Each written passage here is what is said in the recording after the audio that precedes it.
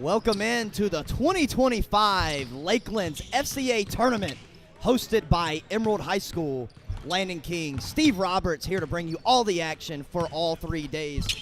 With Greenwood Christian Hawks, McCormick Chiefs tipping things off tonight at 2 p.m. in the first game of the Fellowship Christian Athletes Tournament. Coach, what you expecting in this one?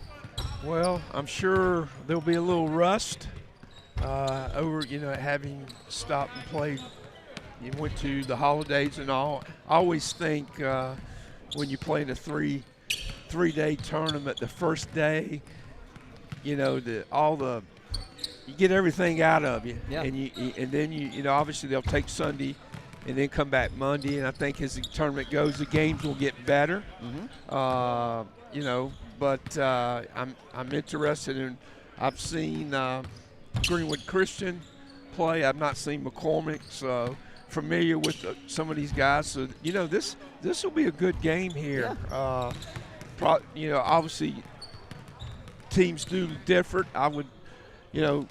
Greenwood's going to always play man. Yeah. They've done that all, and I respect Coach for that, just because you don't see that a lot. And I do believe that you have to play zone too, but yes, he's a man guy. I would think that McCormick, if I'm them, they're going to come out and try to pressure some full court stuff. Yeah, they play very fast usually. And then, they may play some zone.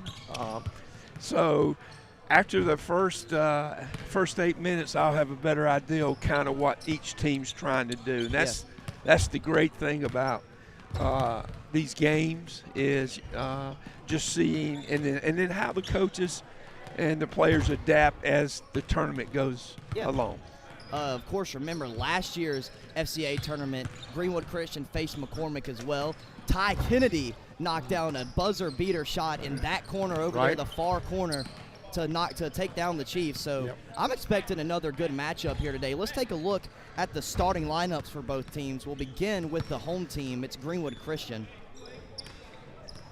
GCS comes into this one. They've got Leland Reed back, played his first game against Cardinal Newman where they picked up a big win. He's starting at point guard. Got the almighty Ty Kennedy at shooting guard. He's averaging 25 points per game right now. That's second in the state of South Carolina for the class of 2026. Reese Harper coming in at the 3, transfer from Wardlaw Academy. He seemed to have picked up his footing lately. He's taken over for the sick Nate Wilson, who would usually be taking that spot. Bryson Dixon at the 4, Holden Poole at the 5. Jonathan Davis is the head coach of the Hawks. He's assisted by Matt Alley. Let's take a look at what the Chiefs are bringing to the table here tonight. They got Jeremiah Williams, also known as Jabu, starting at the 1. Amar Baylor comes in at the 2. Justin Middleton at the 3. Jakevius Purdy at the 4. And Imari Crawford, number 15, at the 5. He's starting at center tonight over the injured TJ Cartledge. He went down with an ACL injury against Cowan Falls in a tight contest that the Chiefs had over in Abbeville County. Chiefs come into this one 3-2 overall on the season. All 3 of their wins have been region wins. Their most recent game was that loss to Cowan Falls we just mentioned. They lost that one 85-78. Greenwood Christians last time out, they took a 69-35 victory over Cardinal Newman.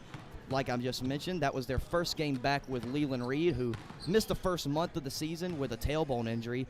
Greenwood Christian seems to be a completely different team with Reed on the floor from what I've seen so far. Coach, what do you think a guy like Leland brings to the floor? Well, I would, obviously saw them play earlier when he didn't play. Yeah.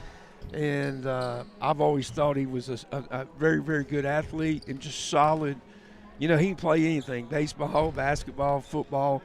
And with him not playing, it puts so much pressure on the other young man, and that's why his numbers are so much better. Yeah. Leland, to me, is kind of a guy that he'll come in and be able to take some of that scoring off. And also the other thing about Leland, he's a very good defensively player. Yes, he is. Coach, as we just mentioned, TJ Cartledge out for the Chiefs. He's been replaced by Amari Crawford, another 6'6" big man that the Chiefs have. What are the Hawks going to have to do to match up with the taller players that the Chiefs have? Well, obviously the first thing is they'll have to try to keep them off the boards. Yeah. How do you cut athleticism? You have to keep them off the boards. McCormick, and then you're going to have to handle some pressure. Yeah, 100%. So I would think turnovers would be key. Yeah, well, We'll be right back here in a second, Coach. 5:37 till tip. Hawks versus Chiefs going to tip things off in the 2025 Lakelands FCA tournament. This is the Lakeland Sports Network by Simpson Sports Media. At the Height Law Firm, we exist for one reason: to make South Carolina safer. When a company cuts corners, when a driver ignores the rules, or when someone's careless mistake injures a family, we step in. Because accountability is not just about compensation.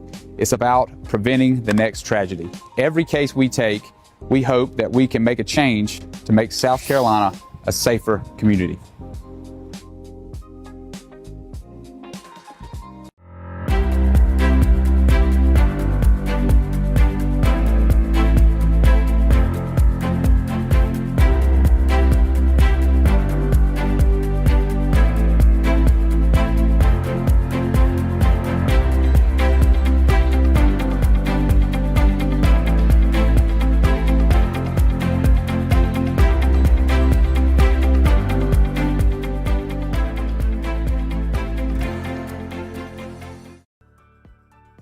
Looking for a home in Greenwood or thinking about selling?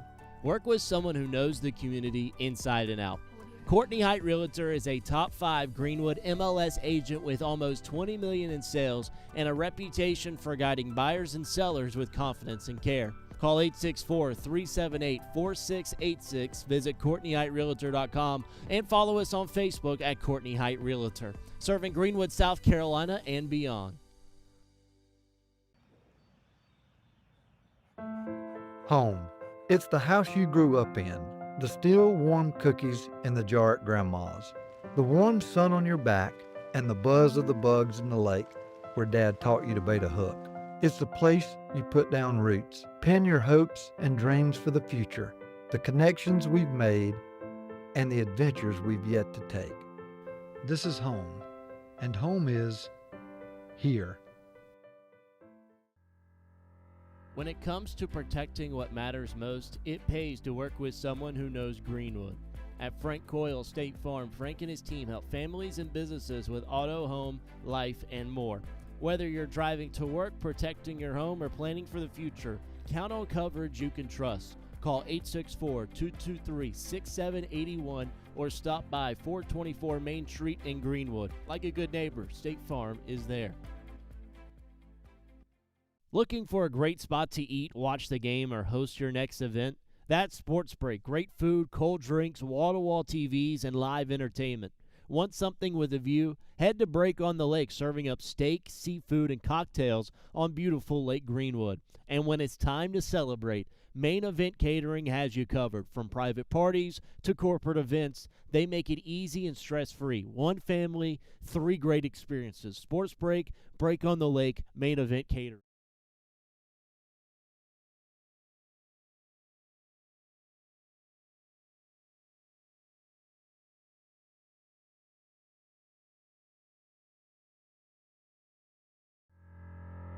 When it comes to protecting what matters most, it pays to work with someone who knows Greenwood.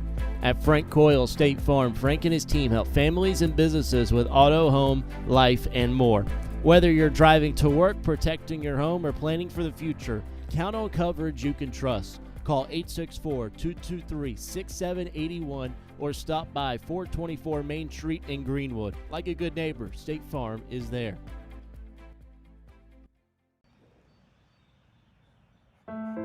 Home. It's the house you grew up in. The still warm cookies in the jar at Grandma's. The warm sun on your back and the buzz of the bugs in the lake where Dad taught you to bait a hook. It's the place you put down roots, pin your hopes and dreams for the future, the connections we've made, and the adventures we've yet to take. This is home, and home is here. Howard's on Main is the kind of place you keep coming back to. Open 6 days a week with breakfast served every day, plus a full menu loaded with variety for lunch and dinner. Great food, friendly faces, and live music that keeps Main Street moving. From morning coffee to late night vibes, Howard's on Main delivers every time. Howard's on Main, great food, live music, and a true Greenwood favorite. At the Height Law Firm, we exist for one reason: to make South Carolina safer. When a company cuts corners, when a driver ignores the rules, or when someone's careless mistake injures a family, we step in. Because accountability is not just about compensation, it's about preventing the next tragedy. Every case we take, we hope that we can make a change to make South Carolina a safer community.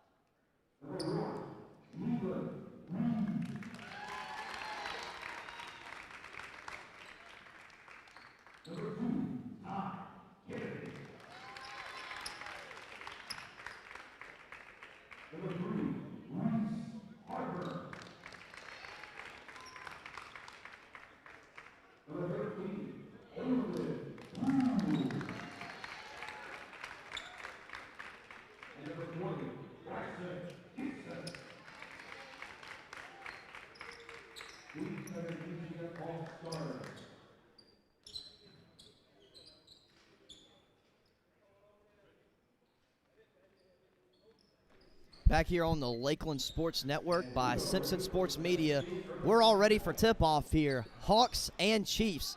Hawks in their brand new home white uniforms, navy blue lettering, navy blue trim. Chiefs sporting their away reds with the white lettering, white stripes on the side. It's Bryson Dixon versus Mari Crawford on the tip-off. Seems we got some discussion between the officials and some coaches here. Not sure what's happening at the moment. And we swap sides again.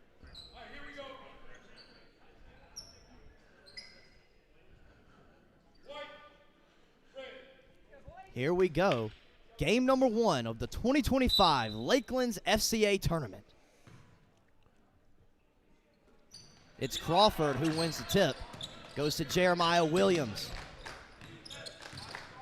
Williams, the junior, has played varsity basketball since a freshman in high school. That's Amar Baylor with it now. Kicks it to Williams. He's fouled. That's Ty Kennedy who picks up his first, team's first. The Chiefs, a very fast-paced team. Jeremiah Williams heading to the line for 2 shots.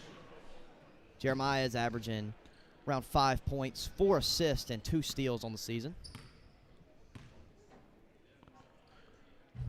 First one's good.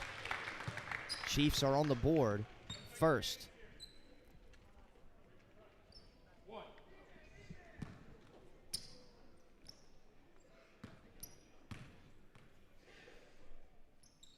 Second one's up. Off the back iron. Saved by Harper. And here come the Hawks. Ty Kennedy at the top of the key. McCormick started out in a 1-2-2 there. Although deflected out of bounds by Baylor. He's going to stay here with GCS.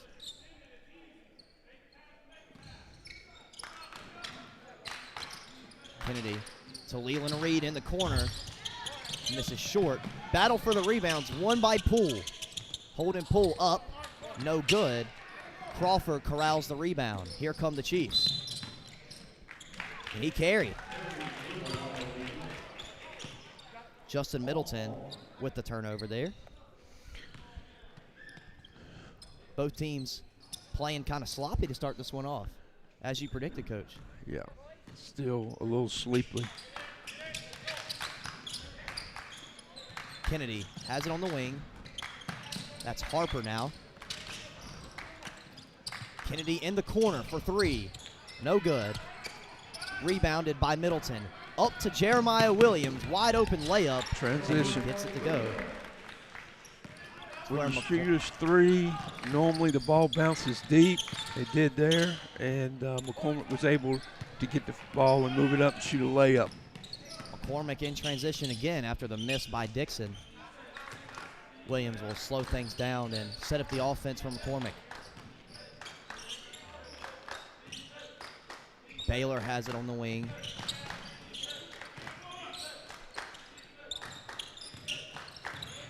Baylor, top of the key three, no good. Rebound by Kennedy. Ty Kennedy, last year's Index Journal Lakelands Player of the Year. He finds Harper, he can't get it to go. Here come the Chiefs. Purdy to the rack, lost control. It's going to stay down here with McCormick. So we've played 2 minutes and we've already had three threes attempted. Be interesting what each team shoots as far as made threes. I mean, the contrast already is that McCormick has three juniors, 2 sophomores.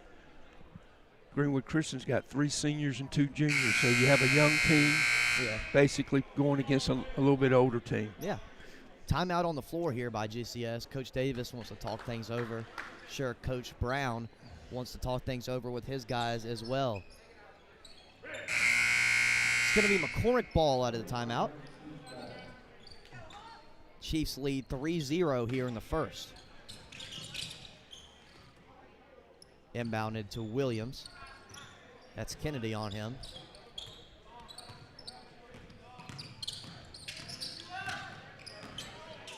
Over to Baylor. Crawford traveled. Another turnover there for the Chiefs. That's their second in the first 2 minutes of the ball game. Both teams struggling to find their footing so far. Reed. When you're playing against a zone, you have to attack at the high post there, and that's what Greenwood Christian's doing. They're flashing someone. You've got to get the ball to the elbow. It shrinks the defense. That foul's on Justin Middleton. That's his first. McCormick's first. Reed, the inbounder, finds Kennedy. He'll pull the three. Kaboom! Ty Kennedy gets Greenwood Christian on the board for the first time in this one. Here comes Williams down the floor looking for a response. Kennedy had 34 points, 7 steals in his last time out against Cardinal Newman. That 3 ball is off by Baylor. Here come the Hawks. Reed to the rack. Offensive foul. Be the first one on Reed.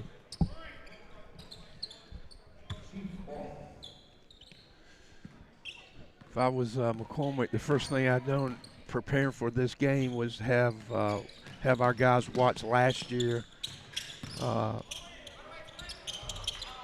check personality, but obviously to know about number 2 there and how important it is to be there on the catch. That was Shakevius Purdy on the putback there from McCormick. They now lead 5-3.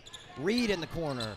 Gets it to go. Leland Reed with his first bucket of the game. Second triple of the game for GCS. They're back on top, 6-5.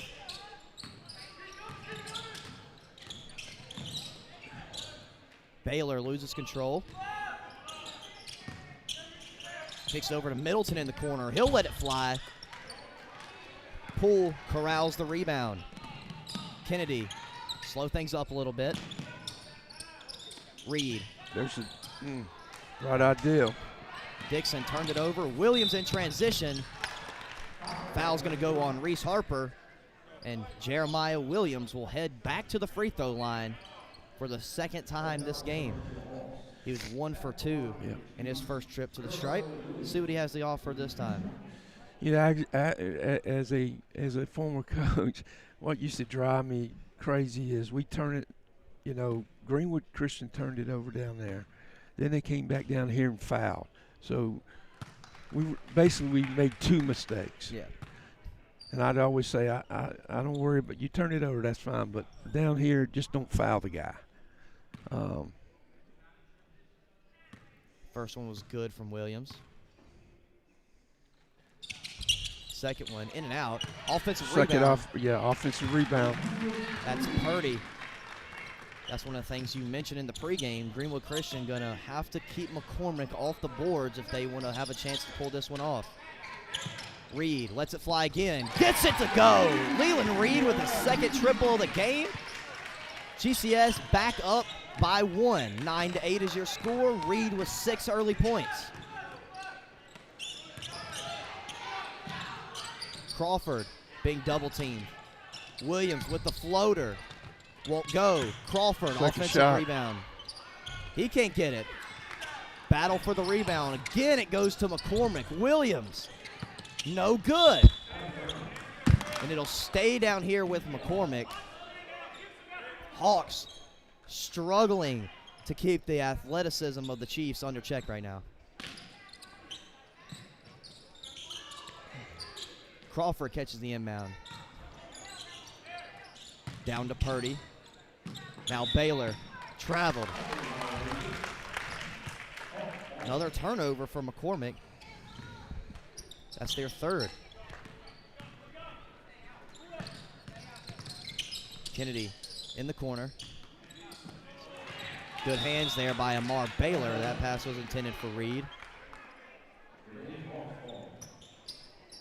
Chiefs playing some suffocating defense, not giving an inch to GCS.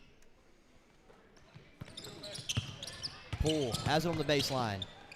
Out to Harper. He lets it rip. Off the back iron. Here come the Chiefs. Middleton.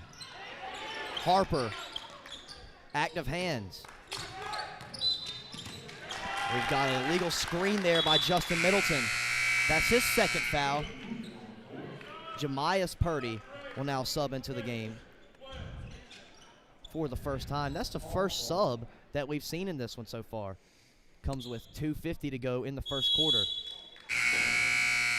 Tyler Maston's going to sub in for the Chiefs. Tate Jackson in for the GCS Hawks. Jackson, a senior. Maston, a junior guard. Poole Again, he got it right in the teeth of that zone.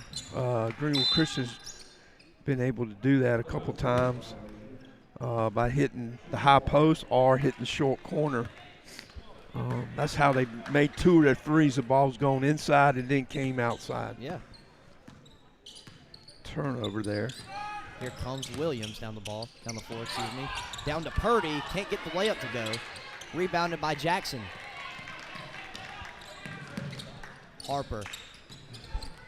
Past the timeline, over to Reed. Gives it up to Kennedy. Look at the high post, flashing. Kennedy thought about it.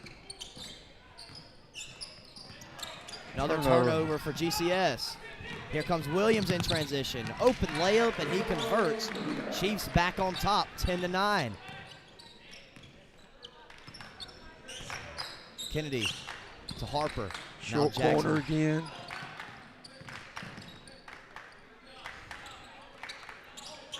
Ty Kennedy. There's the high post open.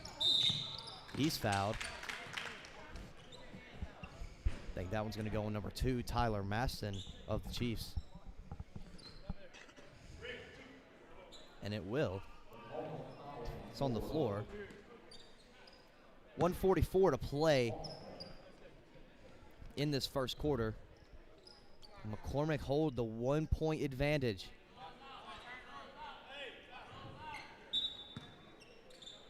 Reed into Kennedy. Now Jackson has it in the short corner. Has it poked away. Williams tried to save it. It's going to stay down here with GCS. The big obstacle for big guys is when they catch the ball, they always keep the ball below their knees, and that happened right there, and that's why the way the guy could flick it out. Reed let it rip once again. Offensive rebound by Poole, and he was fouled on the putback attempt. Holden's done a good job. He's probably picked up, I know, at least 2 offensive rebounds, which is very important, because when you get obviously when you get an offensive rebound, that gets you a second chance, a second possession for a shot. Yeah. First free throw was no good from Holden. He's struggled from the line so far this year. That makes him 4 for 11 on the season from the charity stripe. That's one of the things that Coach Davis has been emphasizing lately. Gotta take the easy points when they're given to you. There you go. And he does right there. We're all squared up at 10 now. Holden gets on the score sheet for the first time in this one. He's averaging about 4 points, 4 boards on the year. Baylor, he was fouled.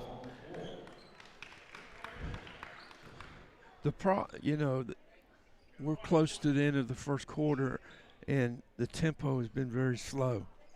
To me, the tempo when it's slow, it favors Greenwood Christian. Yeah, 100%. You know what I'm saying? McCormick loved to play fast. Yes, and they've not done that, or have not started that way this game.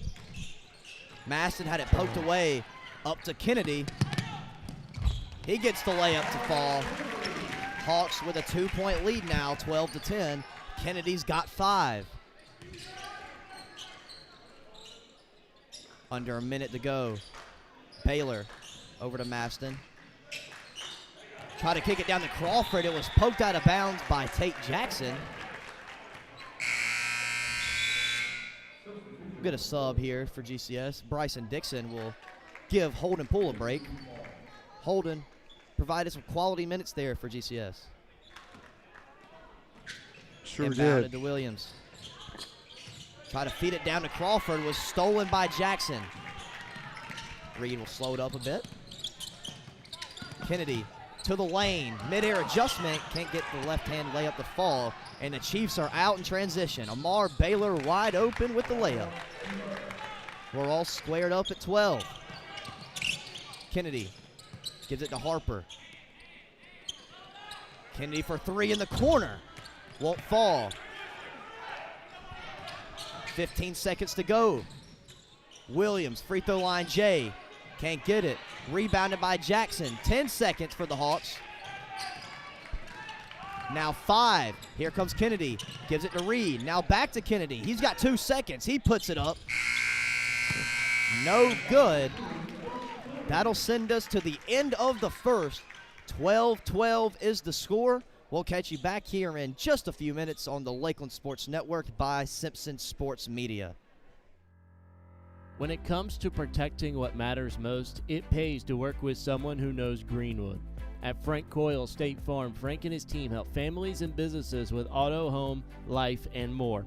Whether you're driving to work, protecting your home, or planning for the future, count on coverage you can trust. Call 864-223-6781 or stop by 424 Main Street in Greenwood. Like a good neighbor, State Farm is there.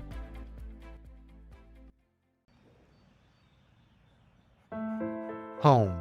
It's the house you grew up in.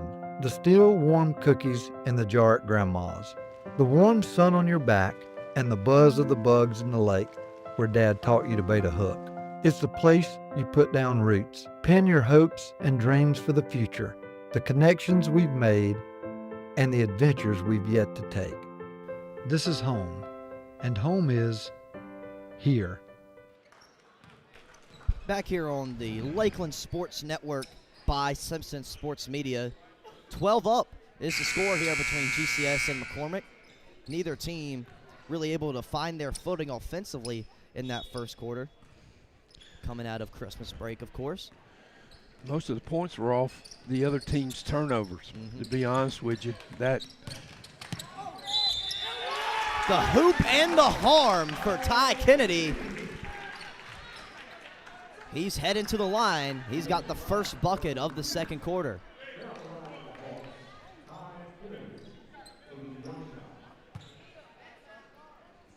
Kennedy has also struggled from the line this year, shooting just below 70% on the season. He's got 7 points in this one. That's a game high. Make it 8. 15-12 is a Hawk lead. Middleton over to Baylor.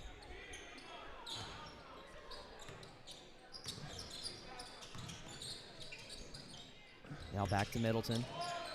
Swung over to Williams. Down to Purdy. Rejected. Nope. They'll get Bryson Dixon for the foul. It's going to send Jemias Purdy to the line for 2 shots. 6'3" sophomore.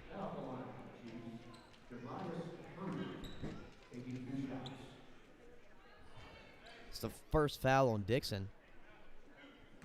Yeah, Dixon came over to try to help the guy. Help his teammate. First free throw, no good there from Purdy. We'll see Zach Childs into the game for the first time for the Chiefs. Purdy's second free throw is no good. Rebounded by Dixon. Here comes Kennedy down the floor. Over to Harper. He'll let it rip. No good. Rebounded by Childs. Thought Dixon had it. Lost control there at the last second. Williams.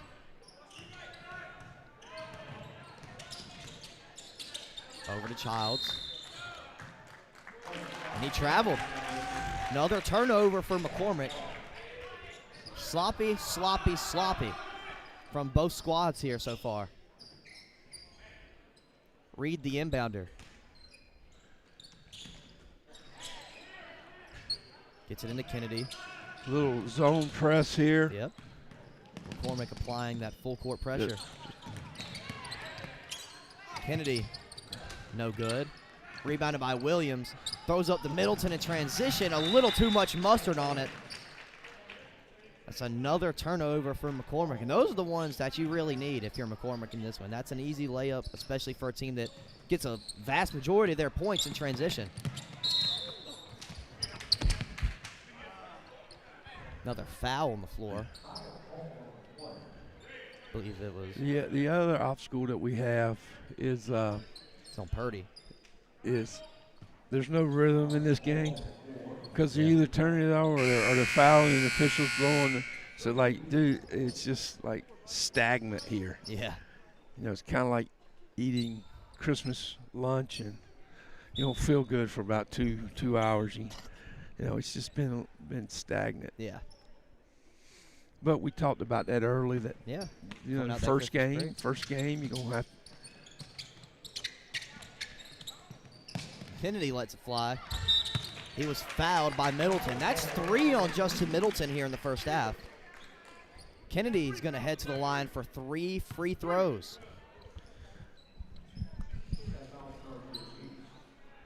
It's a big loss for the Chiefs as Middleton's going to have to take a breather probably for the rest of this half.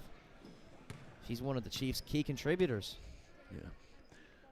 Well, it's interesting because they've set back in the zone. So if you sit back in the zone, I'll go to the Russ Gregg theory. I'll sit back in the zone. Yeah. I won't foul. Yeah. They've set back and have fouled. So it's non-productive. Now, if you look at Greenwood Christian, when they come down, they're playing man.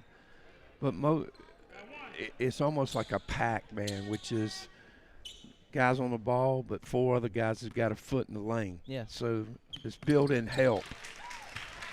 Of course, we'll see Coach Gregg and his guys in action after this one as they take on the Dixie Hornets and Coach Harbert.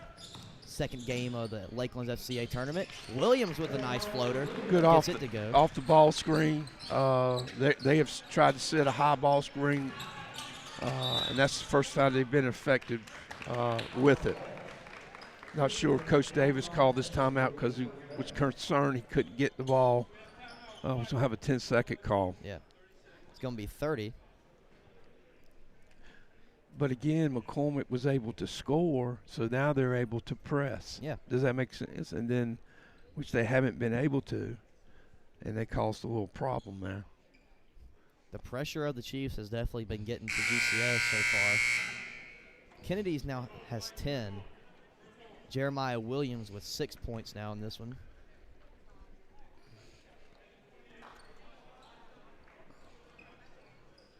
Mari Statham will sub into the game for GCS for the first time.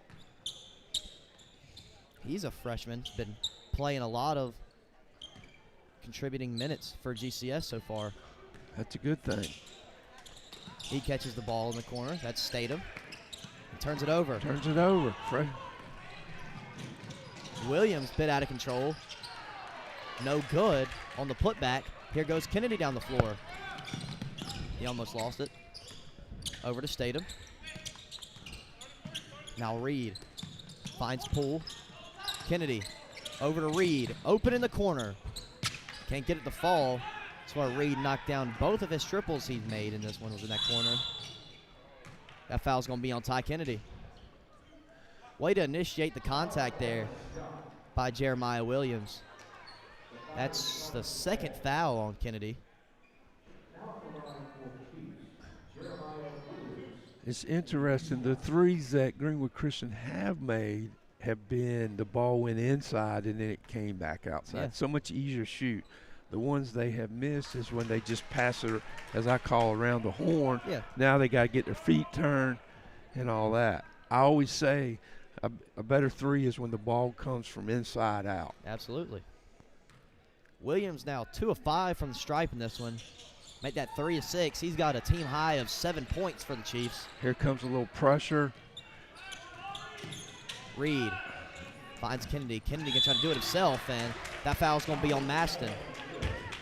So that was the 1-2-1-1. And again, pressure and then you foul. You defeat what you're trying to do. Yeah. Basically. 100%. So, you know. You saw the frustration there by the Chiefs I mean, when he committed that foul. Yeah. Kennedy, tough shot. Gets it to fall. He's got 12. Hawks with a 4-point lead, 19-15. Got 5.5 minutes to go in this first half. They've really just tried to work off the high ball screen. Stay down here with the Chiefs.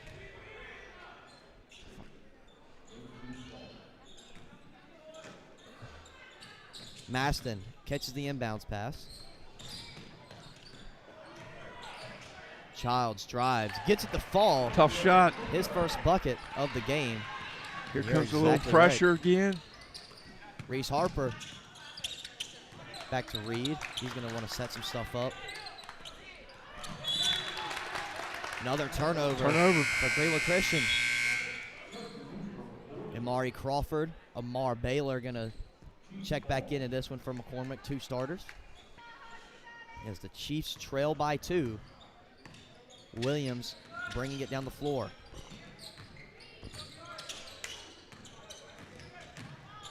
Childs drive. Won't go. Rebound Poole, and he was fouled. So we've played 3 minutes, and there's been 6 fouls. Yeah.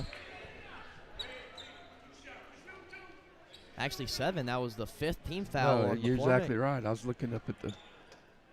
Took a second to get it updated up there. So Yeah. looks like it's going to be Poole shooting 2 after that foul. Tight whistle.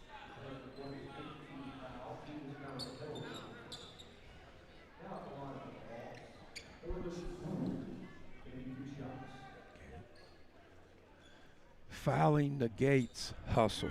Yeah. Remember that. You know, activity. It negates it. You do all that, now we foul. Yeah. First one's no good by Poole. You know, Poole's shot looks okay. You mentioned he had been struggling a little bit here. He's got the ball up. See what he does here on the second one. Yep. Talked too much, didn't I? Announcer's jinx. Yeah. Baylor wide open in the corner. No good. Offensive rebound by Amari Crawford. And that's where the size comes into play for the Chiefs. Again, here comes the little 1-2-1-1. Thrown down to Harper. Harper, good pass to Dixon. An even better block by Jakevius Purdy. Wow. What a rejection. Things will stay down here, though. Kennedy lets it fly. Won't go. Offensive rebound, Dixon. Now Reed. Pound the basket!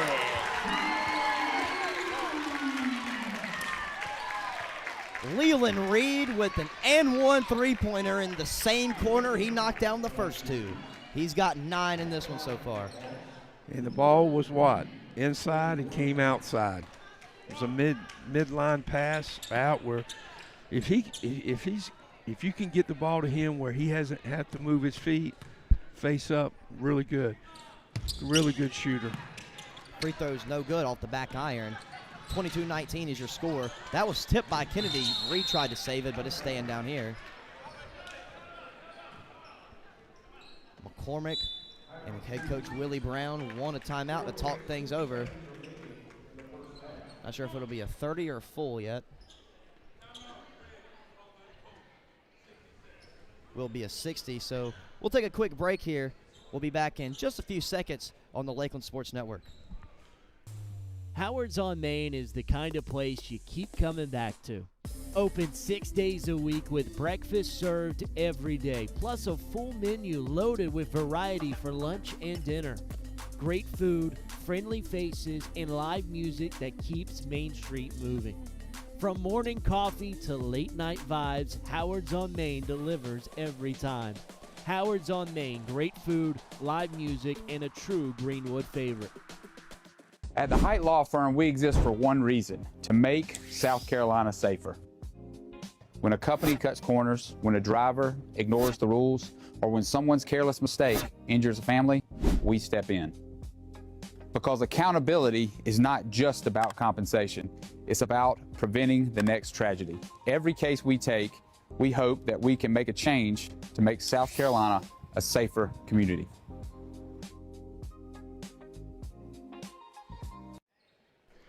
Back here on the Lakeland Sports Network by Simpson Sports Media.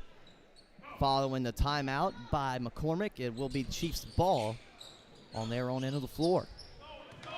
Here comes Williams. Comes off the ball screen, refused it. Down to Crawford.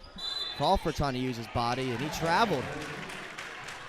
So not particularly happy with the call. That's another turnover on McCormick, their 9th of the ball game.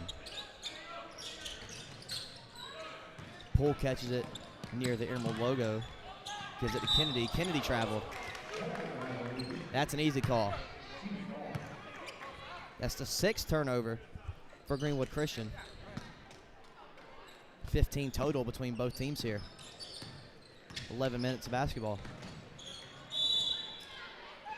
Or 13, I should say. Foul charge to Greenwood Christian there. I think it was Ty. It'll be Ty's 3rd if it is. Maybe it wasn't, but he was the closest guy. Purdy can't get the roll. Rebounded by Dixon.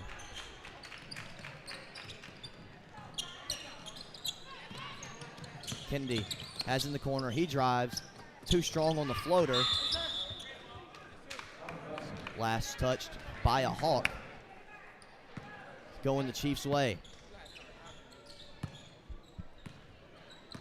Here comes Williams past the timeline. Again, they're running a dribble weave, and then all of a sudden the big just pops out at the top and sets a ball screen. Baylor drives. And he was fouled.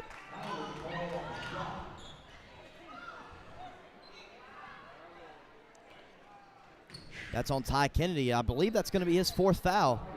I don't know. Hey, It's either his 3rd or his 4th. that's incredible.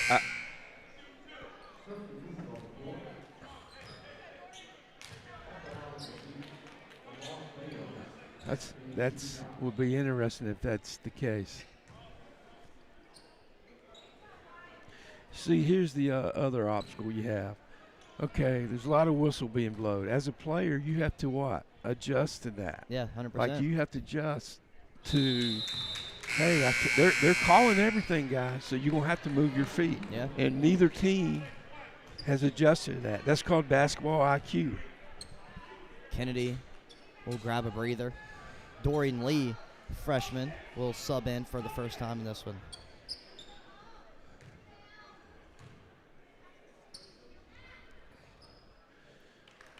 No good.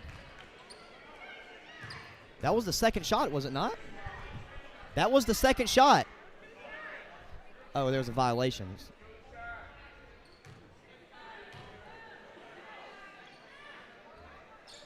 And McCormick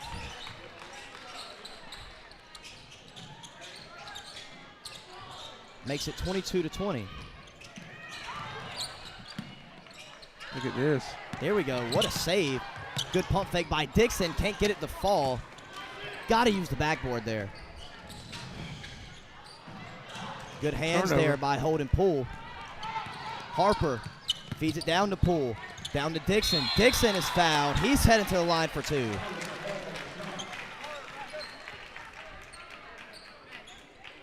Yeah.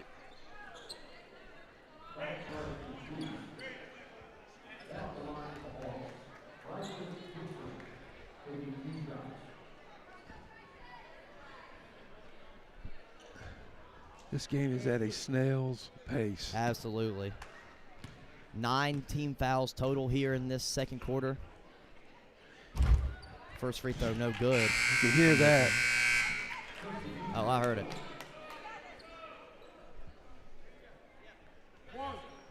McCormick with 10 turnovers in this one.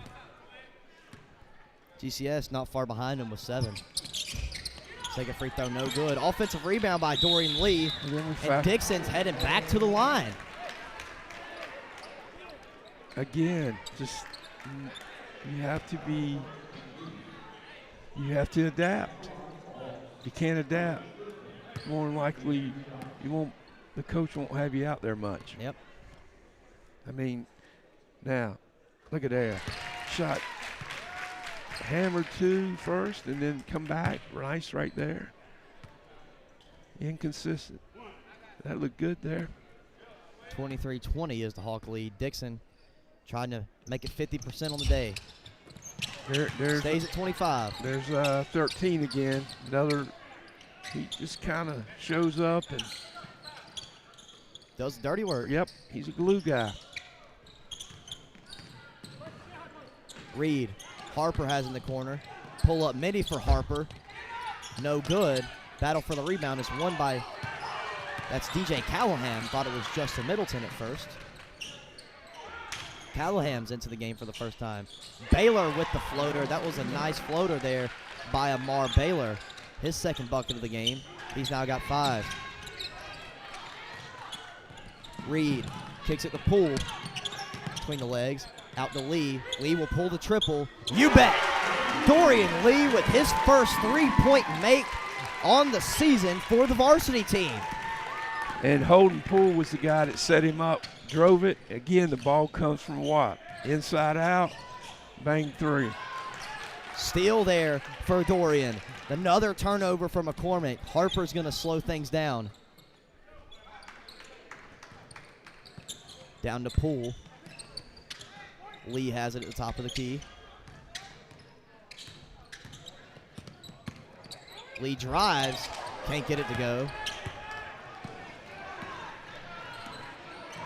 Under 90 seconds to play here in this first half. Crawford to the rack. No good. Way to tip that one out by Bryson Dixon for the rebound. Reed, slow things up. Lee pulls it again, why not? It's off. That foul's either going to go on Poole or it's going to go on Purdy. I'm not sure which one. I believe it's going to go on Jakevius Purdy There's of Poole. McCormick. Poole, another offensive rebound. He's fighting down there. Sure is. Him and Imari Crawford, number 15 of the Chiefs, have both been fighting down there for boards. Foul's actually going to go on Imari Crawford.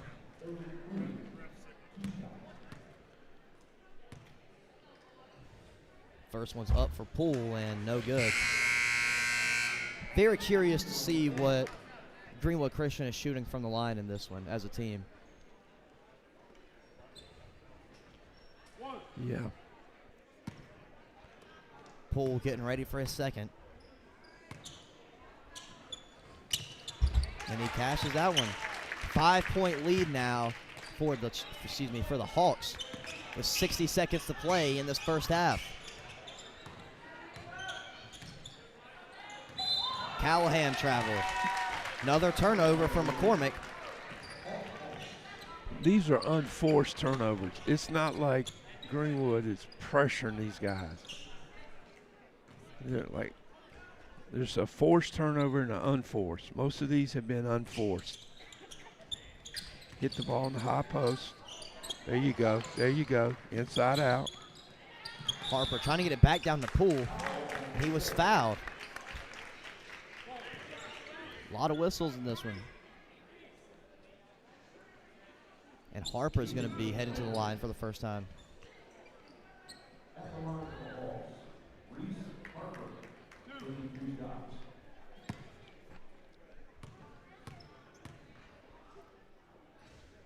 Harper's first free throw is good. It looks good. He's on the score sheet for the first time.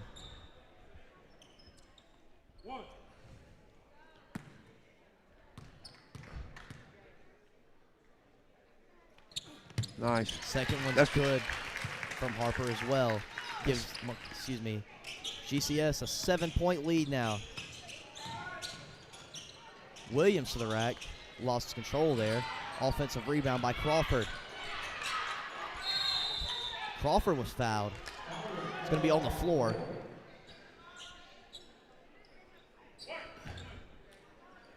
Fouls on Bryson Dixon. Be interesting how many fouls have been this first half. I'm willing to bet it's about 25. Well, I was going to say have been called, but these have been legit. Yeah. I mean, it's like. First free throw from Crawford is And it'll be interesting no to know the free throws. The Yeah. free throws. Neither for both team, teams. neither team shooting particularly well at all from the stripe in this one is. Crawford puts up the second one. No good. Rebounded by Dixon. Reed with 23 seconds to work with. Over to Harper. Really need to get a shot right at the buzzer or a couple seconds. Just don't turn it over. Nice play by Poole. Again, Leland inside Reed out. with his fourth triple of the game. He's got 12, and the Hawks are going to head into halftime with a 10-point lead. You called it, Coach. Needed a bucket right at the buzzer or right before it was going off. Inside out for the triple in that same corner. He's knocked down 3 from the day, and GCS have a 10-point advantage heading into halftime. 32-22 is the score. We'll be right back with you in a few minutes for halftime stats recap and analysis here on the Lakeland Sports Network by Simpson Sports Media. Howard's on Main is the kind of place you keep coming back to. Open 6 days a week with breakfast served every day, plus a full menu loaded with variety for lunch and dinner. Great food, friendly faces, and live music that keeps Main Street moving. From morning coffee to late night vibes, Howard's on Main delivers every time. Howard's on Main, great food, live music, and a true Greenwood favorite. When it comes to protecting what matters most, it pays to work with someone who knows Greenwood. At Frank Coyle State Farm, Frank and his team help families and businesses with auto, home, life, and more. Whether you're driving to work, protecting your home, or planning for the future, count on coverage you can trust. Call 864-223-6781 or stop by 424 Main Street in Greenwood. Like a good neighbor, State Farm is there.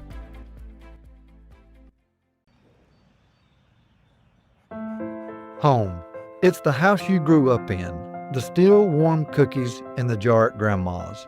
The warm sun on your back and the buzz of the bugs in the lake where Dad taught you to bait a hook. It's the place you put down roots, pin your hopes and dreams for the future, the connections we've made, and the adventures we've yet to take. This is home, and home is here. At the Height Law Firm, we exist for one reason: to make South Carolina safer. When a company cuts corners, when a driver ignores the rules, or when someone's careless mistake injures a family, we step in. Because accountability is not just about compensation. It's about preventing the next tragedy. Every case we take, we hope that we can make a change to make South Carolina a safer community.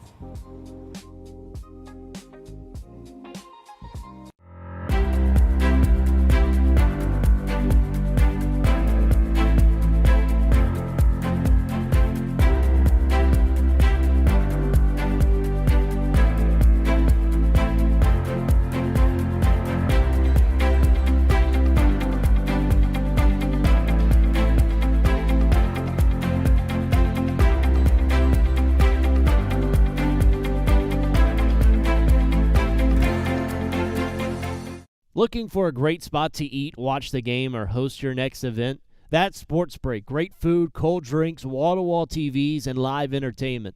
Want something with a view? Head to Break on the Lake, serving up steak, seafood, and cocktails on beautiful Lake Greenwood. And when it's time to celebrate, Main Event Catering has you covered. From private parties to corporate events, they make it easy and stress-free. One family, 3 great experiences. Sports Break, Break on the Lake, Main Event Catering. Howard's on Main is the kind of place you keep coming back to. Open 6 days a week with breakfast served every day, plus a full menu loaded with variety for lunch and dinner. Great food, friendly faces, and live music that keeps Main Street moving.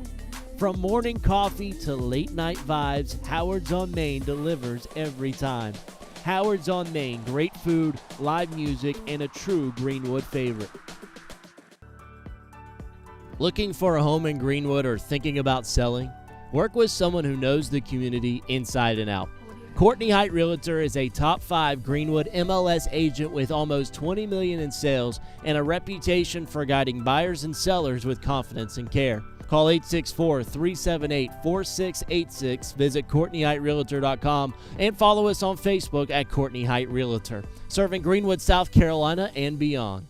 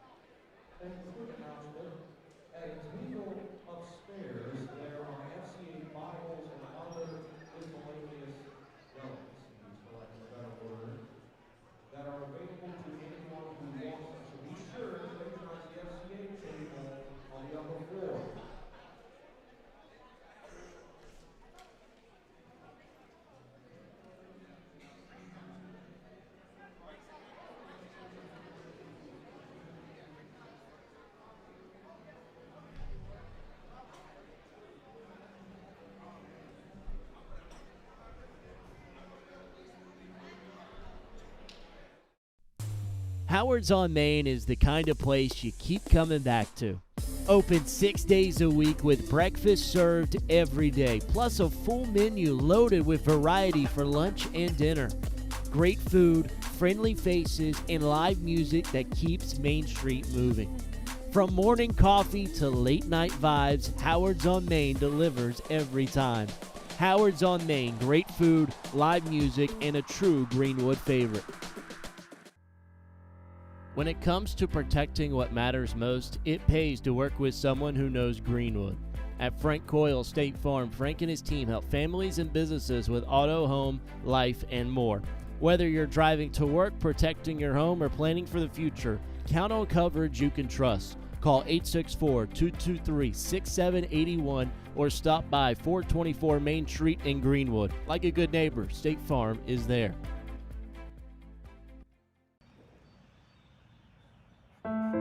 Home.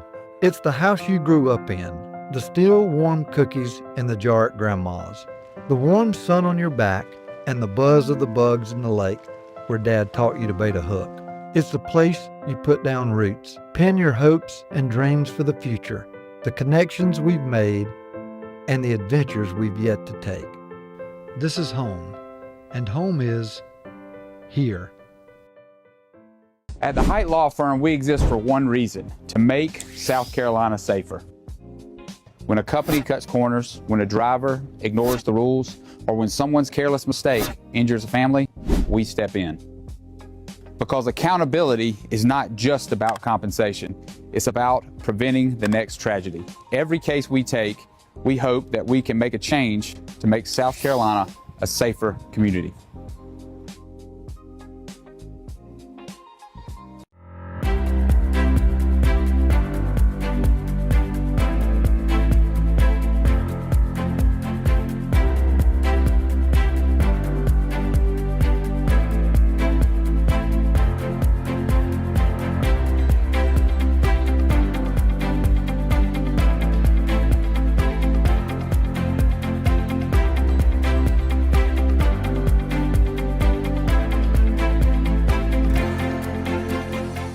Looking for a great spot to eat, watch the game, or host your next event? That's Sports Break. Great food, cold drinks, wall-to-wall TVs, and live entertainment.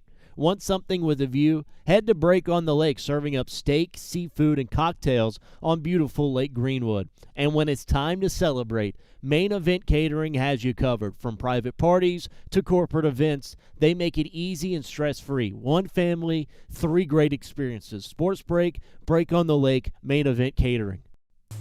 Howard's on Main is the kind of place you keep coming back to. Open 6 days a week with breakfast served every day, plus a full menu loaded with variety for lunch and dinner. Great food, friendly faces, and live music that keeps Main Street moving. From morning coffee to late night vibes, Howard's on Main delivers every time.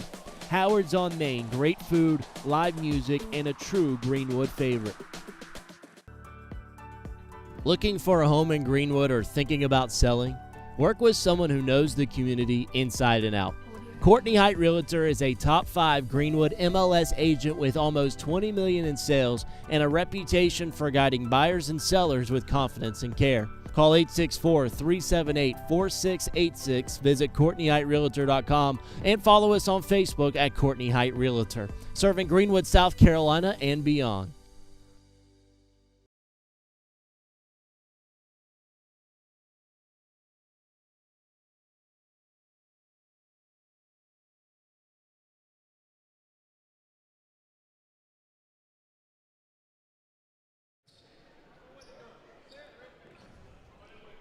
Hawks closed that second half on a 13-3 run. They now hold a 32-22 lead. And it did a lot of that damage without Ty in that game. Yeah.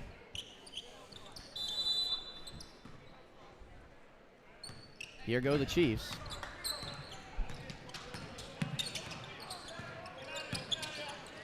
Again, let's start it off. Another turnover. Turnover.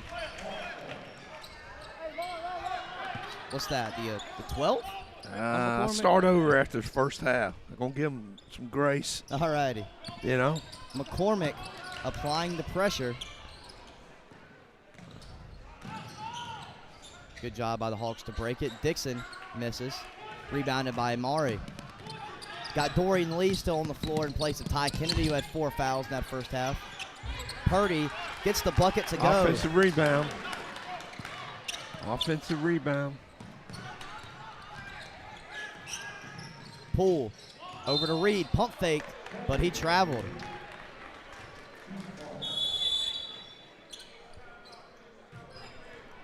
Got a timeout by Red. It's a 30-second timeout, so we'll stay here.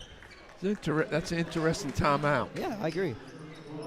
Well, Coach, it's 32-24 right now. GCS came into the second half with a 10-point lead. What do you think the Chiefs need to do to get back in this one? Don't turn the ball over. It's very simple. You know, these turnovers those are, let's just say, When it first comes, half, maybe 12 to 15.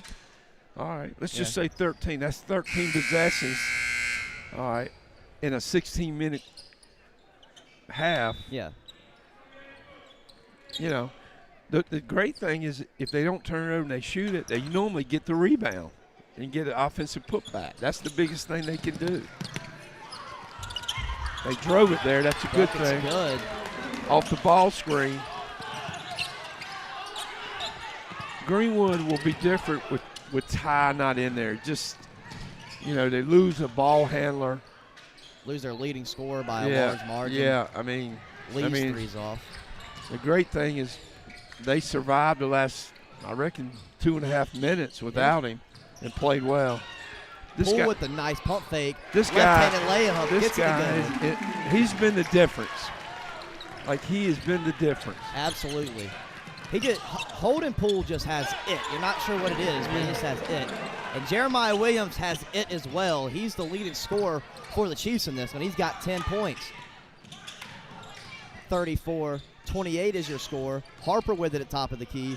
Reed makes his 5th triple of the game. Leland Reed has caught fire. He's got 15. Pretty stroke. Pass was tipped out of bounds.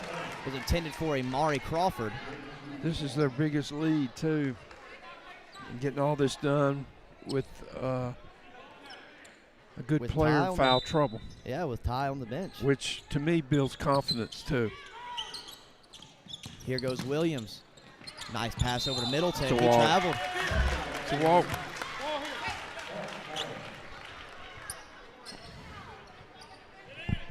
Both teams have showed some good and some bad here to start the second half. 6:05 to play. Lee catches it on the wing. Over to Poole.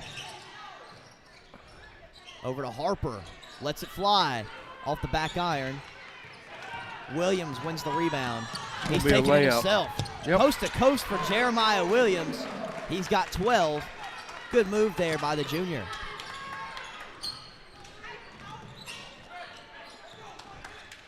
Reed wants to set things up at the top of the key. Dangerous pass. Should have went to the high post. That's the big thing. Throw to the high post. Amari Crawford was able to get a hand on that one. And Amari will catch a breather after that turnover. Jakevius Purdy is going to be the one to give him a break. Dorian Lee over to Reed in the corner. Can't get it to fall this time. Rebounded by Purdy. Down to Williams. Samar Baylor with it now. Baylor, he has 5 in this one. Can't get the layup. Offensive rebound. Purdy won't go. Battle for the rebound. It's a jump ball. Possession goes to the Hawks.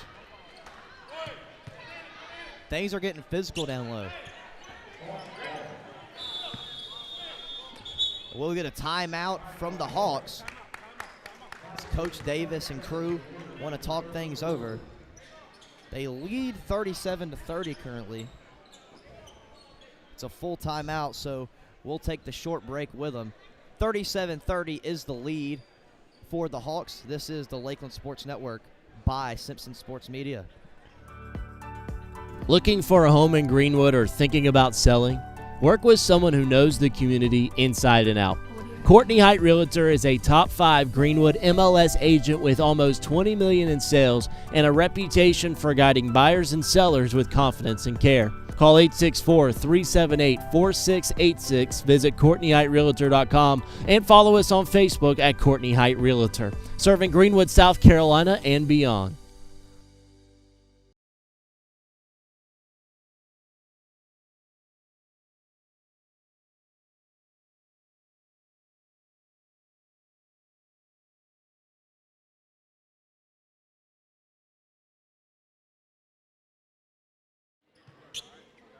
Those freshmen can be. Back here on the Lakeland Sports Network, coming out of that timeout by GCS. Holden Poole breaks the press, takes it to the rack, and he gets the layup to go. Poole's been a real difference maker in this one. Hawks lead.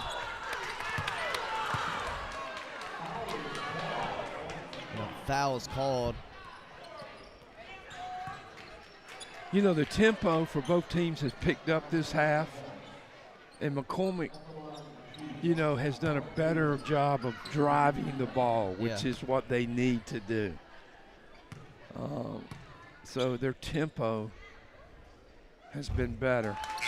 Baylor's no good on his first attempt, Imari Crawford subs back in, and we'll see Quantrell Hurst for the first time for the Chiefs. Quarterback of the Chiefs football team. Okay. Is he a runner or a passer? I think mostly a runner. A runner, okay.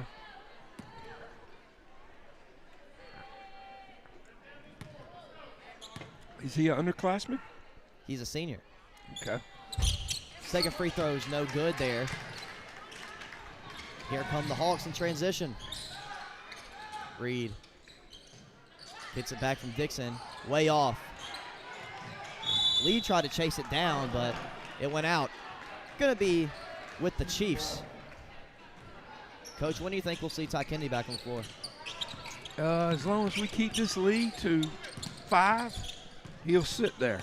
If it's, you know, that's a decision I'd have, because I think the way the game's being called, you got to, you know, you got to play without him for minutes, because these guys can be called a foul just very quick. Yeah. Harper off the miss. Gets the underhand layup to go. Reese Harper. He's got 4 in this one. Back up to a double-digit lead. This is the largest lead of the game for the Hawks. No good by Jeremiah. Rebounded by Poole.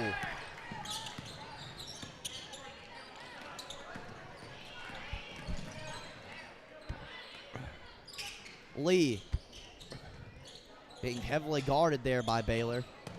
Harper almost let it go backcourt. Nice save there by the junior. Reed. See, there's a short corner guy and there's a high post. Reese Harper in the corner. Lets one fly. You bet. Reese Harper with the hot hand right now. He's got 7. Hawks lead by 14. It's the biggest lead of the game. Hurst. That one was tipped by Harper as well. This is a season high in points for Reese Harper, the transfer from Wardlaw Academy, making his presence felt. Jeremiah Williams make his presence felt as well. He connects on the 3. His first triple of the ball game. Chiefs trail by 11. Dixon gets it to go. These two teams are going back and forth. Holden Poole with the assist. He's doing a little bit of everything. Williams gives it off to Baylor. Down to Purdy. That was a nice pass. Purdy wasn't able to finish. Reed. There you go. High post, short corner. That is as good as you can get there. Poole wasn't able to finish on the other end. Williams to the rack, not able to get it. Put back there by Purdy. 11-point advantage for the Hawks now. 2 minutes to play in this third. turnover there. That was a steal by Quantrell Hurst. Nice pass. Good pass there by Williams into Purdy. Purdy's got 8. Down to single digits now. Harper. Harper wants a timeout, and he'll get it.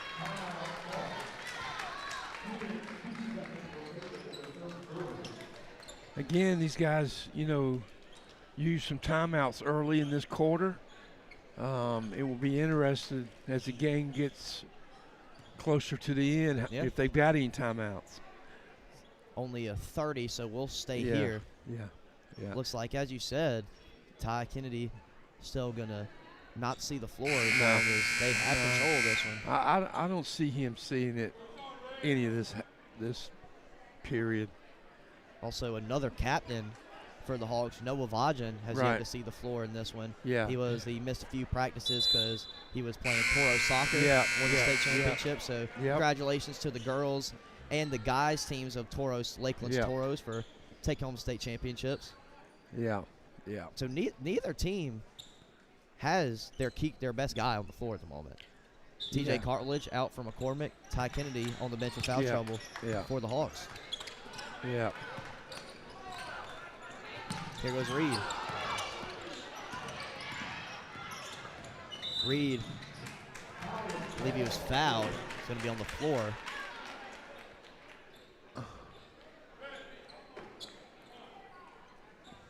That one's on Quantrell Hurst. That's his first personal.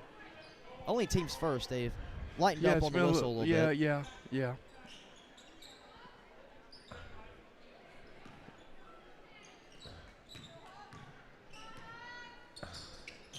High post, very good. Jackson. Back. Dorian Lee lets one rip. Way off, but Purdy's not able to control the rebound. Great Dorian Lee. 1:39 to play now in this third quarter. Dorian Lee is a freshman. Yeah. He's got to mature with his IQ. What's a good shot, what's not really a good shot. Shot selection. He learns that. Looks like he got lost there defensively. Could be a good player. Hurst let one rip from the corner. His last touched out of bounds by a Hawk, I believe. It's going to stay down here with McCormick.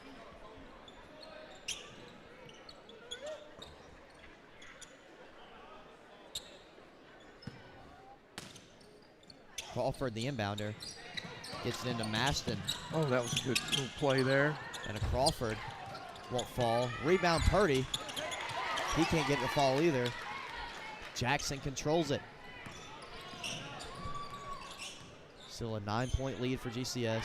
Lee almost turned it over. Saved by Harper.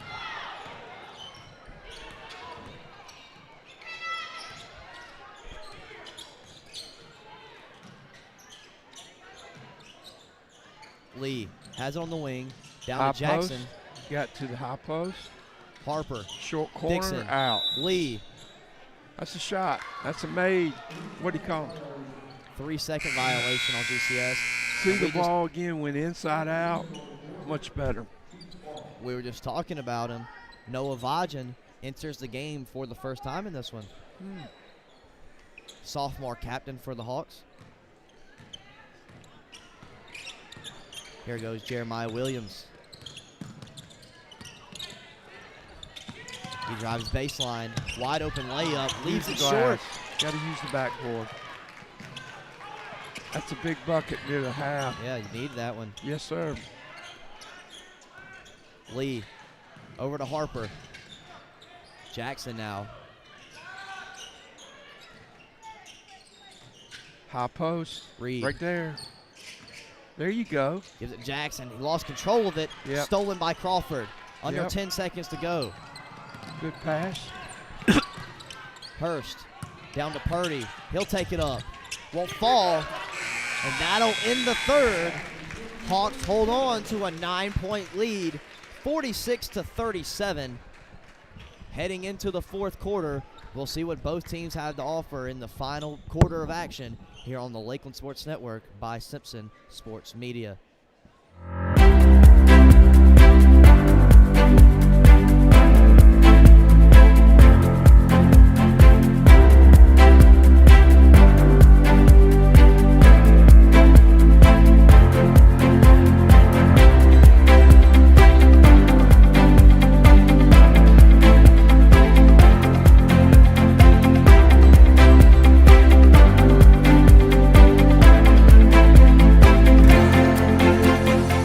Looking for a great spot to eat, watch the game, or host your next event? That's Sports Break. Great food, cold drinks, wall-to-wall TVs, and live entertainment.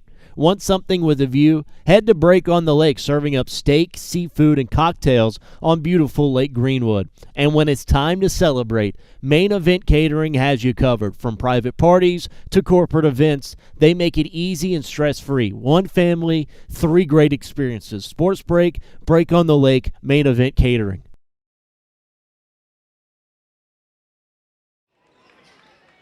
Back here on the Lakeland Sports Network, Landon King, Steve Roberts here. 4th quarter of action between the GCS Hawks and the McCormick Chiefs. Hawks with the advantage, 46-37. We do see Ty Kennedy back on the floor for GCS. It'll be Chiefs ball to open the 4th. Jeremiah Williams, he's got 15, lets that one fly. Almost had 18. Battle for the rebounds, won by Vajan. He just subbed in as well.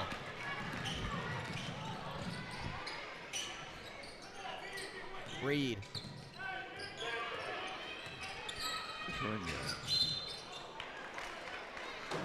Turnover. Greenwood Christian.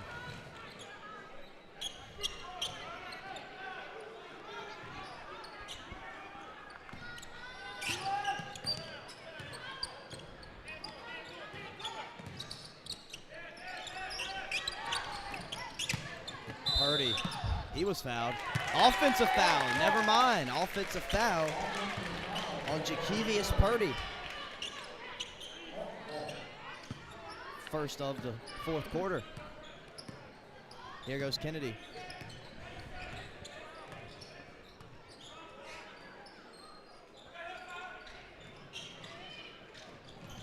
Actually, McCormick is going to a man-to-man. Switched up there. Defensive strategy here in the 4th. Yep. Pohl gets a lot of space, gets it to go. Holden Pohl's having himself a night. Or a day, I should say.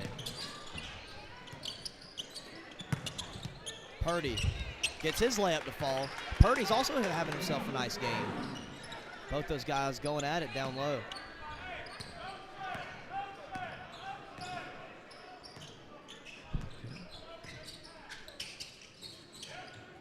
Good pass from Kennedy. Vajan was fouled there by Purdy, I believe.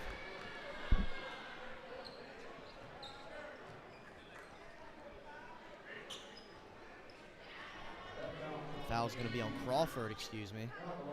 Vajan will head to the free throw line for the first time, see if he can get in the scoring column. First one's good from Noah. Gives GCS a 10-point lead now.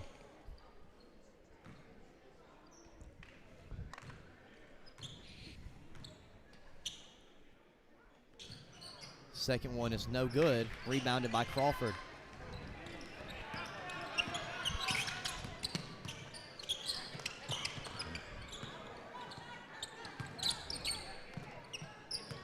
Middleton. Down to Purdy. Can't get it to fall. Rebounded by Kennedy. Vajan now on the wing. Over to Ty. Back to Vajan. Pohl on the block, back out to Vajan. Harper, I think that's going to be a long 2 if it falls. Won't go. Rebound Purdy. Amar Baylor in the corner. Can't get it. Kennedy in transition. I believe he had it stripped away, and he did. It's going to stay down here with GCS. Never mind. It's going to be Chiefs ball. Check that. It's going to be Hawks ball.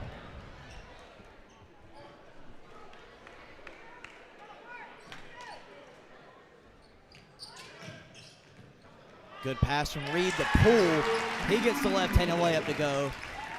Back up to a 12-point lead for the Chiefs. Excuse me, for the Hawks.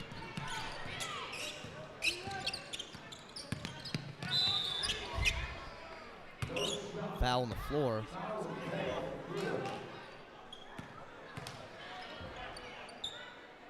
It's on Leland Reed.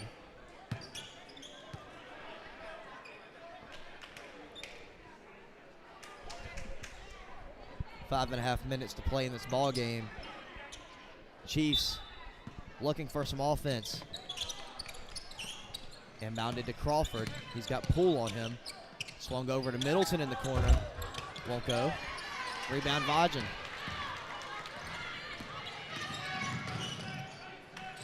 Kennedy thought about the step back. That pass hit off the knee of a McCormick player. Tipped out of bounds there by Williams. He's going to stay here with GCS.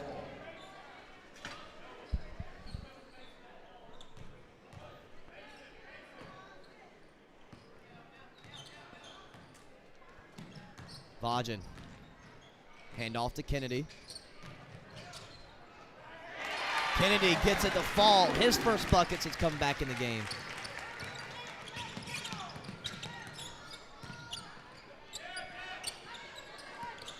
Headed off the foot.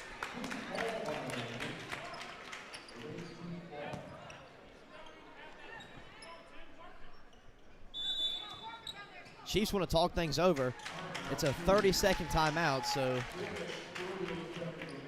we'll keep things here with you. Coach, Hawks have their biggest lead of the game now with 14. What do the Chiefs got to do? Well, they obviously tried to go man, and that's not something they – looks to me that's what they do well. Well, they've got to pick up, and they got to pick up on a made or a miss. So, I mean, they've got to – I would go back to my zone press, but I would be picking up made or miss. I think it's a myth that people think you can't press on a missed shot. Well, you can. You can, especially the way Greenwood Christian plays a slow tempo. I mean, you can do it. And they've got to produce more points at a quicker pace. You're absolutely right. They're down 14 with 4.5 minutes to play. And no one's fouled. So why not be aggressive? Middleton hit the deck. Both teams going for it. Jump ball. Possession arrow favors GCS. That goes back to maybe one of those timeouts that you used. Yeah. You could have used there. But, you know, with only 3 fouls, like, dude, I'm gonna try to be as aggressive as I can. Reed for 3. Count it. Reed, 18 points, 6 triples. Second game back.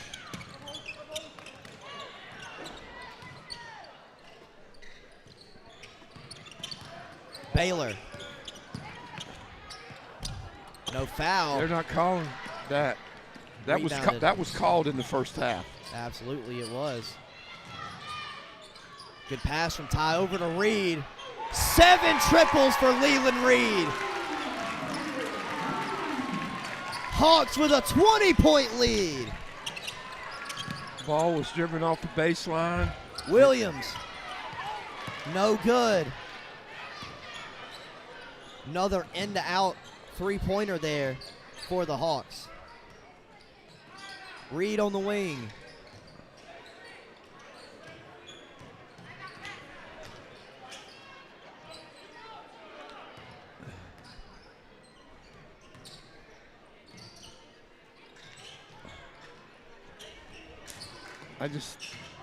Vajan, he's fouled.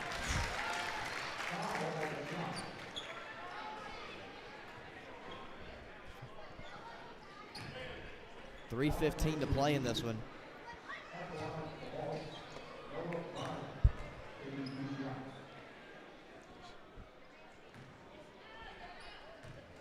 He went 1 for 2 in his first trip to the stripe. Toilet bowl roll. 2 for 3 now for Vajan. He's got 2 points in this one. Hold and pull, catch a breather. Bryson Dixon also waiting to check in. Quantrell Hurst back in the game for the Chiefs. Jemias Purdy back in the game for the Chiefs as well.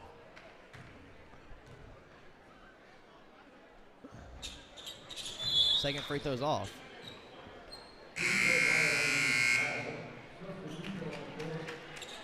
Again, if I'm Greenwood Christian, I may pressure a little bit here. I mean, I've only fouled once. Yeah.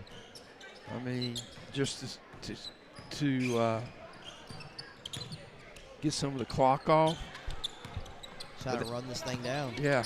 Plus, I'm working on my press where I may have to play it again or use it tomorrow night or when they play. Kennedy to the rack. Won't fall. Here come the Chiefs the other way. And we don't get back. Get back.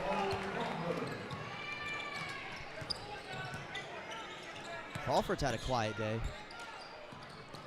He's been a key contributor for the Chiefs this year. There's a backcourt violation on GCS. Yeah. Skill work is so important. Like that young man there that's a junior, just like his ball handling has to get better. Because with these guys, he don't have to handle as much. But next year, with Leland gone, you know, and he's a good free throw shooter, so I'd want the ball in his hand some. Leland's only a junior. He'll be back next year. Oh, Leland, that's right. I'm talking about Ty. Yeah. Yeah. Ty. Yeah.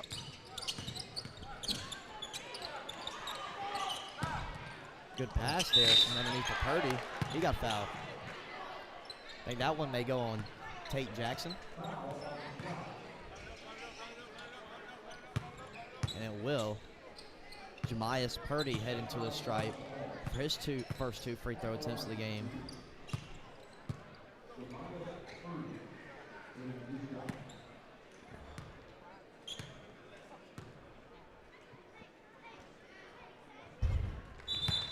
First one's good from Purdy. Amari Stadium, Dorian Lee checking in now for GCS.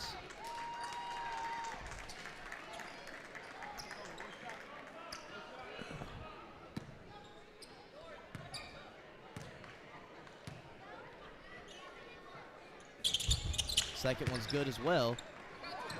Now 60-43. Hawks lead by 17. Statham traveled. Just move the ball. You're playing against the clock. Put that foot down before you put the ball down. I mean,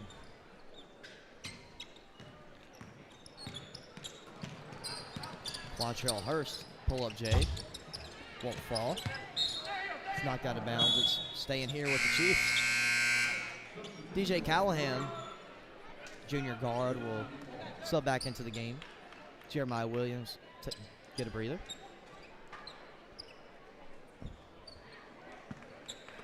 Greenwood Eagles and Dixie Hornets taking on each other in the next game after this one. This time, this one's going down the Hawks' way.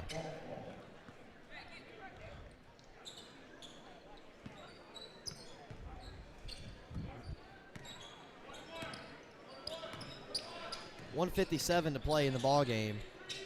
Hawks just trying to QB need this one out.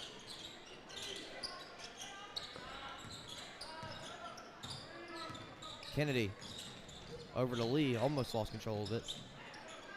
Hits Dixon. That was tipped out of bounds by Purdy. Good hands there by the sophomore. Zach Childs subs in now.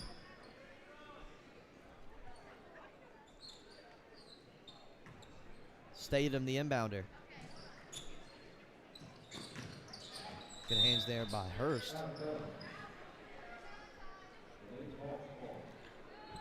Gonna stay down here with GCS. Eli Vajan, Leighton Davis, two freshmen, gonna see their first minutes of the ball game now. Leighton, the younger brother of Hamp Davis.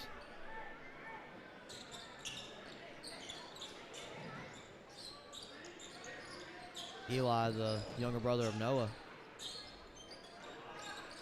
Lee in the short corner, feeds it to Jackson. Jackson with a good pass down low to Leighton Davis. Can't get it to fall. It's going the Chiefs' way. Still 60-43. Under 90 seconds to play in this one now.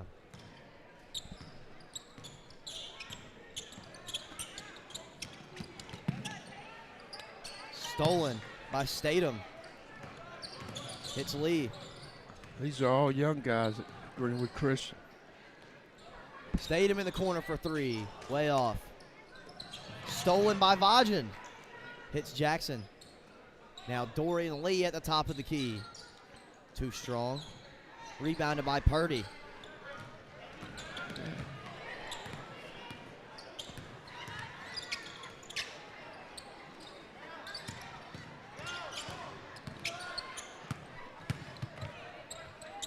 Zach Childs can't get it to fall. Rebounded by Davis. And Davis was fouled. 30 seconds to play.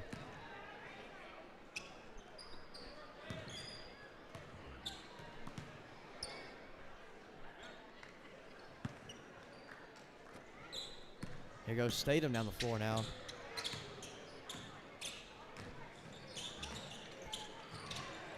Jackson caught the loose ball and got the layup to fall.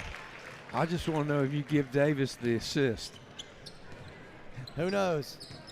62-43. And that foul's on Dorian Lee, it looks like. Aaron Bagwell now going to check into the game for the first time for the Hawks.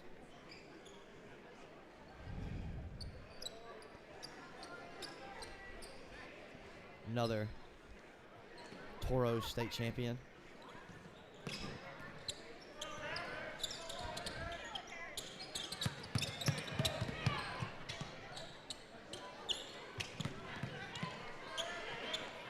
Hurst wanted to get one last shot off. He's not going to be able to do it. Hawks walk away with the victory in this one.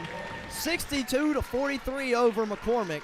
It was a hard-fought victory in the first phase of the 2025 Lakelands FCA tournament. We'll hear from Greenwood Christian head coach Jonathan Davis in just a second.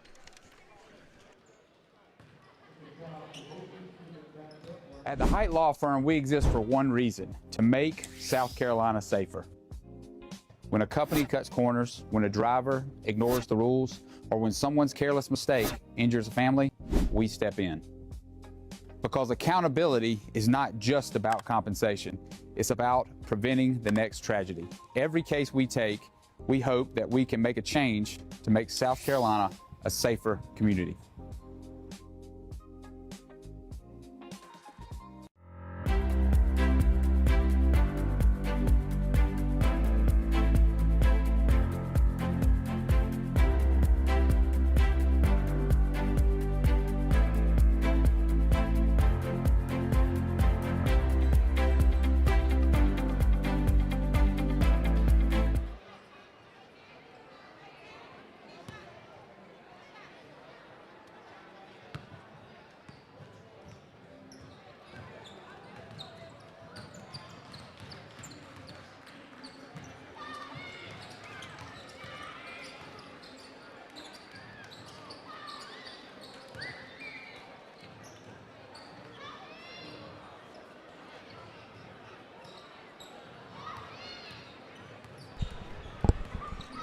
Well, I'm here with Coach.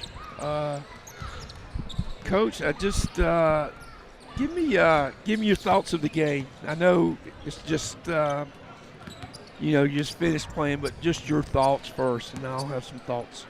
I mean, we're down 2 kids with sickness, down a season-ending injury, and still getting Leland. Might not look like it, but he's still getting back in his play and shape. So we knew coming in today is going to be tough, but the guys, we had a good win last week against Cardinal Newman, kind of found our way. Practice has been pretty solid, but can't give enough compliments to Holden Poole right now, the way he's playing for us, of a guy that just gets the team motivated, brings energy, does the dirty work, and he's starting to add a little bit with his offensive game, finishing around the rim. He's always been a good passer and seeing the court, so that was all. It was good to see, and I was super proud of our guys.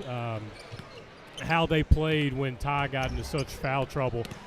Dorian came right off the bench as a freshman and hit a big three. And we were able to keep Ty on the bench that whole third quarter because our guys were able to keep the lead we had. And having him been able to come out there when they went man especially with pretty much fresh legs was a big thing for us in that fourth, and him staying in. So proud of how the guys battled. Yeah.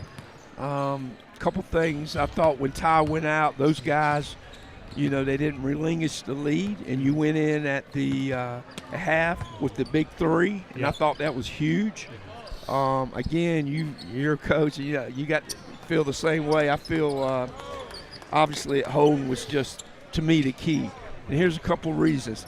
Not so much that he scores, but it's all the other things. How many times the first half did he, get you second shots? But then even Leland's threes, I'm a big component of the ball going inside and then spraying it outside because the kids don't have to move. And normally it was Holden Poole spraying the ball out to him, and I just thought he did a super job tonight. Oh, yeah, and I'm so glad you said that because that's something I iterate to our guards. It's a whole lot easier to catch with the ball coming to you than to your side and off the dribble. So, like, you've got a guy in Holden Poole with Noah Vajan's in there. Both of them have such good vision and understanding of the offense that those guys are going to get incredible shots from three if they'll work it in first. And the guys are working into aren't selfish guys are just going to fire off the first mildly open shot they get. They get the best shot. So. And I thought, first time really, obviously I've seen y'all play one time, but I thought Reese Harper came in, today and did some little things. I think he's got a good shot. Obviously, at the free throw line, he looks really good. Oh, yeah. He's just got to get stronger. Ball handling skills have got to get better. But like a lot of things he did tonight, your zone offense was really good. If you could get it to the short corner or the high post, it makes it very simple. But, when you're able to have a guy knock down some threes, it really helps. And it also helps you defensively. I thought the first half they had very few driving opportunities. Now, they came out the second half and they started trying to drive the ball. But your defense, obviously, one thing I was telling guys before the game, one thing I like about Coach, they're going to play man. But it was and then when they had to go man, that's not what they do. And then your offense would be able – then you can move the ball at a better pace. But I thought you shot it well. I mean, you didn't play a perfect game, but, when you come off a break, you just never know how kids are going to respond. Yeah, this is exactly what I was telling Coach Alley. There's something about playing at 2 o'clock on Saturday just ruins kids. I thought our energy was not where it needed to be there in the beginning. But luckily, we found that energy, and we're able to pretty much carry that throughout the rest of the game. And like I said, hitting some of those threes leads to better defensive play. It gets the guys more confident. They start playing a little more edge to them. So that was big for us. It's been something we struggled with early on in the year. We haven't shot the ball particularly well, but you mentioned Reese. Reese, I knew him coming in, and he's a kid that can shoot, and we've seen it in practice. Just been waiting for it to happen in a game. And past 2 games, he's hit a three, got to the rim, made a lay.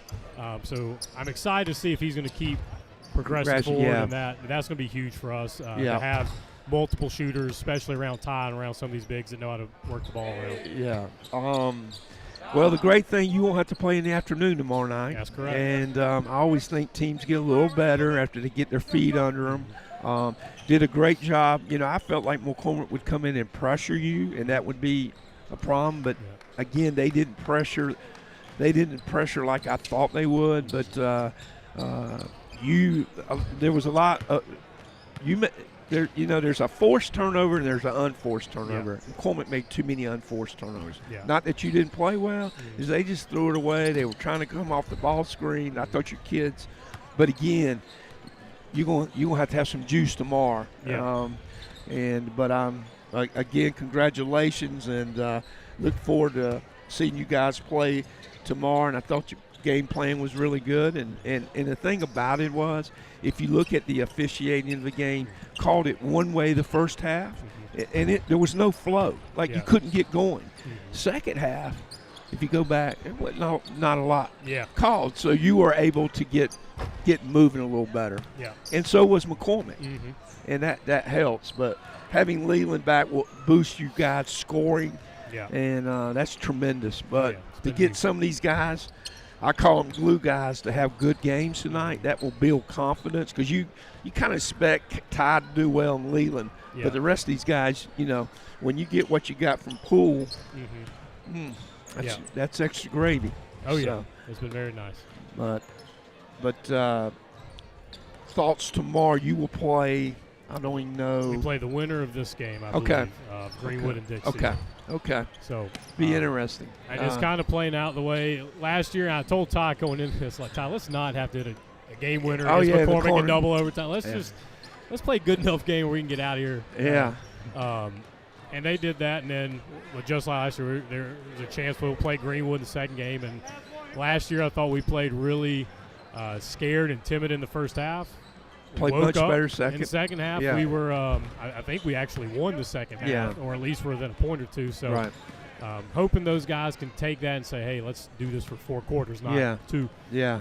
And then hopefully Ty won't pick up 4 fouls. Yeah. I gotta get on to my coach. Well, did you just feel like he could play through that, or he's done that before? Well, and I don't know if he picked up those 3 back to back to back. Yeah. And 2 of them were bang bang, like within 10 seconds. No question. And my assumption was, hey, he knows he has 3.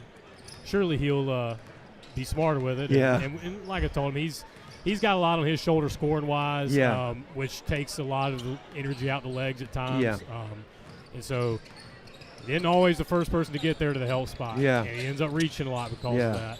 And that's how that 4th foul happened. He's got quick hands, but they were showing they were going to call hand checks and stuff early. So as a player, and we were talking about, as a player, you have to understand that, and you have to adapt. Adjust. It's on you when you don't adapt. Yeah. Because we've gone a quarter and a half, like everything's a foul. I'd rather you just let the guy go. Yeah, especially if you got 100%. I mean, that's something we preach to our guys. I think they've gotten a lot better at over the years. Of you're never going to control officiating, so why fret about it? Why worry? And understand how the game's being called and adjust it. If you worry about calls not being right, not going your way, it's going to get you in a bad headspace, and you're getting in a bad headspace about something you have zero control over. Yeah. You control yourself, you control your emotions, your play, and if every night, if that's what our focus is controlling our controllables, I like our chances the most. Yes. Hey, I used to tell them all the time, you can coach, you can officiate, or you can play, but you cannot do all 3. You got to do one. Yeah. So, congratulations, Coach. Look forward to seeing you guys play tomorrow. Yep. Thank you. Thank you.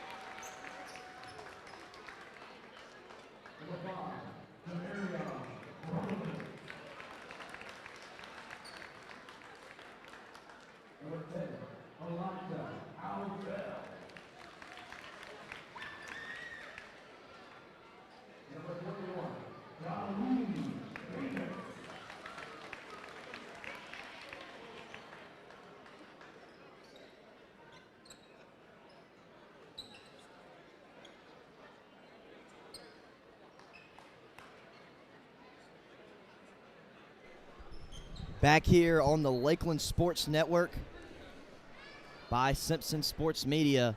Game number 2 of the Lakelands FCA tournament of 2025. The Eagles of Greenwood taking on the Hornets of Dixie. Greenwood comes into this one a strong 6-1 record. Their sole loss coming to a powerful Greenville Red Raiders team coached by Yerrick Stolman, one of the best teams in the state.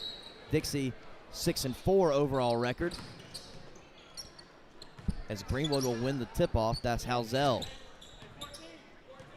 Dixie, 3 wins, 1 loss in region play so far. Greenwood 1-1 in region play. That's Jolly Davis. And there's a foul called on the floor. It's on number 32, Bolden. 6'1" senior. He's going to stay here with Greenwood. It's Jay Duncan.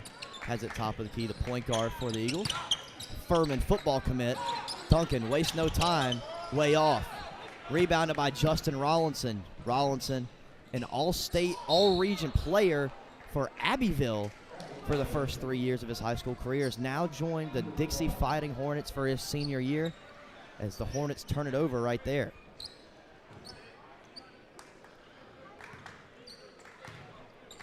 Here come the Eagles. That's Mel Rollman in the corner. Finds Halzell. He's a sharpshooter, and he connects. Elijah Halzell gets the score and going for the Eagles.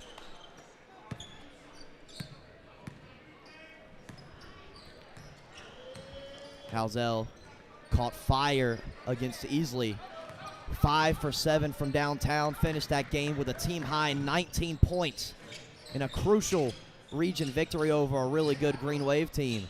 That's Dustin O'Shields. Almost turned it over to Jolly Davis. He's going to stay down here with the Green Hornets. Jolly Davis averaging around 9 points, 10 rebounds for the Eagles. He's a really physical rebounder down low. Coach, you know all about this Eagles team. You know all about Jolly. What does he bring to the floor? Well, he's gotten better every year. He's dimensional enough that he can guard in the post or he can guard a perimeter guy. You know, he's just gotten better. Kind of a glue guy. Probably about a lot like the young man at Greenwood Christian. Not going to be the. There's Jolly. There he is. You just got to have that. There goes Brandon Nance down the floor. All-state running back for Dixie. Can't get that to go. Bolden on the putback attempt. Also no good. Rebounded by Halzell. Duncan down to Mel Rollman. He was rejected by O'Shields, and he was fouled. The hoop and the harm for Mel Rollman. His first bucket of the game. That's where he's really good at.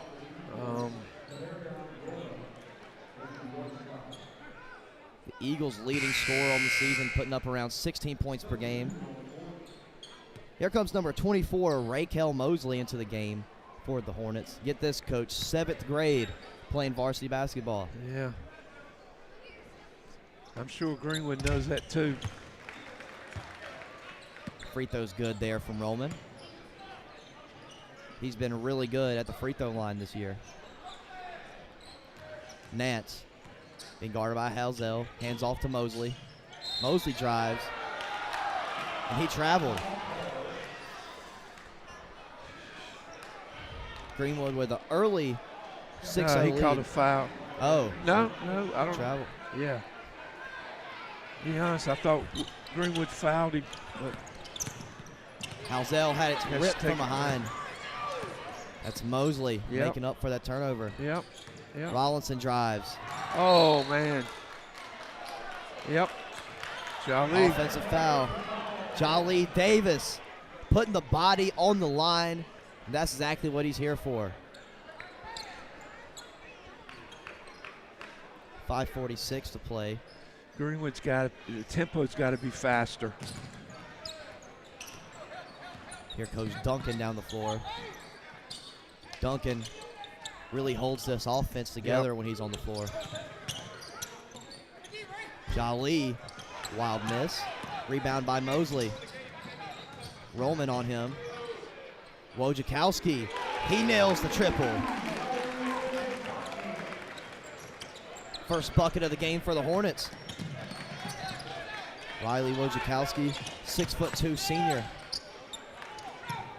Halzel, He walked. he traveled. Yep.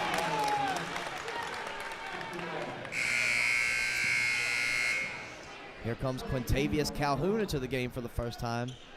6'7" sophomore for the Eagles.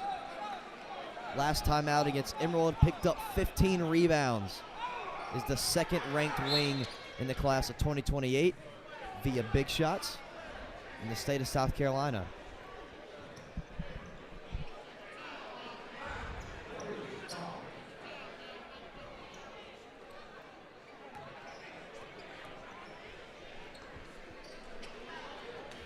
I'm not sure why we've got all this.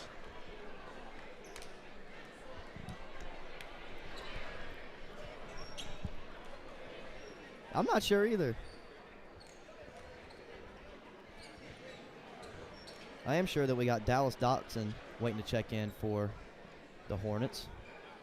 Physical big man down low. Technical. Must not have a number. Yeah, we got a technical foul. Mel Roman going to take the free throws. First one's off.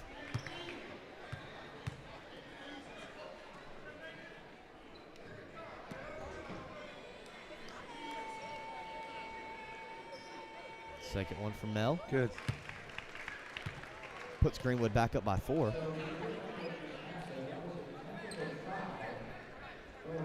Dixie going to be one of those teams competing for that Region 1 1A title, along with Abbeville and Cannon Falls, McCormick.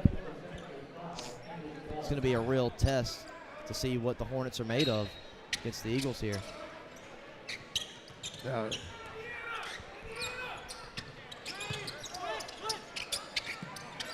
Halzel on the wing. It's Crawford. Run a Crawford, little the sophomore. high-low with Mel and low. Everybody else is out on the perimeter. Mel over to Halzel. Calhoun. There you Duncan. go. There goes Roman. Mel Roman tried to get the physical finish, couldn't get it. There's a foul on the floor, I believe. I think it's on It's on Q. Calhoun, yep. Yeah. If I'm going over the back. Here goes Mosley down the floor. Over to Rollinson. This is Rollinson's first game of the year. Averaged around 18 points per game last year for Abbeville. Mosley to the rack. Not able to get it. Rebounded by Calhoun. Halzel leaves it short. Rebounded by Mosley. Here goes Rollinson in transition. He's got Duncan all over him, and they'll give Jay the foul. That's all because of shot selection on the 3. Dixie without their leading scorer, Stalin Johnson, today. He's putting up 18 points per game, also 6 assists for the senior. He really knows how to dish it. Also the quarterback, Rollinson, looking to get on the score sheet for the first time, and he does so. His first bucket is a Hornet. Kyle Williams subs into the game for the first time. Now, which is the you were talking about a young man that transferred from Abbeville? Yeah, that's Justin Rollinson. He's at the free throw line Okay, right now. nice looking kid. 2 for 2. Football guy, played football. Yeah, he was a really good defensive back. Okay.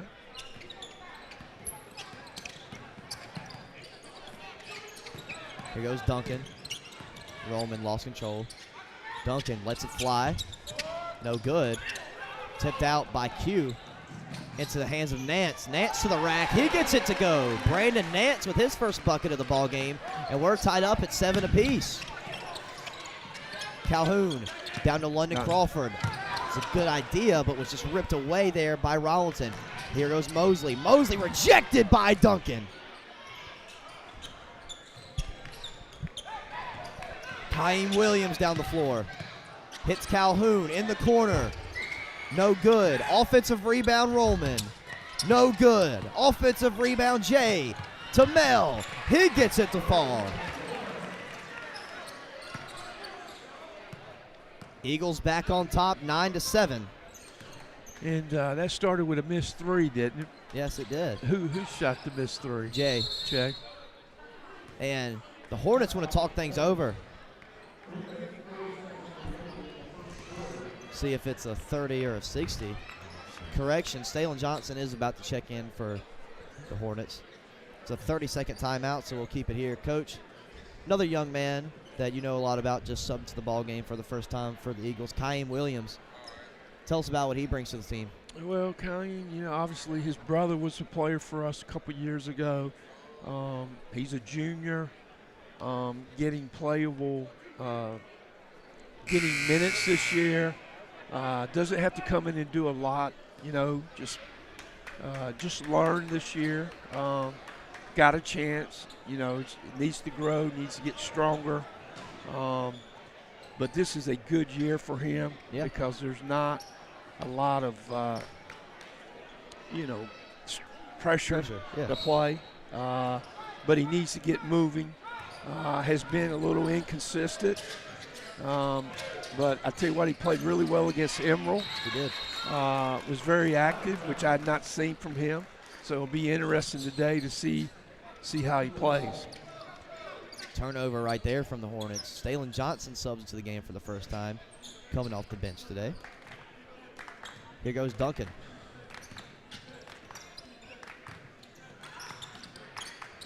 Williams on the wing. Down to Rollman. That was a good pass from Kyle Williams. Rollman not able to finish. Offensive rebound, Calhoun. He'll pull the triple. It's good. Contavious Calhoun with his first bucket of the game.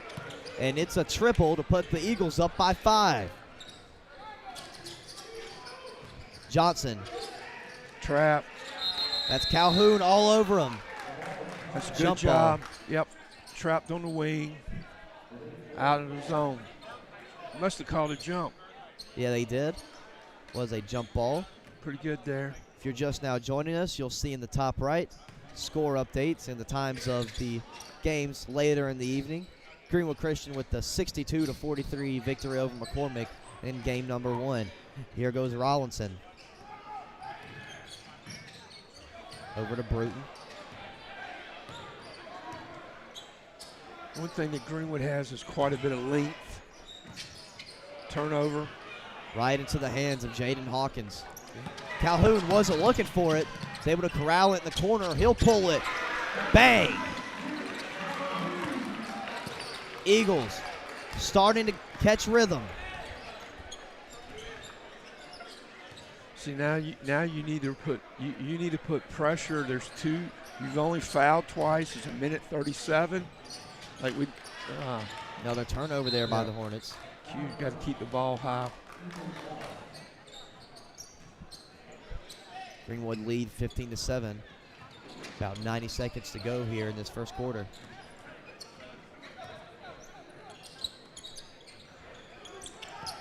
Go. Calhoun to the rack. He's fouled. Can't Yeah. get the bucket to fall, but he's heading to the line for 2. Fouls on Blake Bruton. This will be Calhoun's first trip to the line in this one.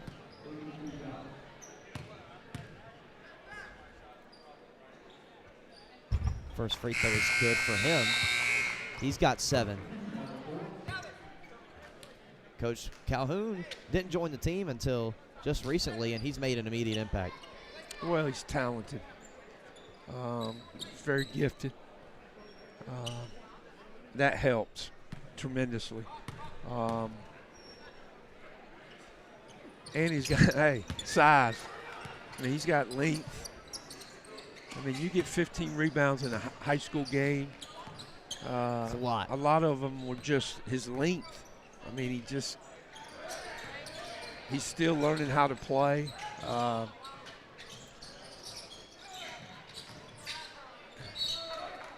You know, we talked a little bit about guys that need skill work. Obviously, he needs skill work, but his thing, he needs playing reps because he's not played in a while.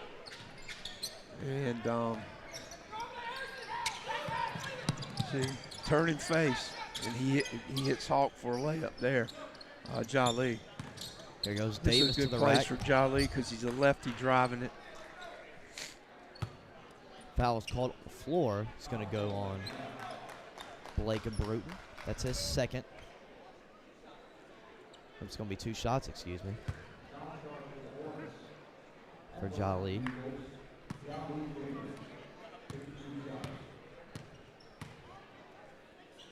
First one's up and good from Jolly. He's actually improved as a free throw shooter. Last year it was a mystery when he got up there, but he's actually improved. Like I said early in the broadcast, he's gotten better every year. He's been a part of the program 4 years. That's what you want to see as a coach. Zayden Gray checks into the ball game for the first time. Yep, Zayden's senior, hasn't played a lot, works very hard. Good job right there with him. Mosley from deep. Not sure if that's the shot you want if you're Coach Harbert. No, and I want to push. Good. Go by him. Foul. See, by Mosley. there's the deal. Now we're shooting.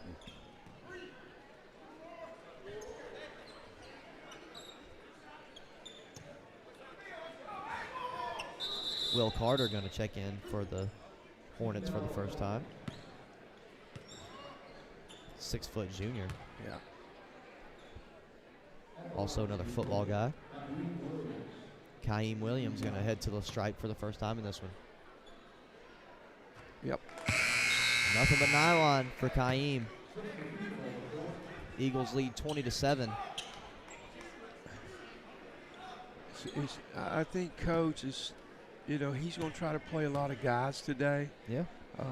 Because he knows it's a 3-game series.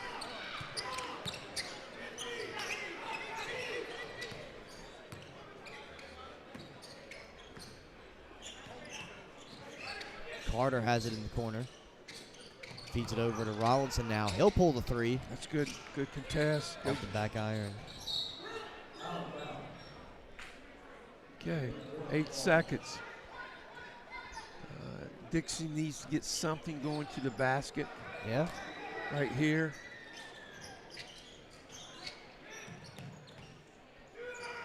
Carter lost control of it. He gets it right back. He'll pull it. Won't fall, and that'll conclude the first quarter. It's been all Greenwood. 21-7 Eagles lead. We'll catch you right back here in a few on the Lakeland Sports Network by Simpson Sports Media.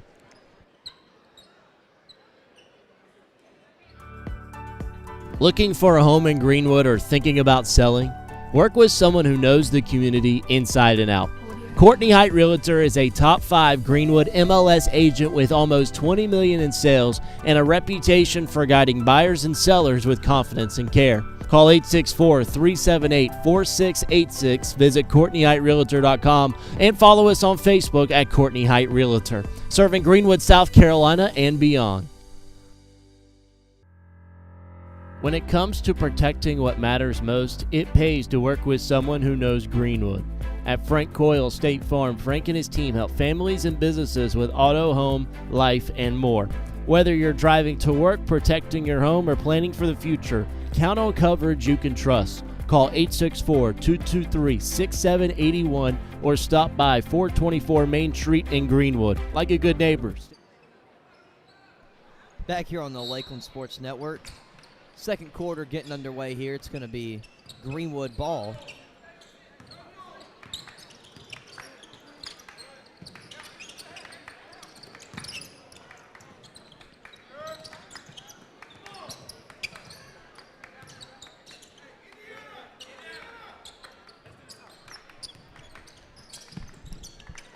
Calhoun to the rack. Won't fall. Gets his on board. Feeds it over to Duncan.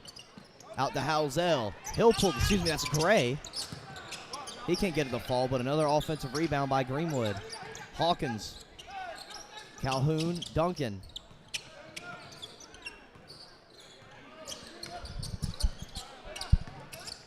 Duncan, good pass to Jolly, and he converts the layup. Great feed there from Jay, and that's what he does best.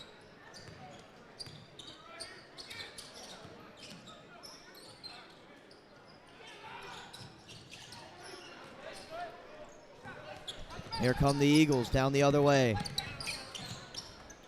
Calhoun, jab step, pulls the trigger, too strong. Rebounded by Erickson Gray. Johnson to the rack, no good. Rebounded by Zayden Gray. Now Jolly Davis, slow things down a little bit. Good feed over to Duncan.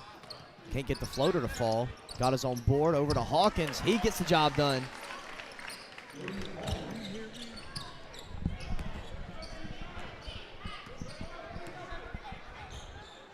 Nice passing there.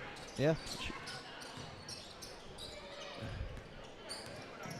There. There's Rollinson. Yeah. Again, Greenwood with this zone, they're just so long. Carter for three. And that's what he's on the floor for, is to shoot that three ball. Here come Roman and Williams back onto the floor for the Eagles.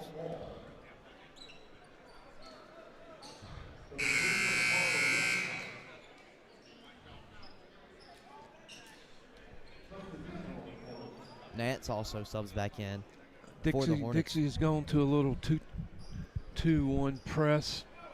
This is good. Throws it just over the.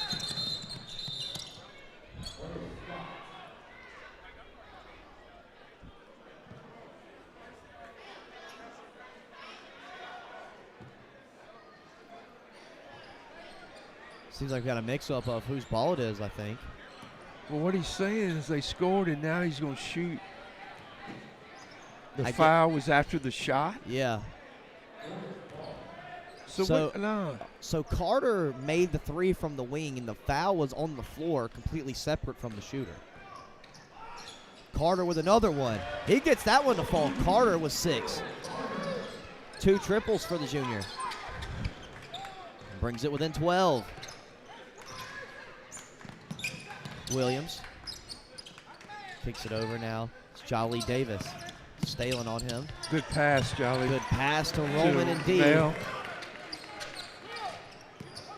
27-13 now in favor of Greenwood.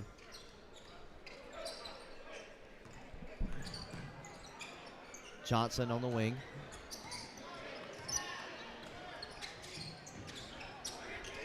Carter. Pull up Jay. Good contest there. Made him put it on the floor. I think he called it travel. Yeah. Travel on Roman on the rebound attempt. In comes London Crawford. He's really put himself together a solid season as well. Yeah. As a sophomore. Probably a surprise. Big surprise to me. on that team is him. Not just his maturity's gotten so much better. Announcer's jinx picks up the foul there. Yeah. He's matured. Still got a ways to go, but he's got a chance. Bruton at the line. That one won't go. Got Abbeville and Crescent up next after this one. Followed by the nightcap, Ware Shoals Hornets. Yeah. Taking on the Vikings that come from Emerald. That free throw's good. Williams, pull up Jay, too strong. Crawford almost had the rebound, had it poked away there by Nance. Nance dribbling down the floor. Good cross, had it rejected by Duncan. Down to Williams. Rollman, mid-range Jay, Butter. 15-point lead for Greenwood.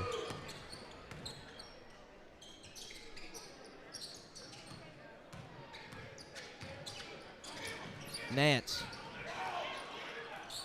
to Mosley at the top of the key. Back to Nance. Nance turned it over. Again, just the length of these guys. Not that they did anything special there in the trap. They're just long.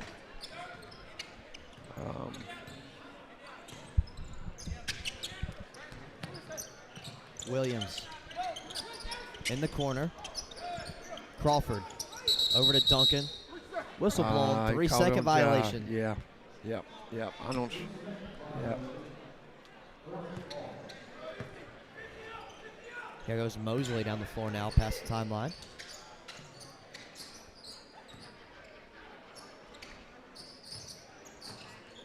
Bruton over to Nance in the corner. He'll pull the trigger. Offensive rebound, Bruton. He gets it to go. Second shot.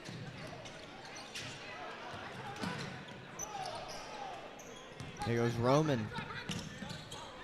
Kaim, good dish. Down to Crawford. He can't finish though. Rebounded by Gray. Nance. Carter, top of the key. He'll pull it. It's good. Carter with his third triple. And Dixie won a timeout. Will Carter with 9 points. All coming from the tray ball. Coach, what's Greenwood got to do to limit that three-point shooting from the Hornets so far? Well, I mean, Carter, you got to know where he's at. Like right there, they threw it inside, and our guards kind of doubled down. Yeah. You can't sink on him. I mean, the best defense we've done is made him put it on the floor.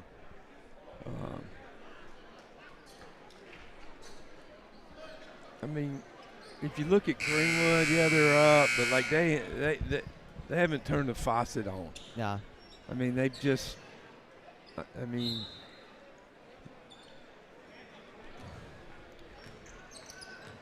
Greenwood only down to a 10-point lead now, 29-19. May get it. Roman. Butter again from the same spot. Little short corner. Rollinson.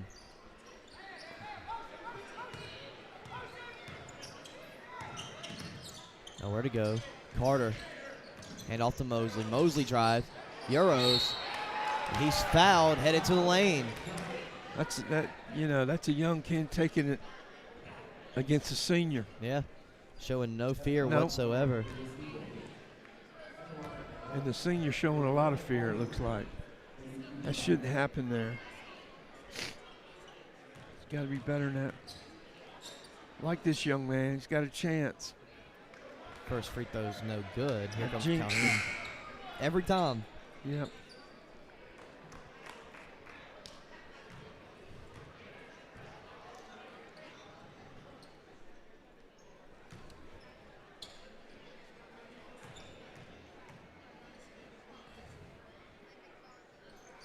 Second free throw, no good as well. Rebound, Calhoun.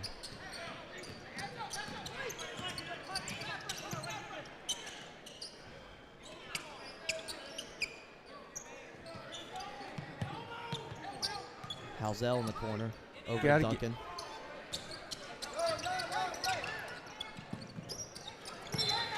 Yeah, he's got to shorten the pass.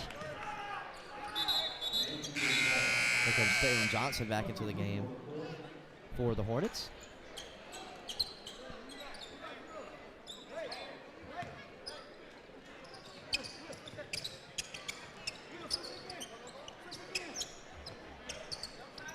Calhoun in the corner, finds Roman. Now Duncan gonna try to set things up for the Eagles. He takes on Johnson to the rack, won't go. Put back, no good by Calhoun. Battle for the rebound. Tipped out of bounds, and it's going Dixie's way. Good hustle there by Will Carter. He's doing a little bit of everything in this one.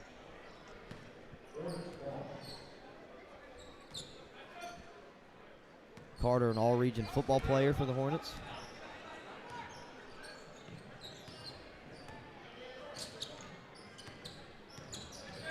Here's Rollinson.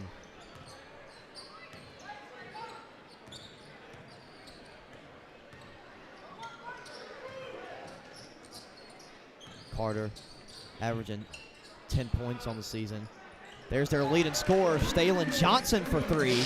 He's averaging 18. Dixie have brought it within single digits.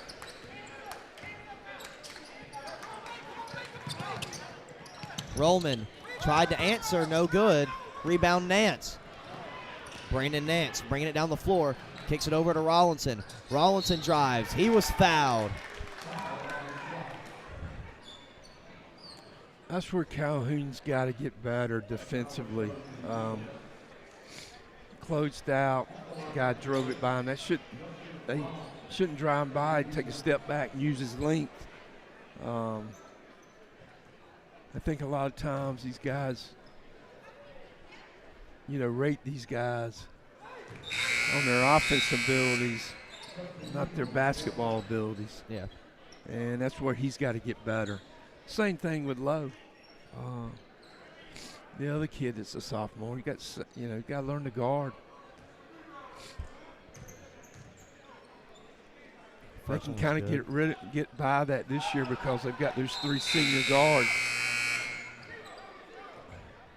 Tell you what, Dixie's hung around. Yeah, they have. They've done a good job. They've brought it within 7. And they're playing at their pace. Again, their pace. Knocked out of bounds. A lot of this all started, obviously Carter hitting some threes, but the young kid that's an 8th grader coming in, I think they played a little better with him in there. I think Coach Harbert would agree. Here goes Roman down the floor. Runs into a trap. Had it stolen. Speak of the devil. Raquel Mosley over to Will Carter. Leaves it short. Offensive rebound by Carter. Feeds it over to Rollinson. He'll drive. Good dish underneath the Bruton, who's fouled. Headed to the line for 2.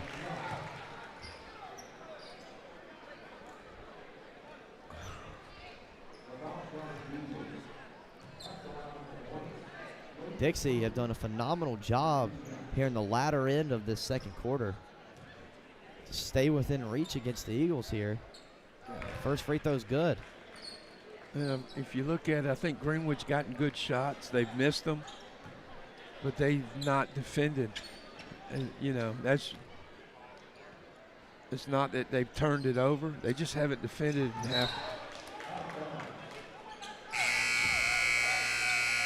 Dallas Dotson, Brandon Nance going to sub back into the game for the Hornets. Haven't seen much of Dotson this game. He's averaging about 8 points, 8 boards for the Hornets. Well, sometimes guys that come in are playing so well.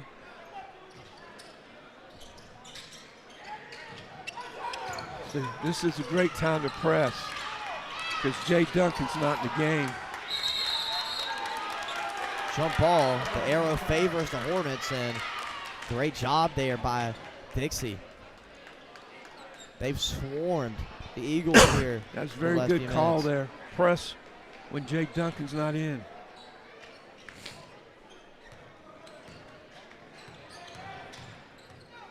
Rollinson taking on Duncan. They got him with a carry.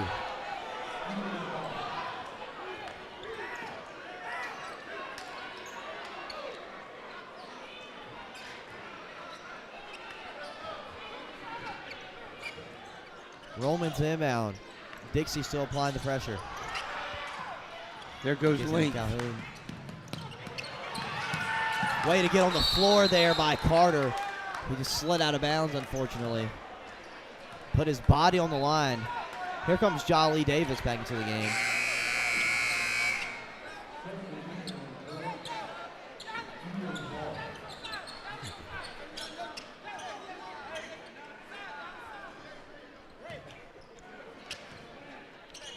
Calhoun to inbound. Really need to score here before the half. Williams had it poked away right into the hands of Roman. Just got luck, got stabbed at it, went right to the row. Now we have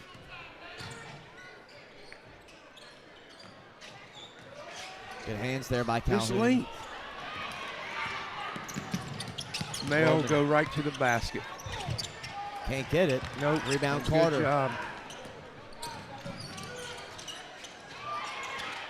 Mosley fouled by Williams. And then we foul. Greenwood fouls. There's 5 fouls. So now we're going to let the guy shoot it. 5 fouls on Greenwood, 0 fouls on Dixie in this quarter. These guys, if that's correct, why would, yeah. Carter going to head to the line. He's got 9 points in this one. Leads the Hornets in scoring right now.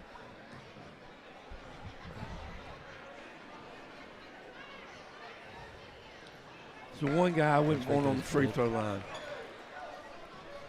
Absolutely, the last guy. Yeah, last guy. Why would you foul? That goes back to basketball IQ. That's a teaching point for Williams.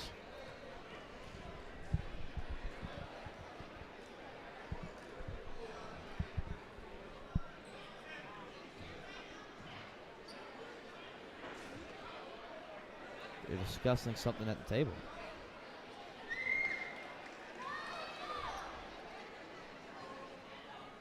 I think they had the wrong guy on the line. They're going to take the free throw off. I think that is what happened. I've never seen that.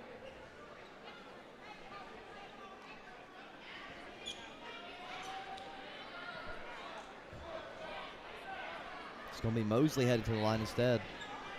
Interesting.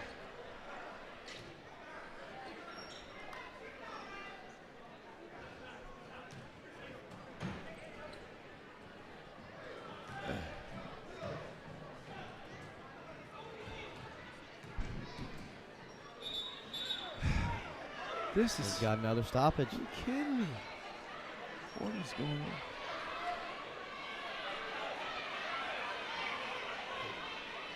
I think what they're asking is, they took that away, but does the guy only shoot one? If they took it away, why would he not shoot 2? Well, I believe I just saw him flash a 1. It is going to be one shot, it looks like. So then, I don't know. I got no idea on I that. guess Dixie has been punished for putting the wrong player at the free throw line. No good from Mosley.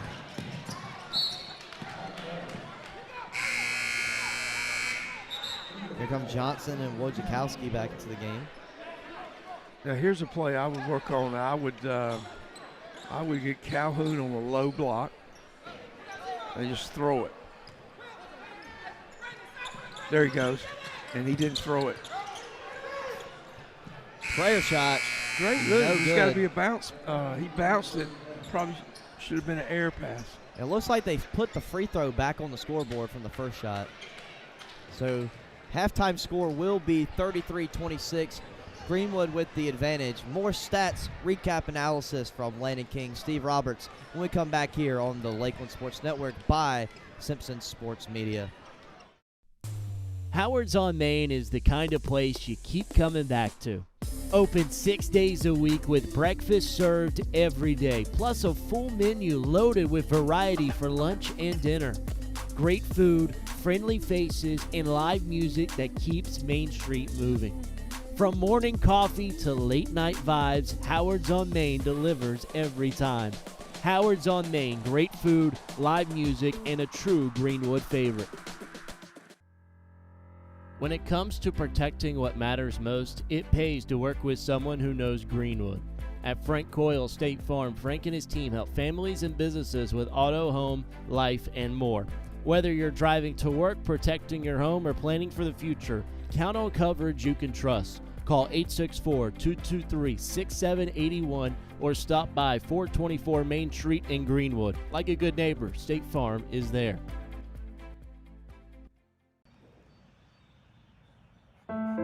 Home. It's the house you grew up in. The still warm cookies in the jar at Grandma's. The warm sun on your back and the buzz of the bugs in the lake where Dad taught you to bait a hook. It's the place you put down roots, pin your hopes and dreams for the future, the connections we've made, and the adventures we've yet to take. This is home, and home is here. At the Height Law Firm, we exist for one reason: to make South Carolina safer. When a company cuts corners, when a driver ignores the rules, or when someone's careless mistake injures a family, we step in. Because accountability is not just about compensation, it's about preventing the next tragedy. Every case we take, we hope that we can make a change to make South Carolina a safer community.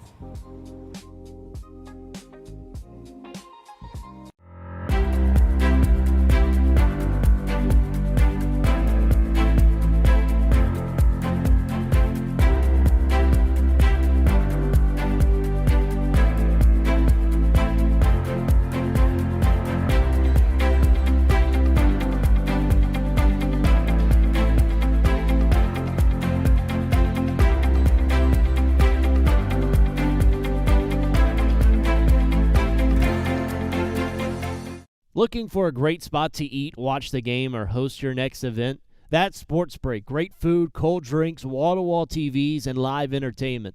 Want something with a view? Head to Break on the Lake, serving up steak, seafood, and cocktails on beautiful Lake Greenwood. And when it's time to celebrate, Main Event Catering has you covered. From private parties to corporate events, they make it easy and stress-free. One family, 3 great experiences. Sports Break, Break on the Lake, Main Event Catering. Howard's on Main is the kind of place you keep coming back to. Open 6 days a week with breakfast served every day, plus a full menu loaded with variety for lunch and dinner. Great food, friendly faces, and live music that keeps Main Street moving. From morning coffee to late night vibes, Howard's on Main delivers every time. Howard's on Main, great food, live music, and a true Greenwood favorite. Looking for a home in Greenwood or thinking about selling? Work with someone who knows the community inside and out.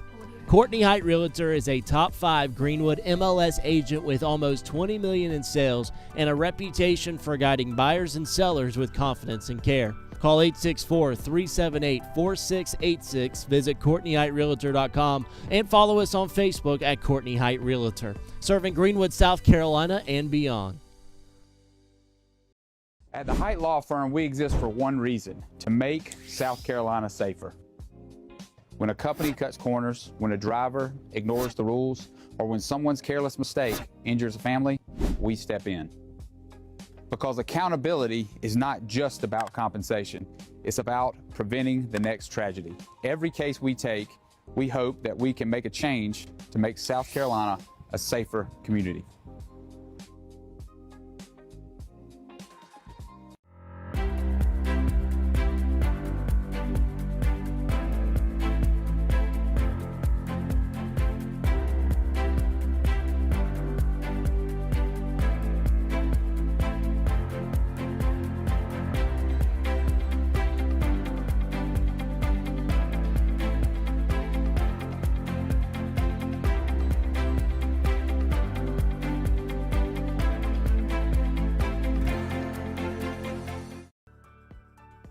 Looking for a home in Greenwood or thinking about selling? Work with someone who knows the community inside and out. Courtney Height Realtor is a top 5 Greenwood MLS agent with almost $20 million in sales and a reputation for guiding buyers and sellers with confidence and care. Call 864-378-4686, visit CourtneyHeightRealtor.com, and follow us on Facebook at Courtney Height Realtor, serving Greenwood, South Carolina and beyond. Home. It's the house you grew up in. The still warm cookies in the jar at Grandma's. The warm sun on your back and the buzz of the bugs in the lake where Dad taught you to bait a hook. It's the place you put down roots, pin your hopes and dreams for the future, the connections we've made, and the adventures we've yet to take. This is home, and home is here. When it comes to protecting what matters most, it pays to work with someone who knows Greenwood. At Frank Coyle State Farm, Frank and his team help families and businesses with auto, home, life, and more. Whether you're driving to work, protecting your home, or planning for the future, count on coverage you can trust. Call 864-223-6781 or stop by 424 Main Street in Greenwood. Like a good neighbor, State Farm is there. Looking for a great spot to eat, watch the game, or host your next event? That's Sports Break. Great food, cold drinks, wall-to-wall TVs, and live entertainment. Want something with a view? Head to Break on the Lake, serving up steak, seafood, and cocktails on beautiful Lake Greenwood. And when it's time to celebrate, Main Event Catering has you covered. From private parties to corporate events, they make it easy and stress-free. One family, 3 great experiences. Sports Break, Break on the Lake, Main Event Catering. Howard's on Main is the kind of place you keep coming back to. Open 6 days a week with breakfast served every day, plus a full menu loaded with variety for lunch and dinner. Great food, friendly faces, and live music that keeps Main Street moving. From morning coffee to late night vibes, Howard's on Main delivers every time. Howard's on Main, great food, live music, and a true Greenwood favorite. At the Height Law Firm, we exist for one reason: to make South Carolina safer. When a company cuts corners, when a driver ignores the rules, or when someone's careless mistake injures a family, we step in. Because accountability is not just about compensation, it's about preventing the next tragedy. Every case we take, we hope that we can make a change to make South Carolina a safer community.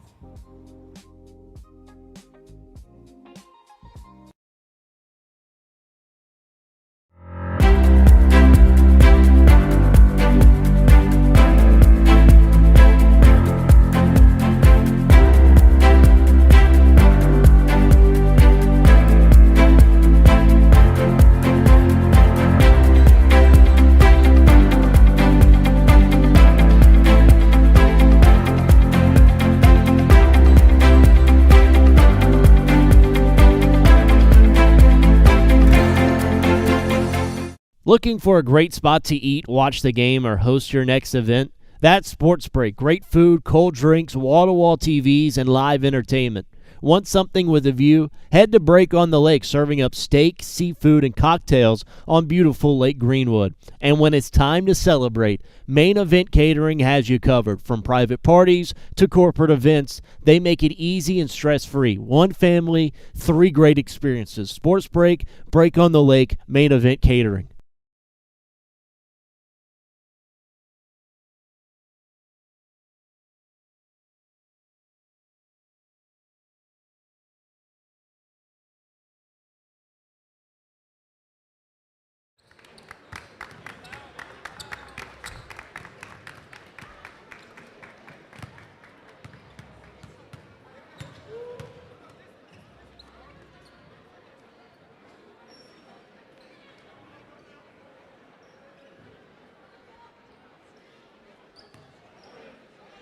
Back here on the Lakelands Sports Network by Simpson Sports Media. Second half ready to get underway here between the Hornets and the Eagles.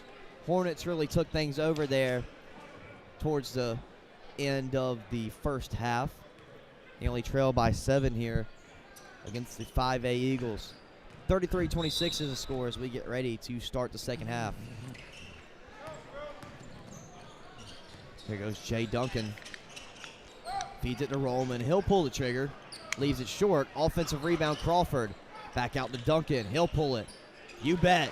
Jay Duncan gets the scoring started with a triple of his own. Back up to a 10-point lead now for the Eagles. Nance over to Rollinson. That's Carter now. Back to Rollinson. He thought about a three. Step back midi.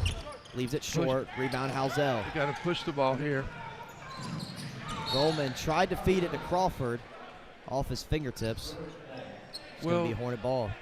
Situation there was if Coleman would have tried to catch it with two hands, would have been a better. It's hard to catch the ball with one arm. Absolutely. If you can do that, you can be in circus. Turnover there by the Hornets. They'll give it right back.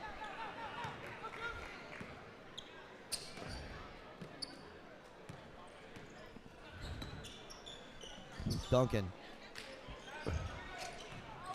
Down to Jolly There Davis you go. now. Good feed to London Simple. Crawford.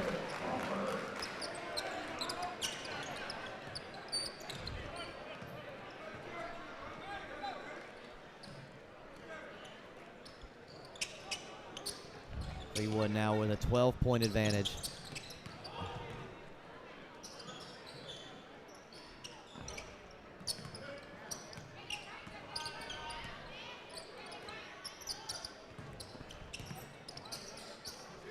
Carter, deep three, won't fall. Rebounded by Crawford. Down to Halzell. Good pass. Over to Crawford. He lays it up. Greenwood taking things over now, 40-26. Rollinson drives. He was fouled. He'll be headed to the line for two.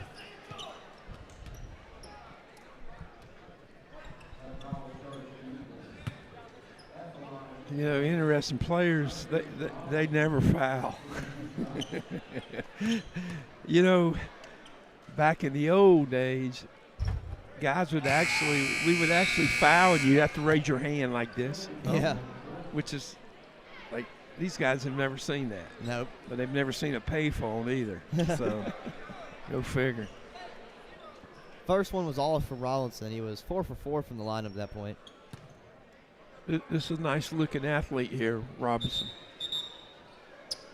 Mosley going to sub in as well.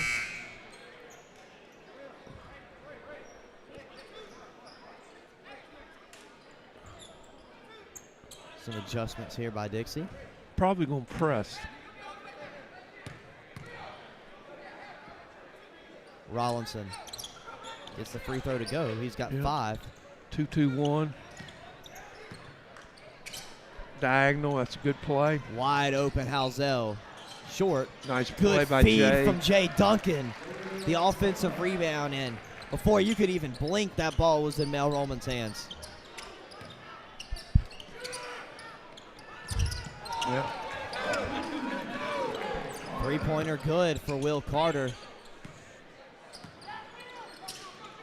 42-30 now. Carter with 13. That was his 4th triple of the game. Rollman, physical That's his finish. strength. That strength. 44-30.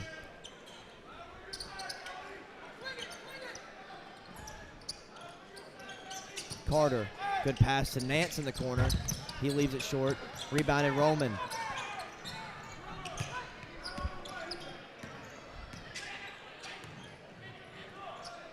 Halzell down to Jolly Davis. That's too easy. Yeah. Just right on the block, left. Rollinson gets it back. He'll pull the deep triple. You bet. Justin Rollinson from Dame range. He's got 8. Dixie been making it rain from downtown. They trail by 13. 46-33. Rollman Down low, out to Halzell. Good ball movement here from the Eagles. Halzell gets it again. He pulls it. No good. Offensive rebound, Roman. Stolen. Rollinson. He gets it at the top of the key. Pulls the trigger. Cash. Justin Rollinson brings it within 10.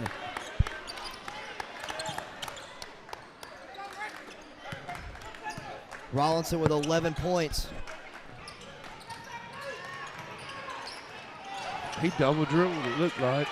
Jolly, Off the left. no good. Battle for the rebound. There's a foul. I think it's going to go on Mel. And it will. Kaim Williams into the game for Greenwood, as well as Contavious Calhoun. Dallas Dodson subs in for the Hornets. We've got ourselves a 10-point game. Hornets have really hung in there.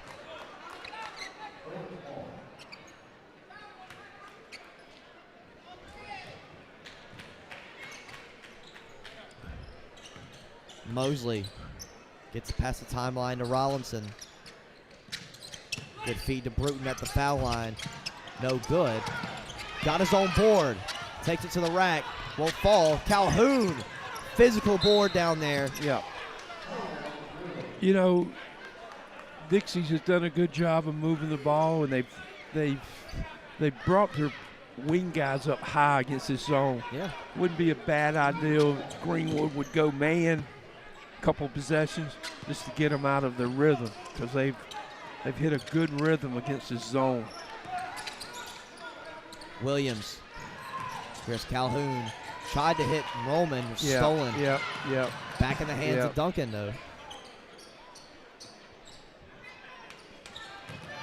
Roman.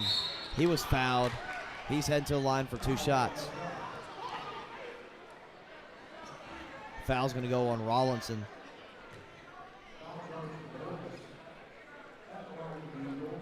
Roman, a very good free throw shooter for the Eagles.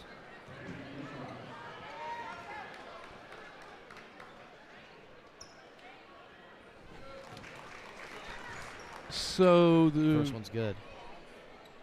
score at halftime, what was Greenwood plus points? I think they were up by 13. Or no, it was 33-26. Okay. 33-26. So they've got Carter, he's fouled.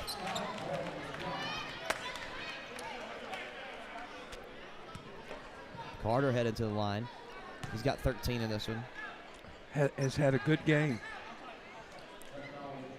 An absolutely lethal shooter from beyond the arc. Yeah, just been a good has a good, really good game. Dixie always seems to have that sharpshooter.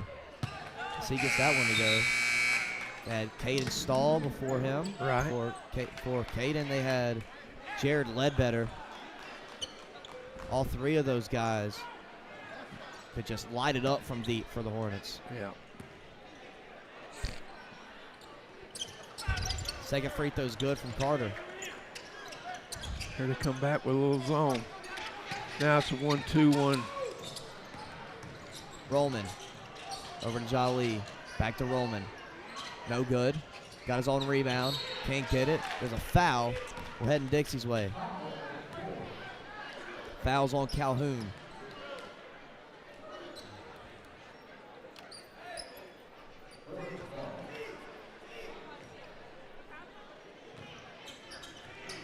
There comes Mosley down the floor. Almost lost it. Keep it to Bruton. Very good. They turned it over. Yeah, Greenwood went to a trap out of the zone. Not sure Greenwood made that, but Dixie panicked a little bit. Hey, Dixie has changed zone presses. Good feed from Jolly to Calhoun. He can't finish, though. Offensive rebound, Roman. No good. Calhoun almost had it. Staying down here with the Eagles.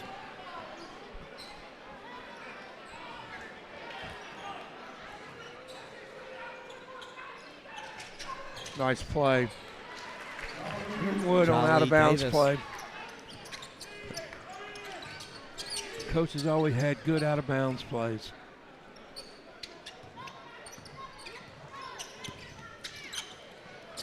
Rollinson from deep again. This one's off. Rebound Calhoun. Quarterback pass was intercepted by Rollinson. He's going to the rack. Had it rejected by Calhoun. Here's Roman. Left-handed layup is good. Little stretch there. And Coach Reg wants a timeout. It's only a 30-second timeout. Greenwood have just increased their lead to 13 just like that in a matter of seconds. But give Dixie credit. Greenwood came out with a little juice early, and Dixie's hung around. Yeah, they have. And, you know, as long as Greenwood don't get in a horse contest shooting threes, you know, they're a good team. Yeah. But you've got to play to your strengths.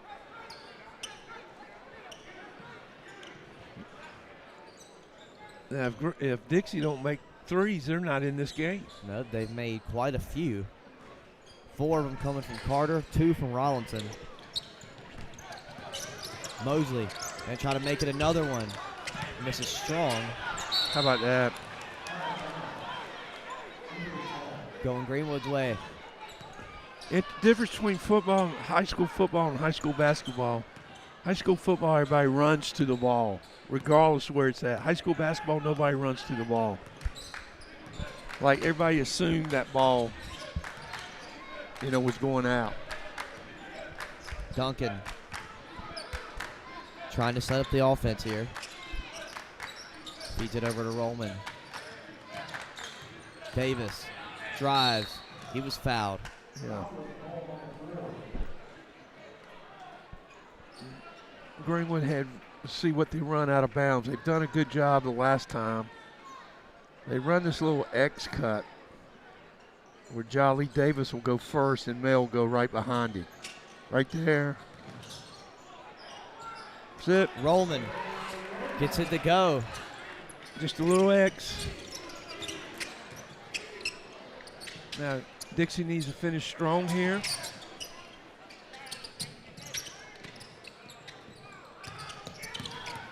Rollinson had it poked away by Duncan. Here come the Eagles. Nice play Good by feed. Jay.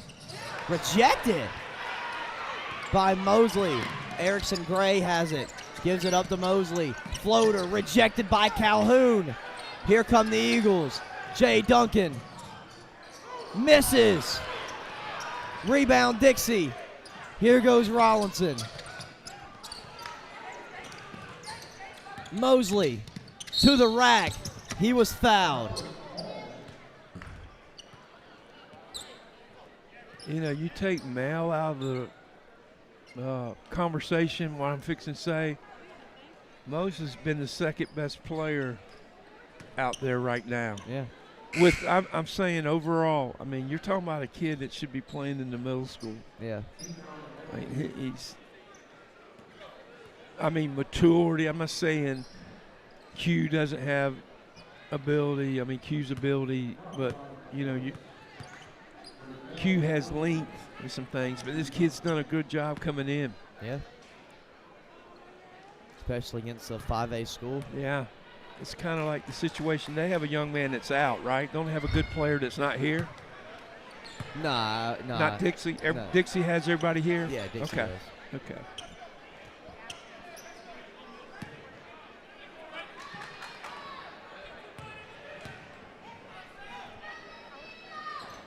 Second free throw's good.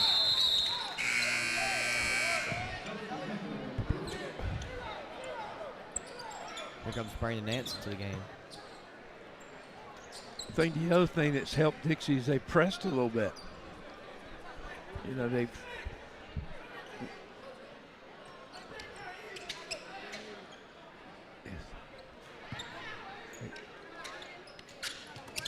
and mounted to Duncan. He's fouled immediately.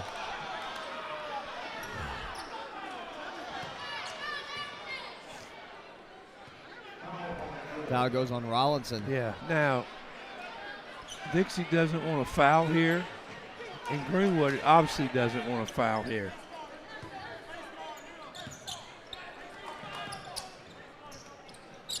Long inbound to Duncan.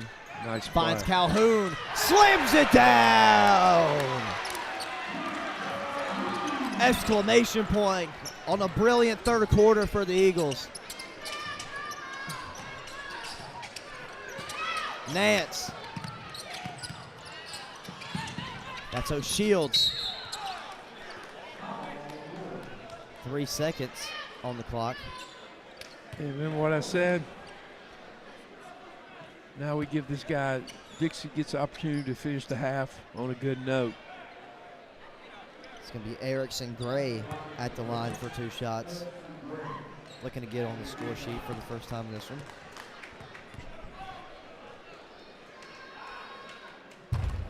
First one's no good.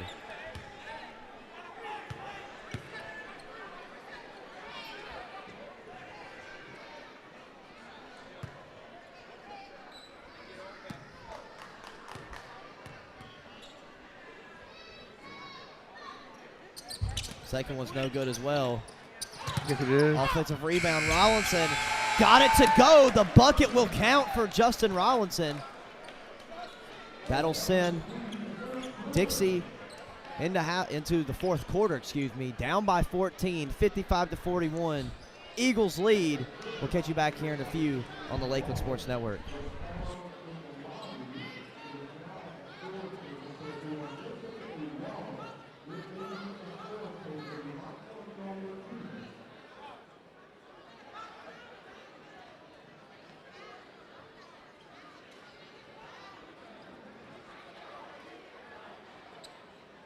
At the Height Law.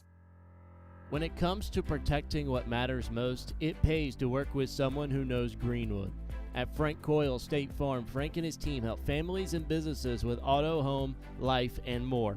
Whether you're driving to work, protecting your home, or planning for the future, count on coverage you can trust. Call 864-223-6781 or stop by 424 Main Street in Greenwood. Like a good neighbor, State Farm is there.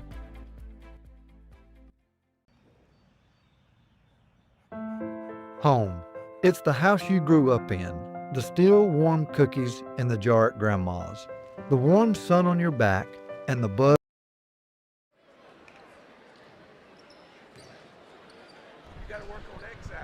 Back here on the Lakeland Sports Network by Simpson Sports Media. Greenwood with a 14-point lead over Dixie.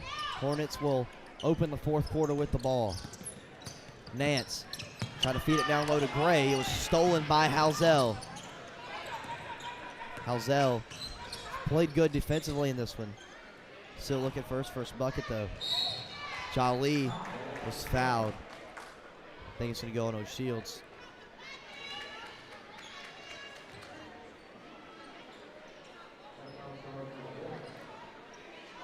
Davis knocked down 2 free throws earlier. Let's see what he's got this time.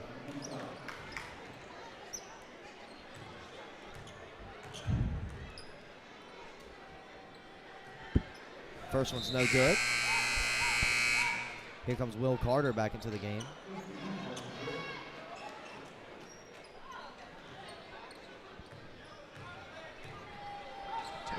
Second free throw, also no good. Rebounded by Gray. Here comes Rollinson down the floor. Takes the triple. Won't fall. Here come the Eagles.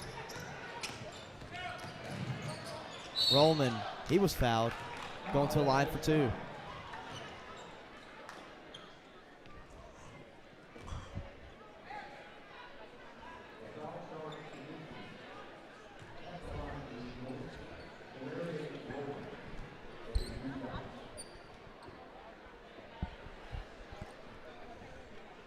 First one's good from Mel.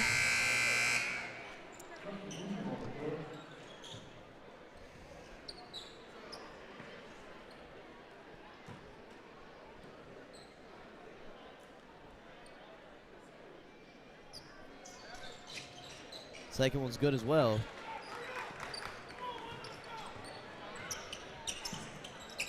Here come the Hornets. Carter pulls it. Can't get that one.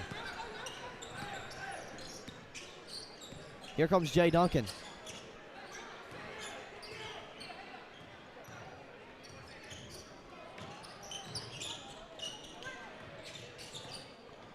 No cross screen. Halzell tried to feed it to Jolly Davis, but it was poked out of bounds. It's going to stay down here with Greenwood.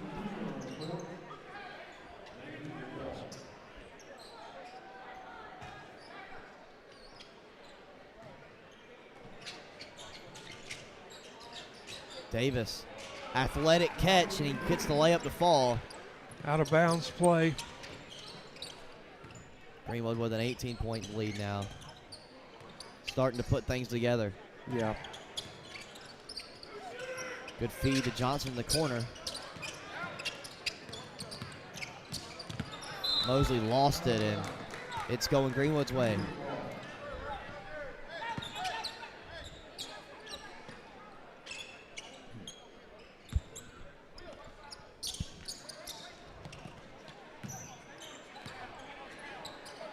Duncan to Davis.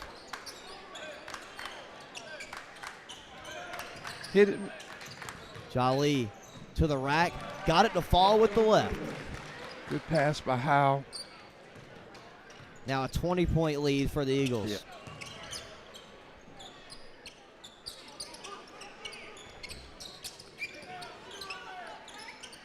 Deep three from Mosley. Cash!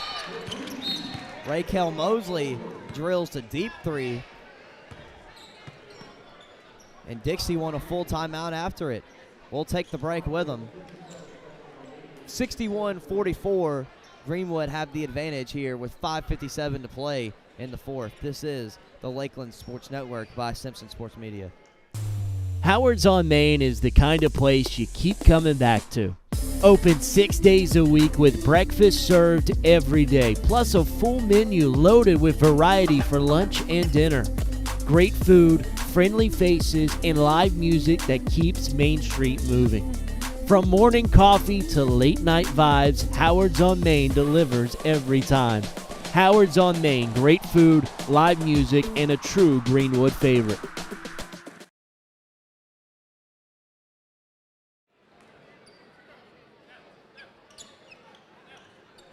Back here on the Lakeland Sports Network. Going to be Greenwood ball out of the timeout. Dixie applying the pressure.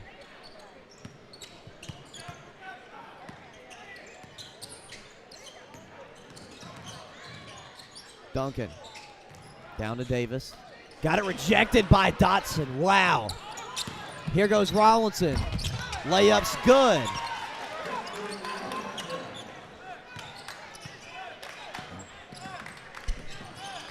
Rollinson's got 15 in this one.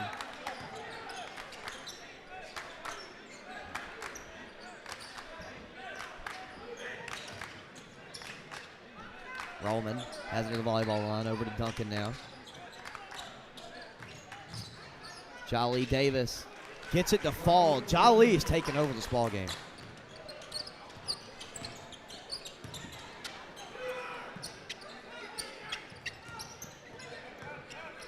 Carter. Nance. Excuse me, that's Johnson. Here's Mosley. Drives. It's fouled.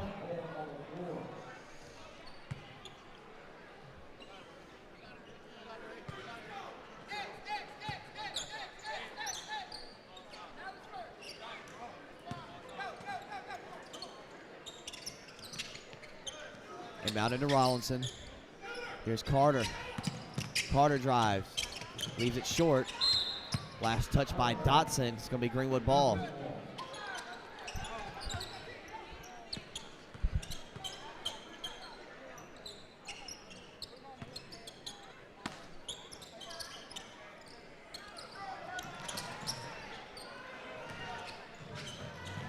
Rollman with the left. Back up to a 19-point lead for the Eagles.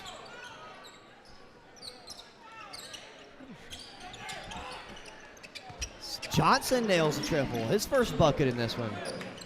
Dixie have shot the three really well. Sure have. Here goes Roman.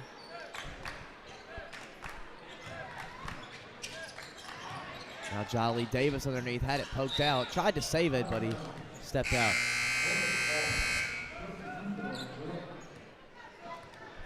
Here comes Calhoun back into the game for the Eagles.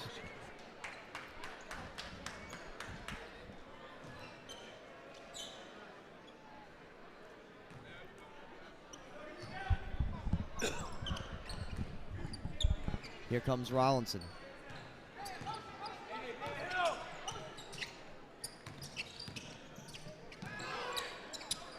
Johnson for three. Won't fall. Rebound Crawford.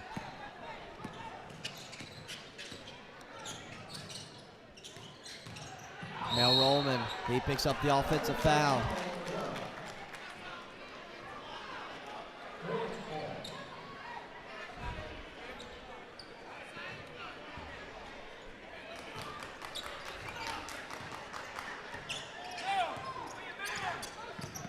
Rollinson.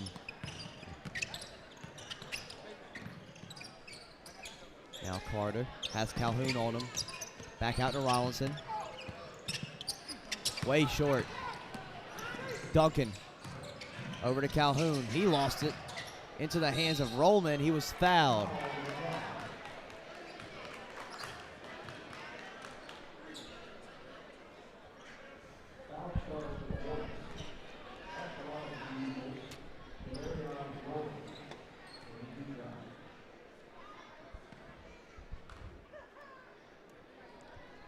First one's good from Mel.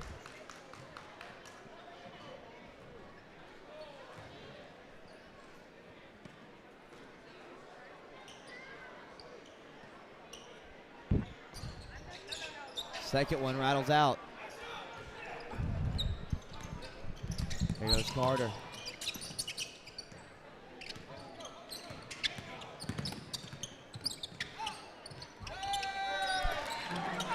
Dallas Dotson gets his first bucket of the game down low.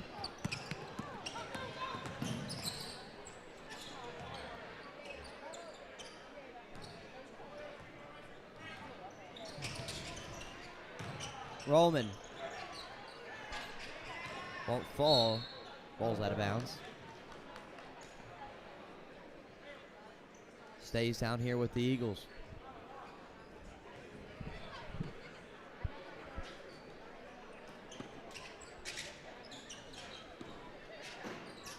Davis. Now Calhoun. Good feed from Contavious nice Calhoun.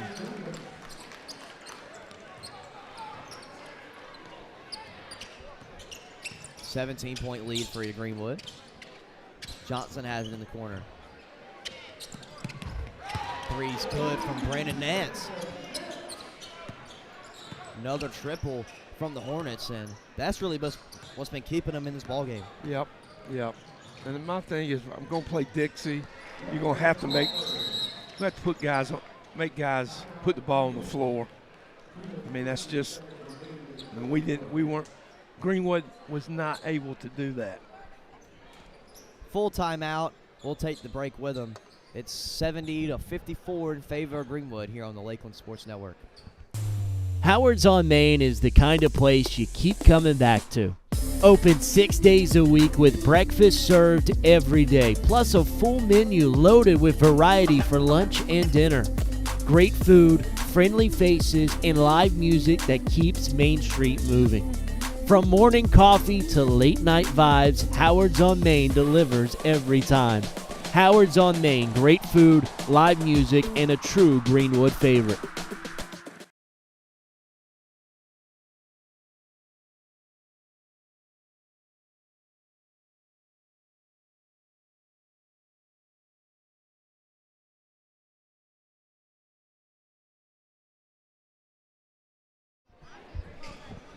.2:15 to play in the ball game.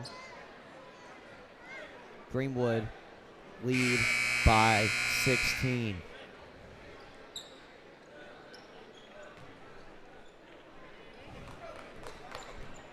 Here comes Mosley.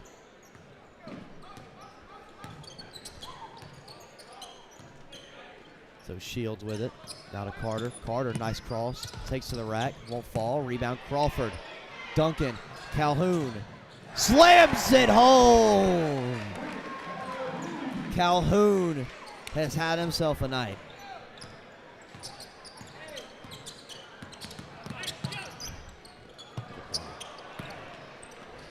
Roman down the floor.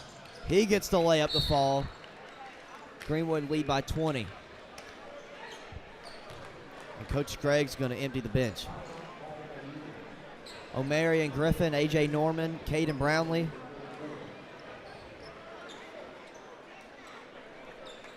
Jaden Harris.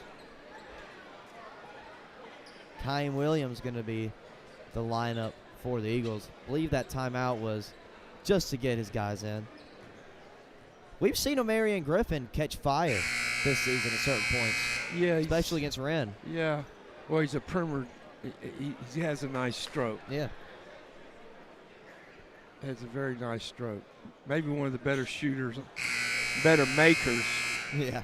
I like makers, not shooters. Yeah. Too many guys are shooters. Not many guys are makers. Here come the Hornets. O'Shields back to Mosley. Thought about it. Over to Carter. He'll pull it. Won't make it. Saved to Mosley. He gets the bucket. 7th grader with his 2nd bucket of the game. Norman. Now here's Kyan Williams. Harris now. Back to Williams.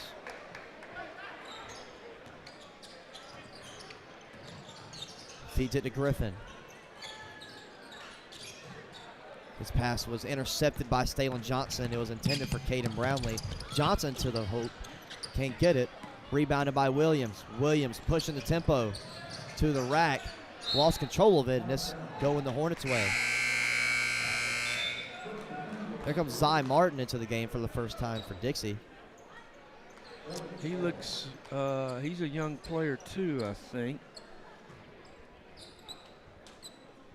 Mosley. No, he's a junior. Junior. O'Shields thought about it.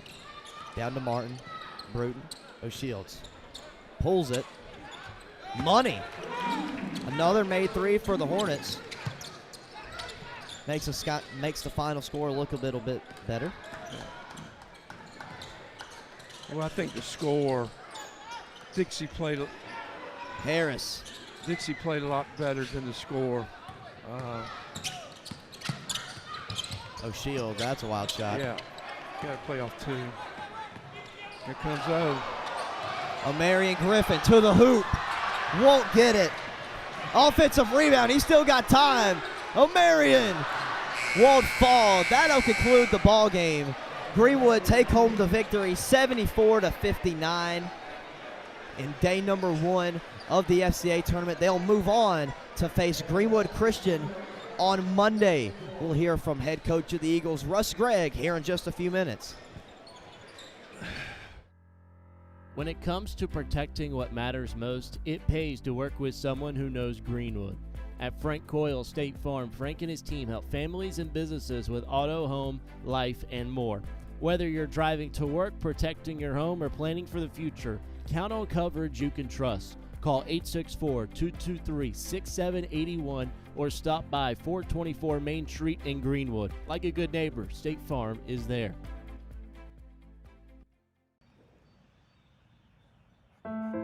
Home.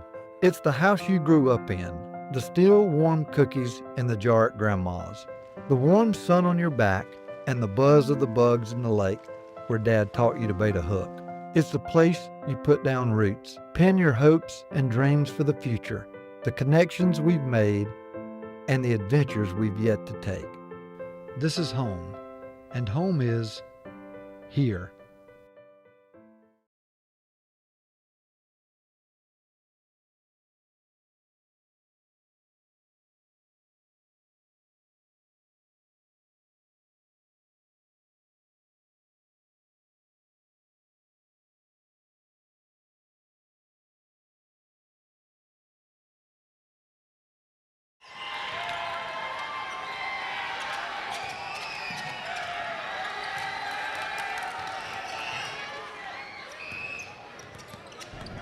Coach, yes. We're here with Coach Greg.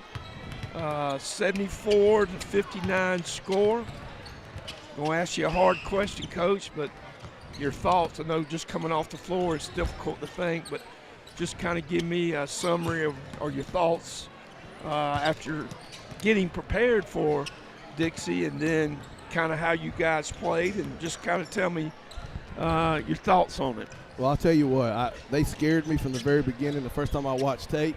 And then when I saw number 3 out there for him, and he just got eligible there. He played at Abbeville last year. And I'll tell you what, man, he was the difference maker for them. And he did a lot of good things and kept them in the game. And then 5 hits and shots. And, I think we were up 25-10 at one point. And they hit 23-7. And they hit 2 threes in a row to cut it down to 10. We just couldn't get away from them, man. They're a scrappy bunch. They play extremely hard. And just, I got to give Coach Harbert a lot of credit because they got a team that can win their region in 1A. Yeah, I would agree with that. I would agree. I believe they're going to have a good conference race to win that league. They got you playing at kind of their pace. And, again, they had some guys make threes. Carter made, some threes. They made 11 threes as a team. They came in shooting 25% in the season. Yeah, go figure. That's just the inconsistency of high school basketball. Amen. So what else did you see in the game you thought maybe?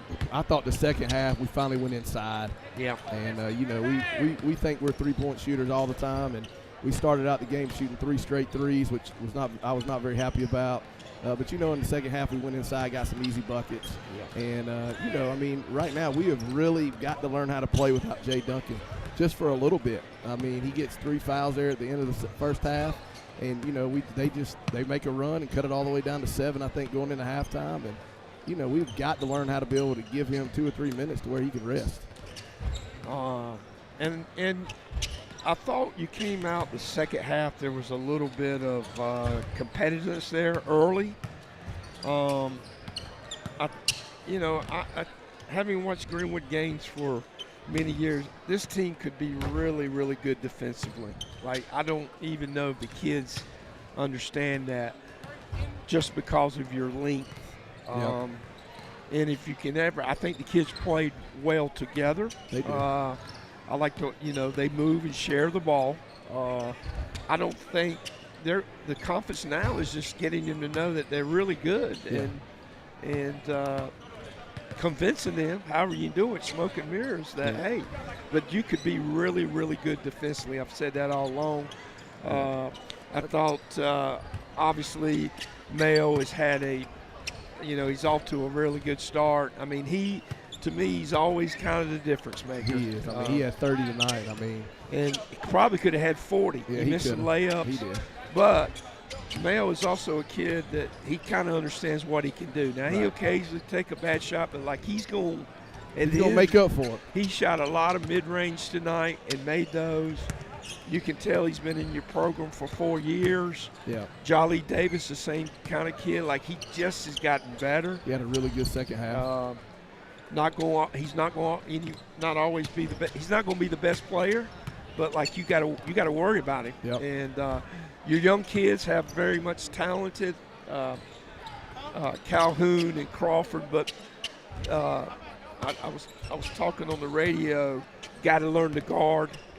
If they ever figure that out, yeah, going to be really good defensively. Well, I think this is a really good film too definitely for Calhoun to watch.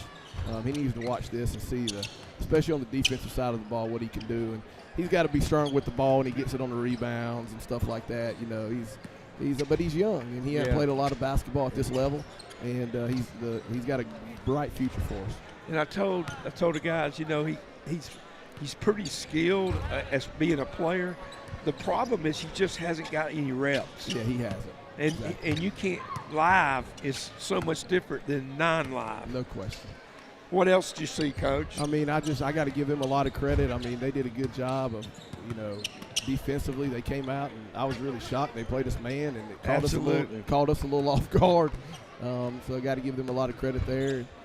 I thought we did a really good job beating their press, especially in the second half. Yeah. and probably something you haven't had to work on because you hadn't had to use it. Right. Your skip diagonal was really good. Yeah. Thoughts on Greenwood Christian tomorrow? I mean, they can shoot the ball. Yeah, they got some makers. We've got to go inside against them. We got to use our size and our length, and we've got to be able to. We got to be able to run up and down the floor in transition, and I think it'll be a good challenge for us. Yeah, well, they've got some makers on that team, especially two of them, and it'll be interesting. I'm sure they're looking forward to that game because of last year. I feel like their confidence in the second half will carry over. I agree. So, all right, Coach, Appreciate congrats. It. Thank you.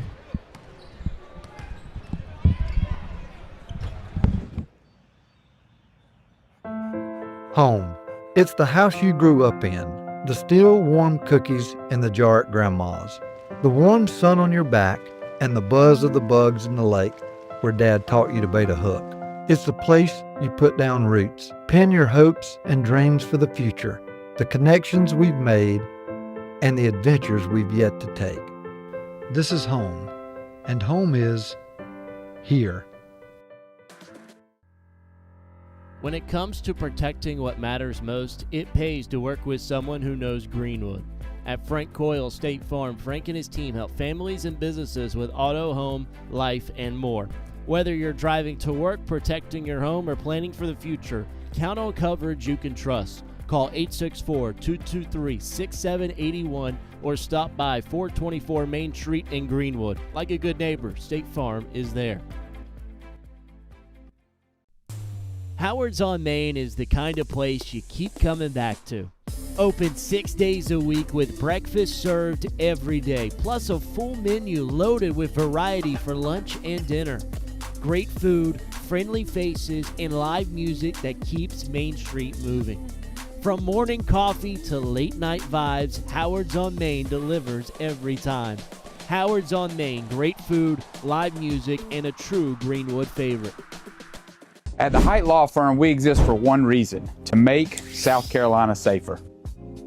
When a company cuts corners, when a driver ignores the rules, or when someone's careless mistake injures a family, we step in. Because accountability is not just about compensation, it's about preventing the next tragedy. Every case we take, we hope that we can make a change to make South Carolina a safer community.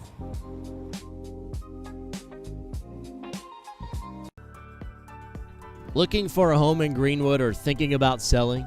Work with someone who knows the community inside and out. Courtney Height Realtor is a top 5 Greenwood MLS agent with almost $20 million in sales and a reputation for guiding buyers and sellers with confidence and care. Call 864-378-4686, visit CourtneyHeightRealtor.com, and follow us on Facebook at Courtney Height Realtor. Serving Greenwood South.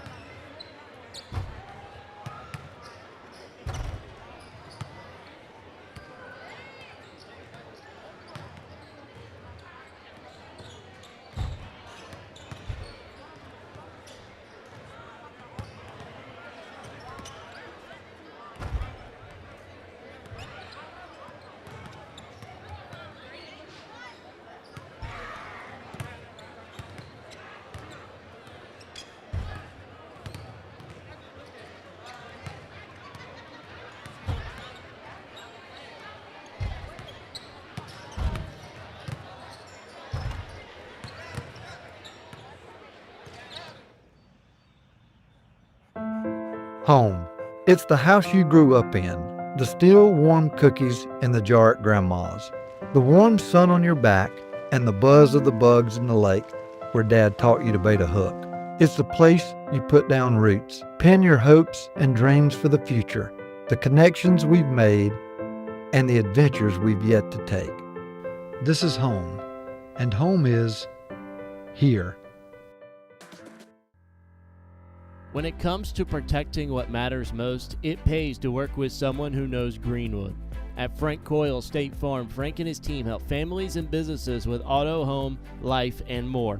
Whether you're driving to work, protecting your home, or planning for the future, count on coverage you can trust. Call 864-223-6781 or stop by 424 Main Street in Greenwood. Like a good neighbor, State Farm is there.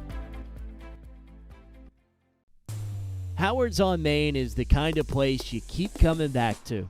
Open 6 days a week with breakfast served every day, plus a full menu loaded with variety for lunch and dinner.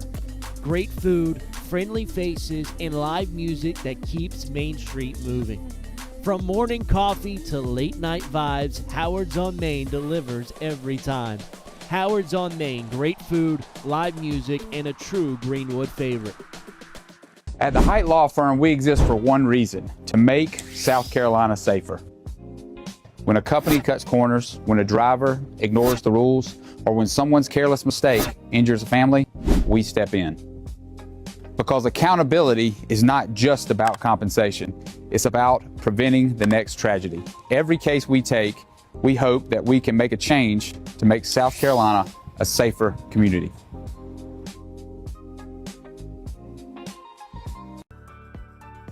Looking for a home in Greenwood or thinking about selling? Work with someone who knows the community inside and out. Courtney Height Realtor is a top 5 Greenwood MLS agent with almost $20 million in sales and a reputation for guiding buyers and sellers with confidence and care. Call 864-378-4686, visit CourtneyHeightRealtor.com, and follow us on Facebook at Courtney Height Realtor, serving Greenwood, South Carolina, and beyond.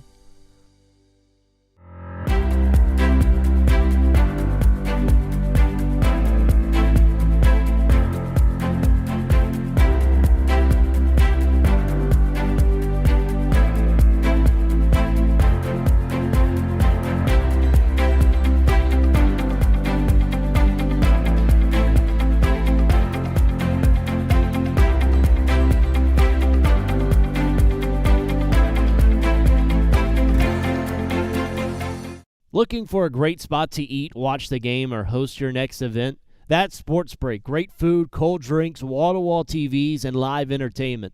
Want something with a view? Head to Break on the Lake, serving up steak, seafood, and cocktails on beautiful Lake Greenwood. And when it's time to celebrate, Main Event Catering has you covered. From private parties to corporate events, they make it easy and stress-free. One family, 3 great experiences. Sports Break, Break on the Lake, Main Event Catering.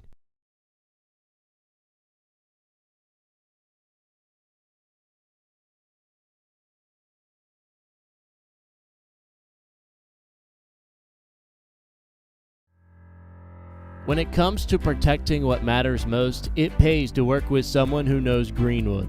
At Frank Coyle State Farm, Frank and his team help families and businesses with auto, home, life, and more. Whether you're driving to work, protecting your home, or planning for the future, count on coverage you can trust. Call 864-223-6781 or stop by 424 Main Street in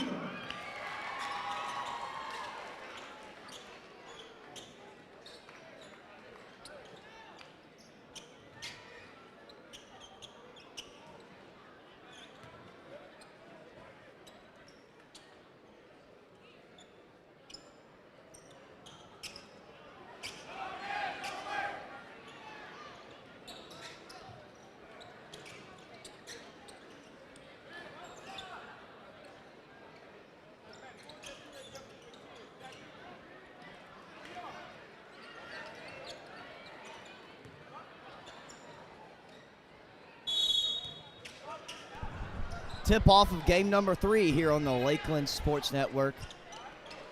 Steve Roberts, Laney King here with you. It's Crescent and Abbeville, and we're getting started fast here with the Panthers. It's Jalen Baylor picking up the first bucket of the game for the Panthers.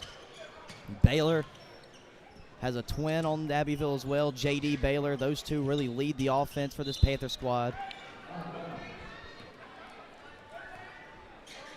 Known for playing very fast-paced, suffocating defense. That ball thrown out of bounds by Crescent. We're going Abbeville's way. Coach, tell us what you know about the Panthers. Well, I think you've already said it. Fast, athletic. They're averaging 90 a game at this moment. Now they've only played 3 games, but 90's 90. That's 8-minute quarters.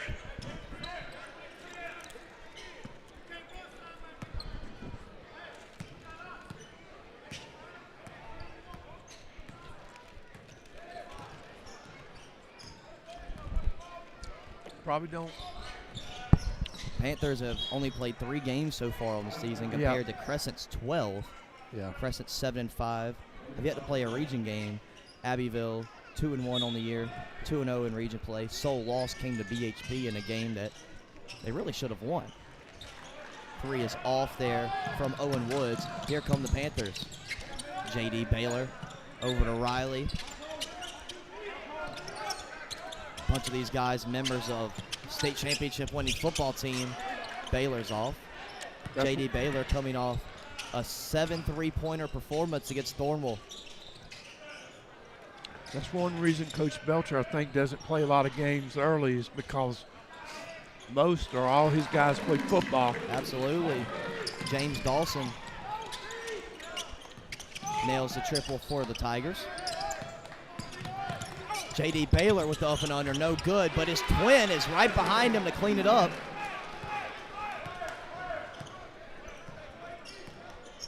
Abbeville with the 4-3 lead.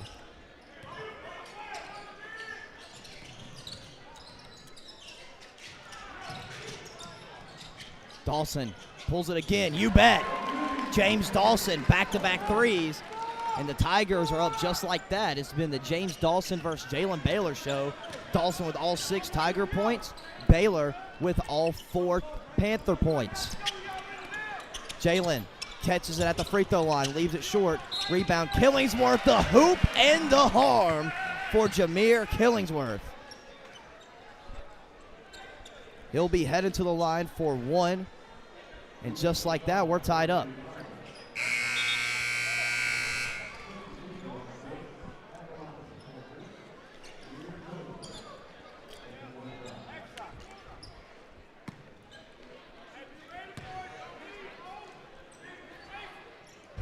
Free throw's good from Killingsworth. Puts the Panthers up 7-6. Inbounds pass intercepted by Riley. Good feed from Williams down to Killingsworth. He's got a bucket. He's got 5. Panthers up 9-6. They're applying that full court pressure, and the Tigers want a timeout. They want to talk things over. 5:43 to play. It's a 30-second timeout, so we'll stay in this one. Coach, how are the Tigers going to be able to handle this high-velocity offense that the Panthers are bringing? Well, if they don't want to be pressed all night, they've got to make Abbeville miss some shots. Hard to press when you miss shots. Their traps are good.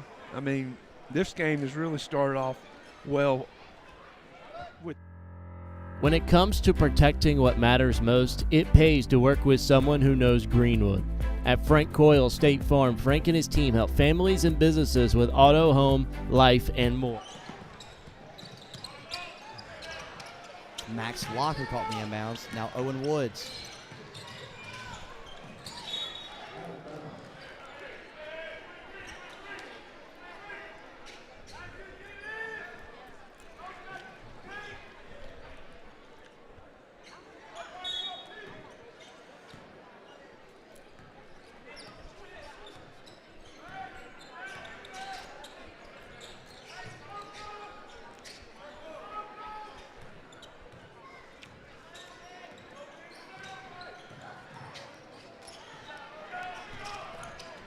Still 9-6.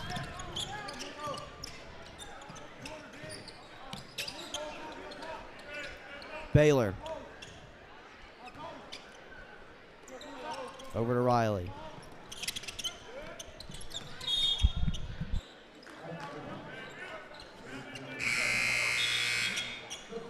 Crescent is running a 2-3 zone. Here comes Amaria Johnson into the game. Sorry, Coach. Abbeville's attacking it out of a 1-3-1 look. Always keeping a guy in the middle, elbow. Right there. Leaves it way short. Yeah. Even if you don't make a Back shot out to there, you got a Williams. chance. Get the rebound. Nice screen on the ball. We've got a 3-second violation.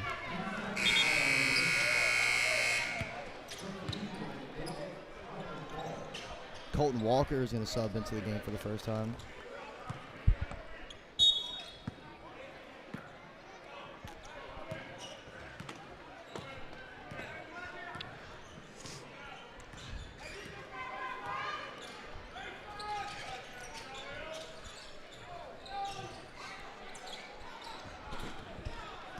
Stolen by Abbeville. Here goes Killingsworth to the hoop. He's fouled.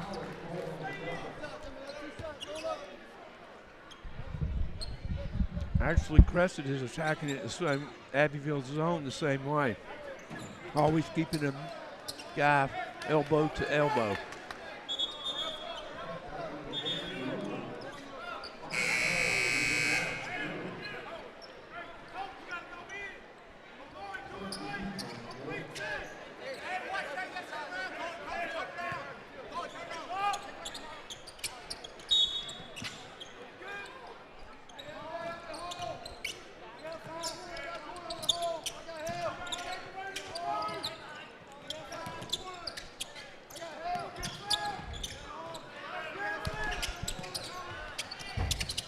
Three-pointer no good from Corday Haddon. Rebound by the Tigers. P.J. DeVoe.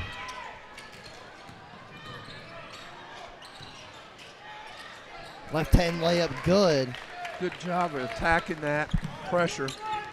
That's Scott.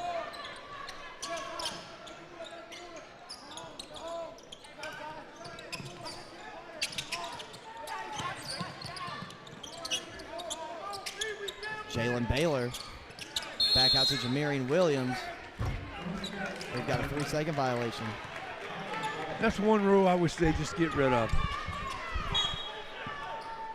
I'd rather have a 5-second violation.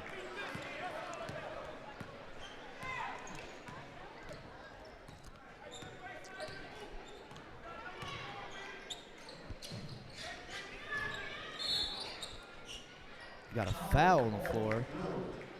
I think it's going to go on Corey Calhoun. And it will. Jamias McManus subs into the game for the first time for the Panthers. Brandon Russell, Max Locke back onto the floor for Crescent. Woods into Elbow, Locke. short corner, pass out. Three-pointer no good from Woods. Good ball movement, good look there. Missed the shot. Rebounded by Calhoun. Throws it over to Baylor. Cash! J.D. Baylor for three. His first bucket in this one.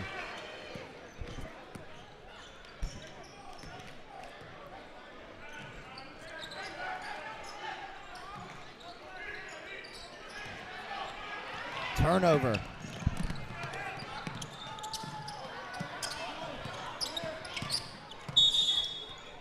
Foul on the floor.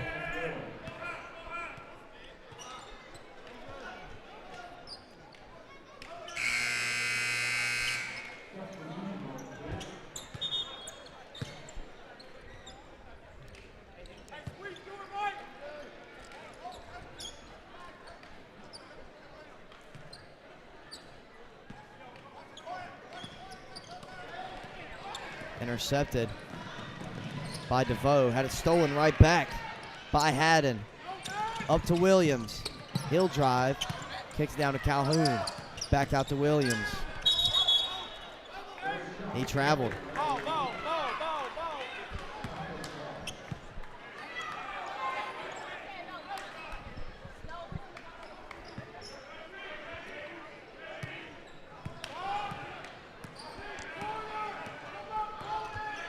Little 1-3-1 here.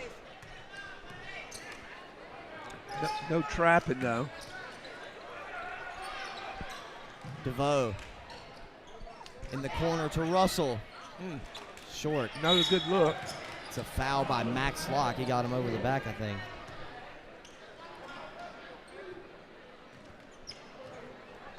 It's the 4th foul on Crescent here in this first quarter. If you weren't able to catch us here for the first 2 games, Greenwood Christian took down McCormick 62-43. Greenwood High with the win over Dixie 74-59 in the most recent game. Those 2 squads will face off against each other on Monday. Dawson traveled.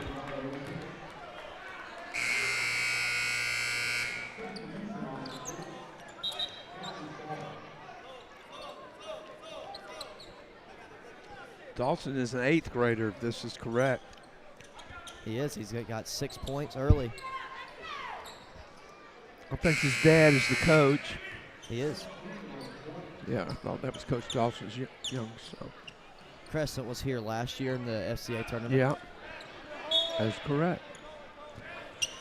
I remember Levin. I thought he PJ played DeVoe. well last year. Yeah, he's their leading guy, averaging about 18 per Yep. game. Jemias McManus, the hoop in the harm.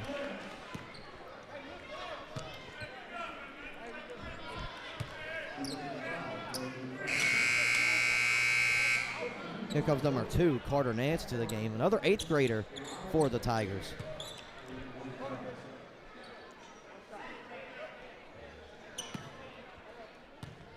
See if McManus can convert the 3-point play. Got the friendly roll. Abbeville up 15-8. This guy, Crescent only has 1 senior.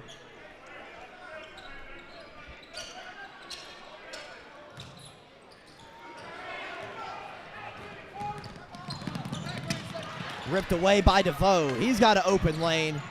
Gets the layup to go. He's got 4.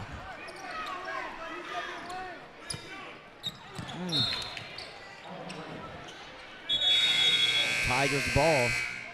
Trey Jackson couldn't hold on to it. Trey Jackson's a big guy. I'm sure he plays football. Reminds me of Big Al Patterson that the Panthers used to have. Committed to Newberry for football last year. Right. Stolen away. It was Jackson got a hand on Nice it. shot Owen fake. Woods. You're absolutely right, Coach. Beautiful shot fake there by Owen Woods. Gets his first bucket of the game. Tigers down by 3. Nice catch. And McManus was fouled there.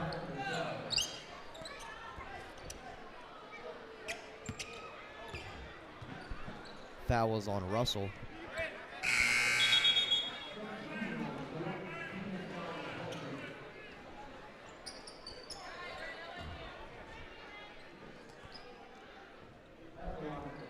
Coach McManus. Belcher, he's been at Abbeville a long time. Sure has. Led them to that 2016 state championship I'm telling you. when Joseph Battle Oh, ended yeah. up going to Tulsa.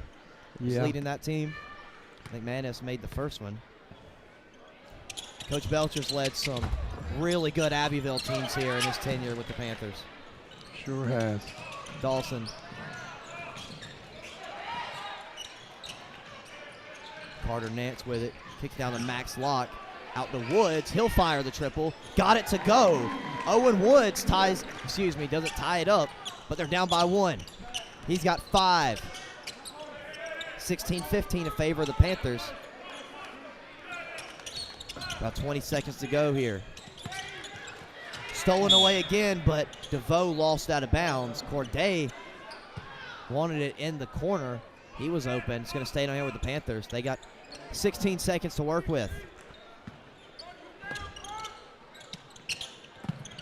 McManus, good catch off the inbound pass. Good feed from Corday Haddon. McManus has 5. Woods with Haddon all over him. Feeds it to DeVoe. Over to Nance. Good pass down to Locke. And even better one to Dawson. He had it blocked by Jemias McManus, who had a stellar first quarter. Panthers lead 18-15 here after one. We'll be right back with you here in a second on the Lakelands Sports Network by Simpson Sports Media. Howard's on Main is the kind of place you keep coming back to.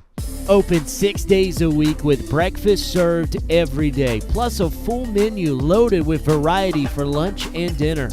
Great food, friendly faces, and live music that keeps Main Street moving.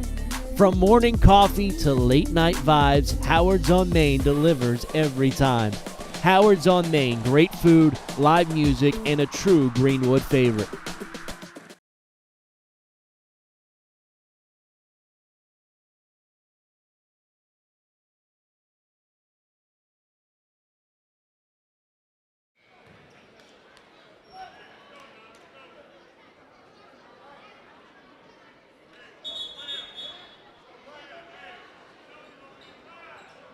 Back here on the Lakeland Sports Network. 18-15 is the Abbeville lead. Really good first quarter. It was. I tell you, just teams, not a lot of turnovers, a lot of team play. I'm just telling you, both these teams are know how to play with with their teammates. Yeah.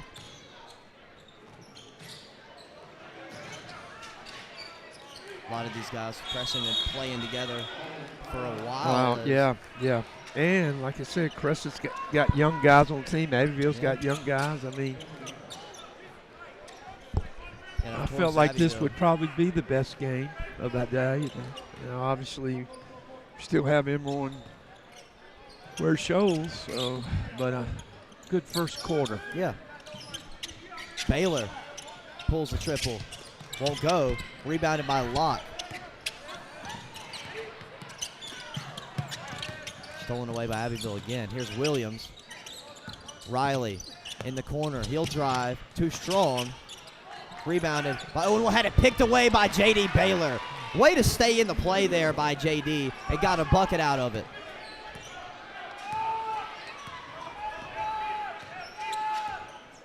Here come the Tigers. DeVoe. Now Owen Woods feeds it to Carter Nance in the corner. That was a beautiful play drawn up by Coach Dawson. Offensive rebound, Locke. He gets the layup to go. 20-17, Abbeville lead.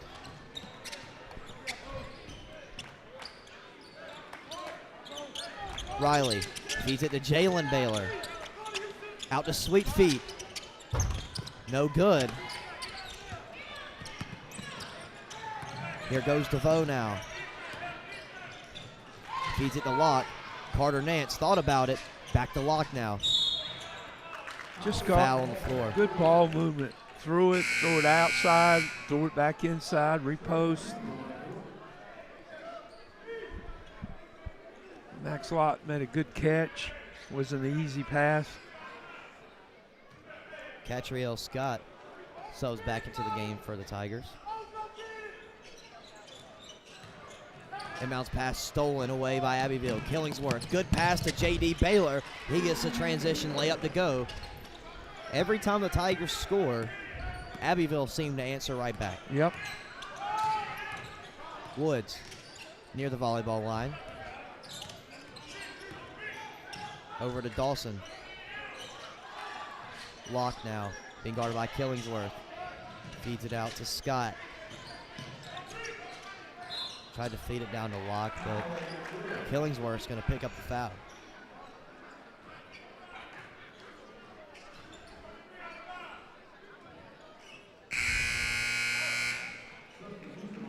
Colton Walker subs back in for the Tigers. 6'3" junior.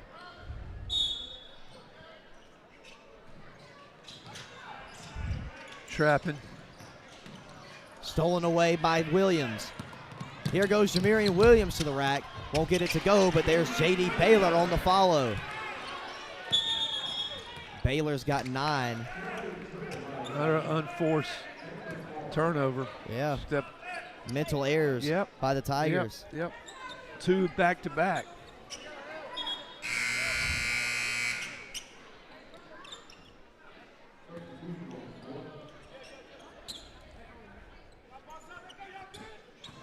Riley.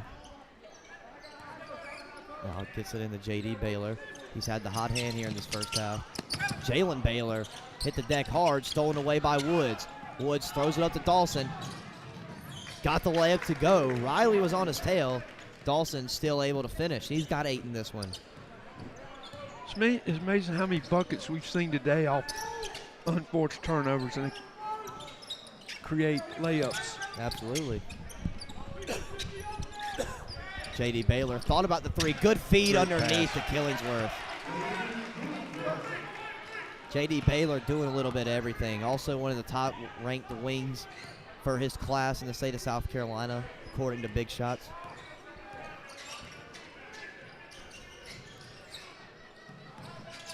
Cash. P.J. DeVoe knocks down the 3. Brings Crescent within 4. Tigers battling here. Jalen Baylor, free throw line J, no good. Offensive rebound by J.D. He'll put it up again, no good. This time a rebound by Crescent. Owen Woods, his pass was tipped out of bounds by Sweet Feet. It's gonna stay with the Tigers. You know if the Baylor kids played football? They do. J.D. is the quarterback. Jalen was the receiver and defensive back. Okay. James Dawson, no good on the triple. Rebounded by Jalen Baylor. Gives it up to Riley. Riley running back on that really good Abbeville state championship team last year and that really good team this year is Baylor. No good on the 3. Here goes Woods. Give it to DeVoe. DeVoe almost got it, but he'll be headed to the line for 2.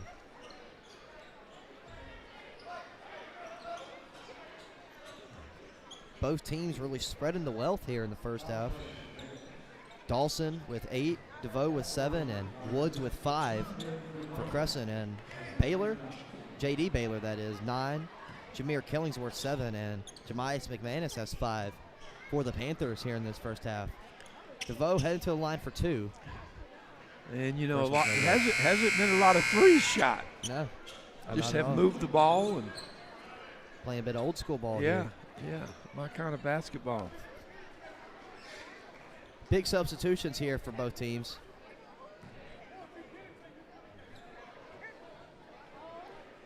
DeVoe trying to salvage one here from his trip to the stripe.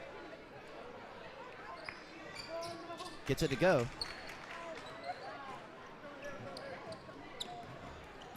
Here come the Panthers.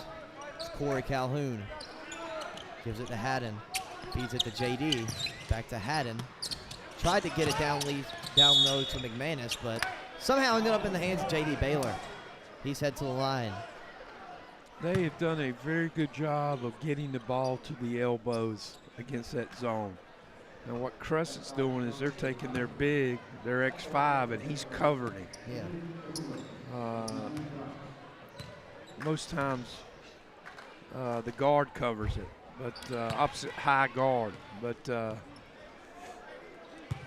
not a bad way to defend that.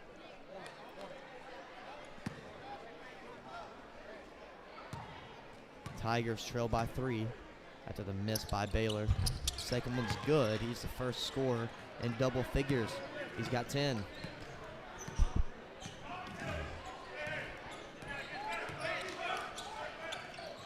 Woods hits DeVoe. 1-2-2 here.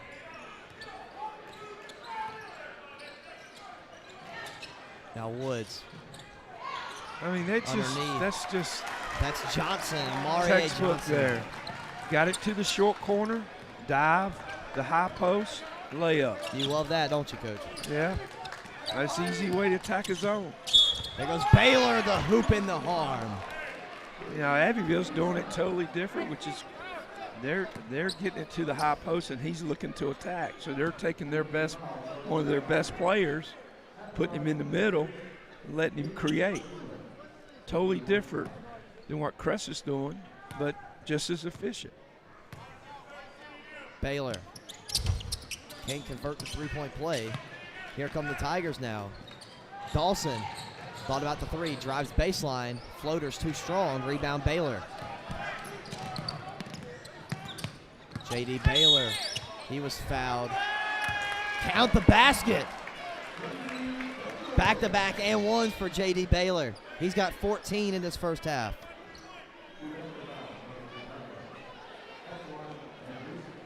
Gives the Panthers a 6-point lead now. Colton Walker will catch a quick breather.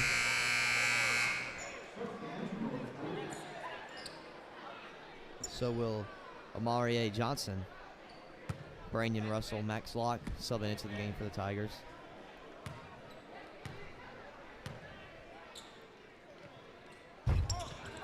Free throw no good by Baylor.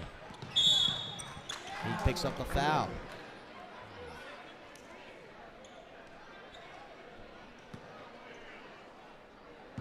Abbeville's 4th team foul this first quarter. Just under 3 minutes to play. Okay. Now they've gone. Woods. His second triple of the game. Crescent bring it within 3. This is like a chess match. Right to Baylor. the middle again.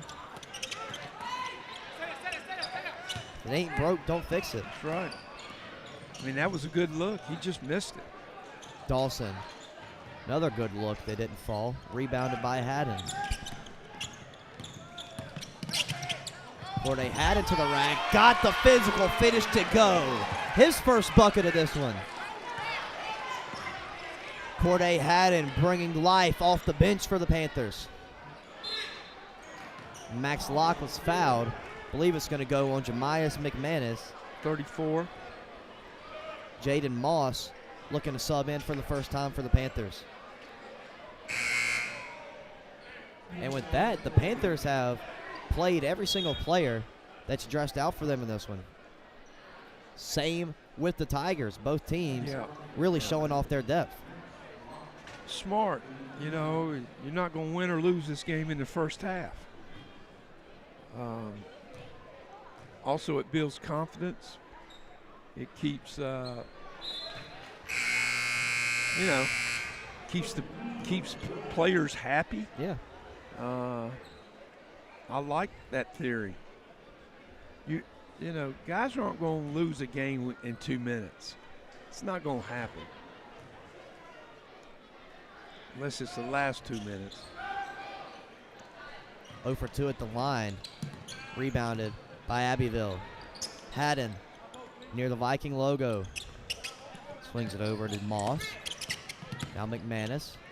Had a good first quarter. Hasn't scored yet in the second. Got his own board. McManus. Abbeville won a 30-second timeout. 33-28 is the score. 1:46 to play in this first half. We'll stay here for the 32nd. Coach, what do you think about this bench unit that Abbeville's got? I think it's as far as, like I said, it keeps kids happy. I'll tell you the other thing it does, it keeps them in tune with the game. They're not sitting there talking to their buddy. You know, they got to know what they're doing. Yeah. It doesn't surprise me at Abbeville. I mean, that's just their culture over there. I mean, guys are going to play together when they're, in grade school, middle school. For their whole Little lives, league, essentially. yeah. And I mean, it's nothing new.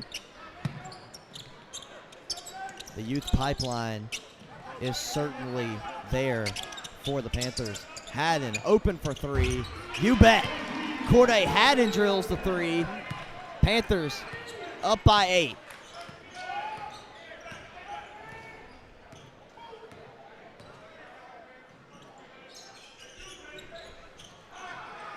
Stolen by Haddon. McManus underneath. Looking for some room. Goes up. Can't get it. Rebounded by Locks. Intercepted by Calhoun. Right back to McManus. Williams in the corner. Going to slow things down a little bit. Slows it over to Moss near the Emerald Viking logo at half court. Under 60 seconds to play in this first half. Haddon wanted another triple. Moss couldn't corral the rebound. Behind the back pass from Haddon. McManus couldn't make it. It's out of bounds. Not sure who it's going to be with. Staying with Abbeville. 45 to play in the first.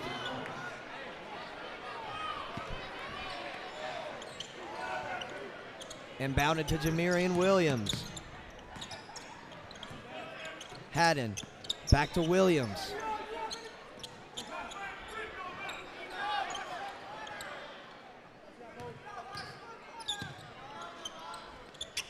McManus. Back to Haddon. Nice jump stop. Had it ripped away. McManus got it right back. Williams in the corner for three. No good. Offensive rebound, Haddon. Had it ripped away by Owen Woods. Throws it way up court. Stolen away by Corey Calhoun. He beat DeVoe to the basketball. Under 10 seconds and he's fouled. That's a good foul. Ball's out of bounds.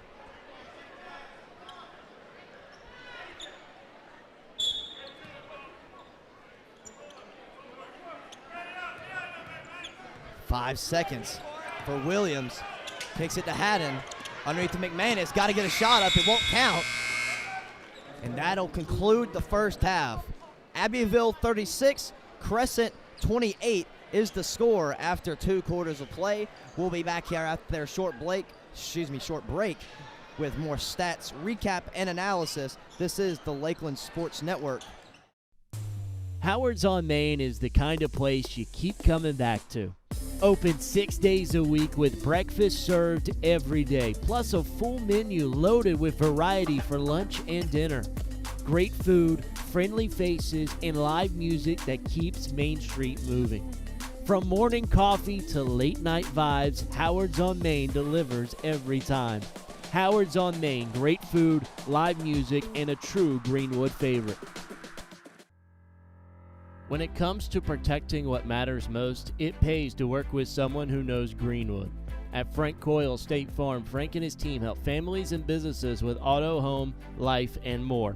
Whether you're driving to work, protecting your home, or planning for the future, count on coverage you can trust. Call 864-223-6781 or stop by 424 Main Street in Greenwood. Like a good neighbor, State Farm is there.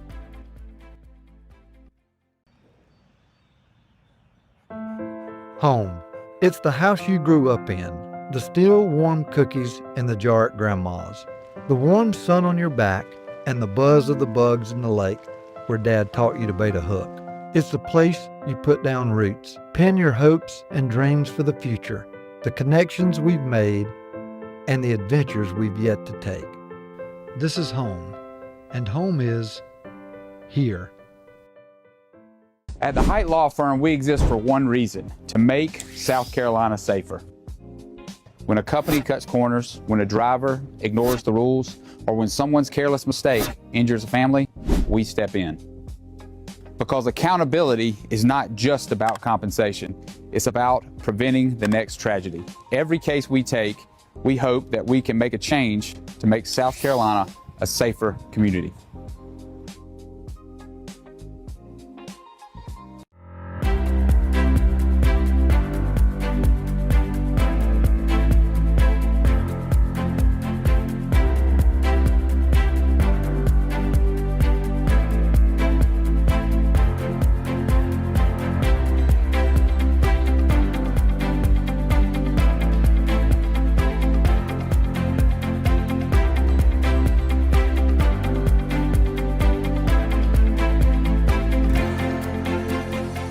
Looking for a great spot to eat, watch the game, or host your next event? That's Sports Break. Great food, cold drinks, wall-to-wall TVs, and live entertainment.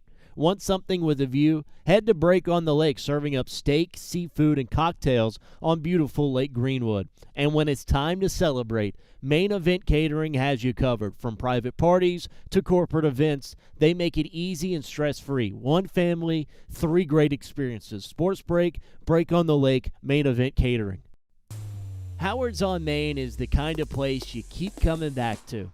Open 6 days a week with breakfast served every day, plus a full menu loaded with variety for lunch and dinner. Great food, friendly faces, and live music that keeps Main Street moving. From morning coffee to late night vibes, Howard's on Main delivers every time. Howard's on Main, great food, live music, and a true Greenwood favorite. Looking for a home in Greenwood or thinking about selling? Work with someone who knows the community inside and out. Courtney Height Realtor is a top 5 Greenwood MLS agent with almost $20 million in sales and a reputation for guiding buyers and sellers with confidence and care. Call 864-378-4686, visit CourtneyHeightRealtor.com, and follow us on Facebook at Courtney Height Realtor, serving Greenwood, South Carolina and beyond.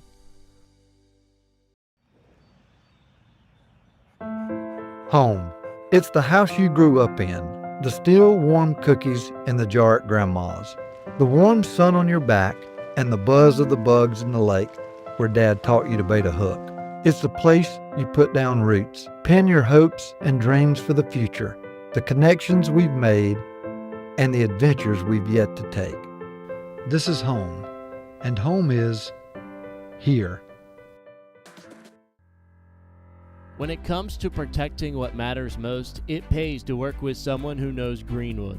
At Frank Coyle State Farm, Frank and his team help families and businesses with auto, home, life, and more. Whether you're driving to work, protecting your home, or planning for the future, count on coverage you can trust. Call 864-223-6781 or stop by 424 Main Street in Greenwood. Like a good neighbor, State Farm is there. Howard's on Main is the kind of place you keep coming back to. Open 6 days a week with breakfast served every day, plus a full menu loaded with variety for lunch and dinner. Great food, friendly faces, and live music that keeps Main Street moving. From morning coffee to late night vibes, Howard's on Main delivers every time. Howard's on Main, great food, live music, and a true Greenwood favorite. At the Height Law Firm, we exist for one reason: to make South Carolina safer. When a company cuts corners, when a driver ignores the rules, or when someone's careless mistake injures a family, we step in. Because accountability is not just about compensation, it's about preventing the next tragedy. Every case we take, we hope that we can make a change to make South Carolina a safer community.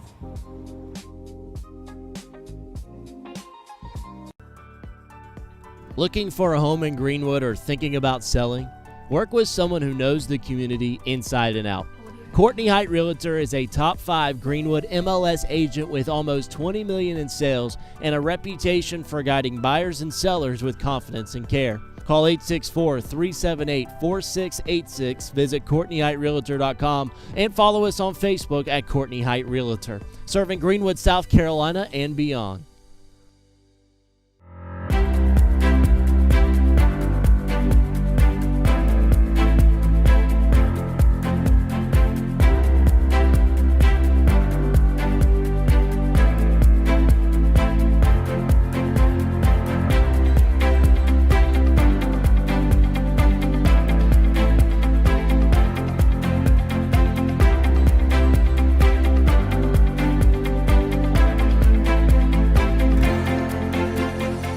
Looking for a great spot to eat, watch the game, or host your next event? That's Sports Break. Great food, cold drinks, wall-to-wall TVs, and live entertainment.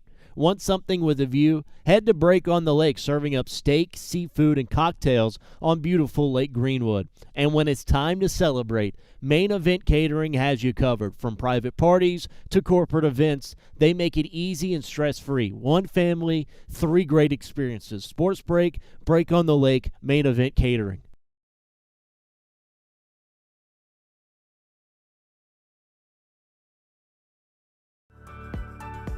Looking for a home in Greenwood or thinking about selling? Work with someone who knows the community inside and out. Courtney Height Realtor is a top 5 Greenwood MLS agent with almost $20 million in sales and a reputation for guiding buyers and sellers with confidence and care. Call 864-378-4686, visit CourtneyHeightRealtor.com, and follow us on Facebook at Courtney Height Realtor, serving Greenwood, South Carolina and beyond. When it comes to protecting what matters most, it pays to work with someone who knows Greenwood. At Frank Coyle State Farm, Frank and his team help families and businesses with auto, home, life, and more. Whether you're driving to work, protecting your home, or planning for the future, count on coverage you can trust. Call 864-223-6781 or stop by 424 Main Street in Greenwood. Like a good neighbor, State Farm is there.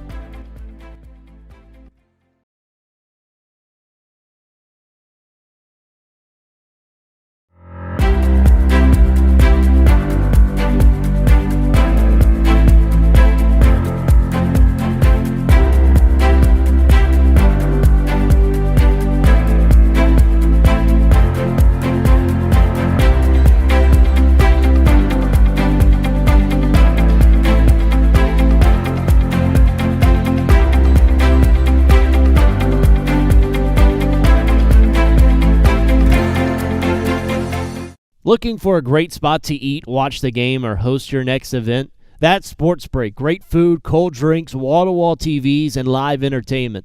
Want something?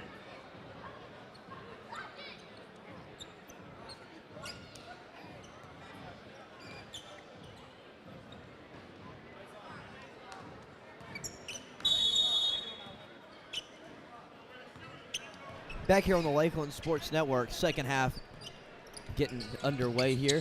Crescent wasting no time. It's Owen Woods for three. His third triple of the game. Crescent have been shooting it lights out from deep.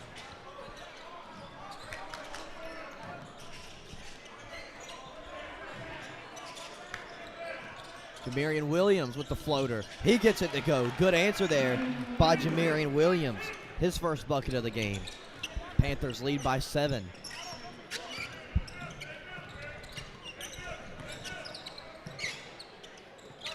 Max Locke down to Russell, gets it right back. Poked away into the hands of DeVoe. Floater, good.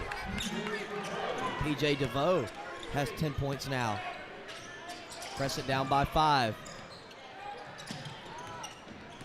Here goes J.D. Baylor. Deflected out of bounds. It's going to stay down here with the Panthers.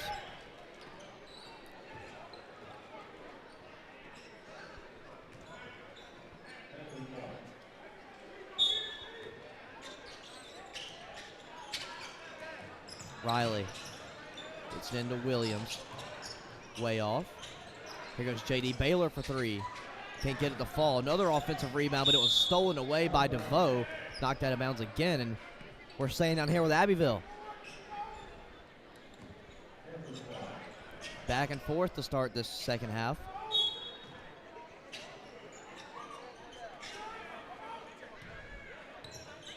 Williams, top of the key. Gets it to Riley.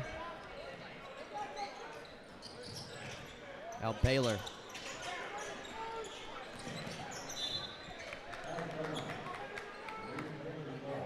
That's it.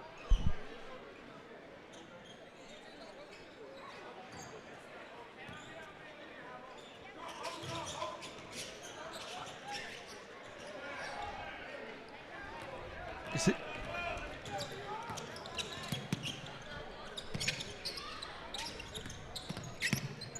DeVoe. I think somebody got a piece of that one.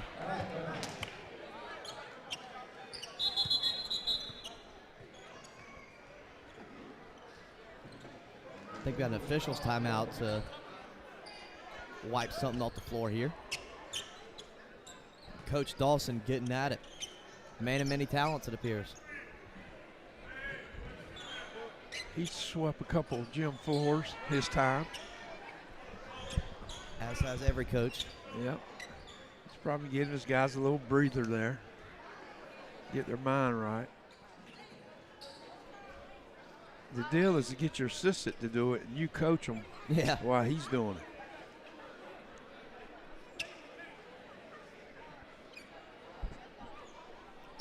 Sound like you're speaking from experience.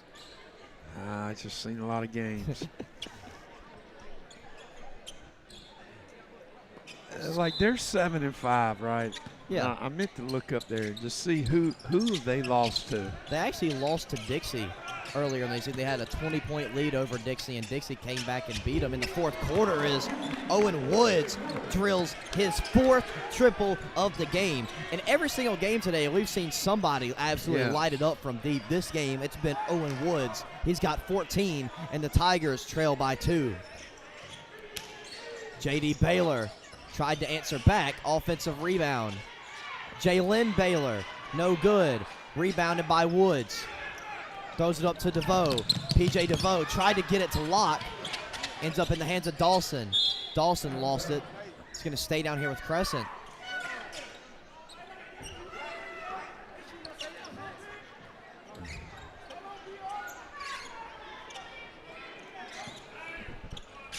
Russell, the inbounder, tried to get it to Dawson in the corner, but Killingsworth tapped it out of bounds. We'll do it over.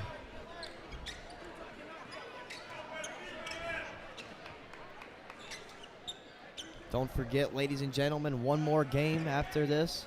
Stay with us for the nightcap. Emerald taking on Ware Shoals in the finale of day 1 of the FCA tournament. DeVoe collects the rebound. Throws it up to Woods. Woods saves it right back to DeVoe. Wow. Pulls the trigger. No good. If that would have went in, that would have been a Sports Center top 10 moment.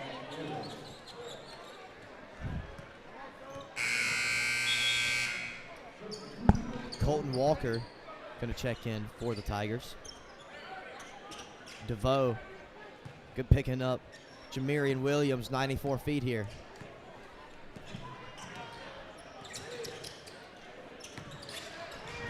J.D. Baylor yet to score here in the second half. Riley yet to score in the game so far. Killingsworth. Now Baylor at the top of the key. Backs up to the logo.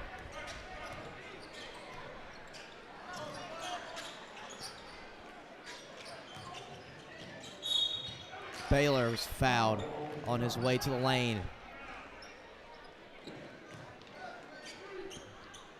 Baylor had 4 early points in the first quarter. Hasn't scored since. Has a chance to get back in the scoring column now. So leading scorer for Abbeville this year is, well, obviously they've only played 3 games.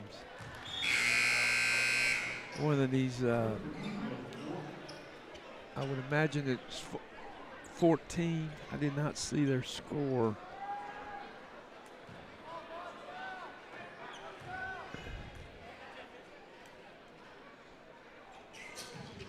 Second free throw is good as well. Puts Abbeville up by 4. Coach Belcher wants a 30-second timeout. J.D. Baylor averaging 22 points per game for the Panthers. Jalen Baylor? J.D. Okay, so is that 14? 10. 10, okay. 6 boards, 3 assists, 2 steals as well. Okay, J.D. Number 24, Jamarian Williams, averaging 16. Right. 16? Yep. And number 11, Darius Riley's putting up 15 points per game. He's still yet to score this one. Yeah. Also 3.5 steals per game for Riley. All-state running back.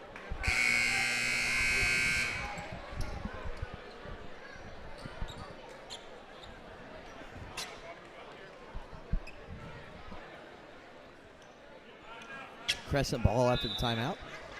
They trail by 4. 4:51 to play in the third quarter.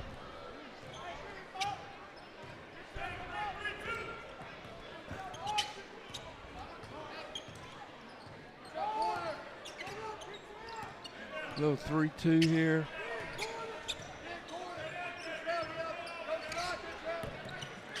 DeVoe in the lock.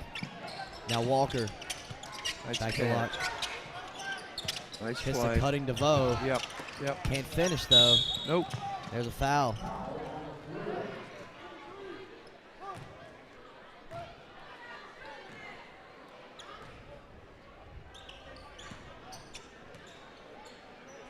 Locke has really good hands. He can catch the ball in tight spots. He's been playing a long time too for that team. Yeah. I remember him from last year. Been a varsity player since 8th grade. Yep.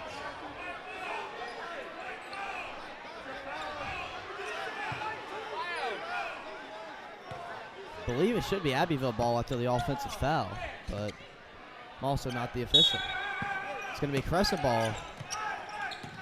Doug Belcher is absolutely losing his mind down there. Coach Belcher not happy with this whatsoever. Colton Walker for 3. No good. Williams. Haddon. Baylor. 3. No good. Rebounded by Jalen Baylor. Got the putback to go. Jalen Baylor with 8 points in this one now. Back up to a 6-point lead for the Panthers. DeVoe. Scott's pass intercepted. Baylor thought about the 3.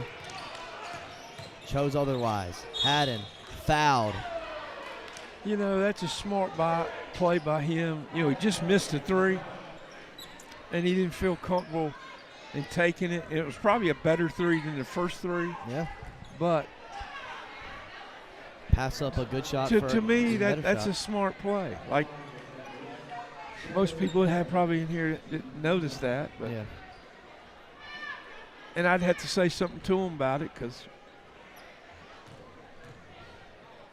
now some guys are like, don't have a problem you shooting if you're a maker. Yeah. I've yet to figure out, you know, he does a lot of things solid.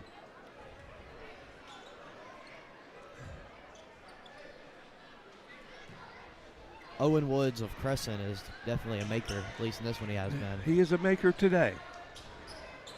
You're right. 0 of 2 from the stripe. Goes Haddon. Another whistle blown. I think it's a lane violation. Lane violation on Crescent. Haddon's going to get another go at it.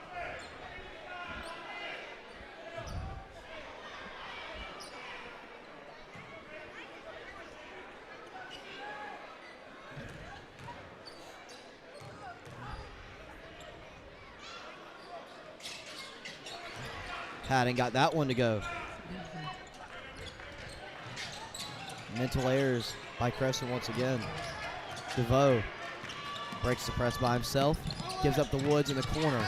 Down to Dawson. Wow. Ball side to side.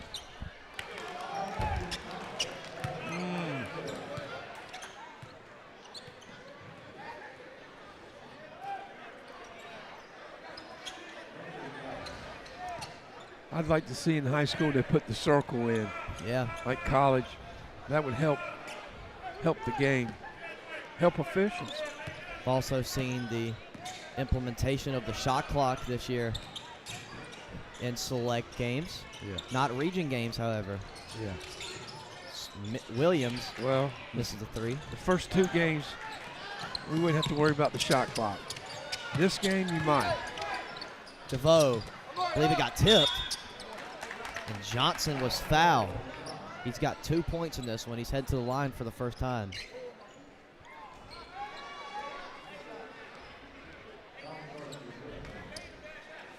If you put the shot clock in, that tells me, you know, who is that helping? The team behind or the team ahead? Team behind. First free throw, Because no good. if I'm up 12, milk that thing. I can't do that with a shot clock. It probably helps teams that are inferior to the others, maybe. I don't know. I think that's why they made the switch, is because, for example, there was a game a few years ago, Fox Creek versus Gray Collegiate, and Yeah. Fox Creek was just stalling the whole game, just holding the ball for the entire quarter, essentially. You know what? I got no problem with that. I really don't.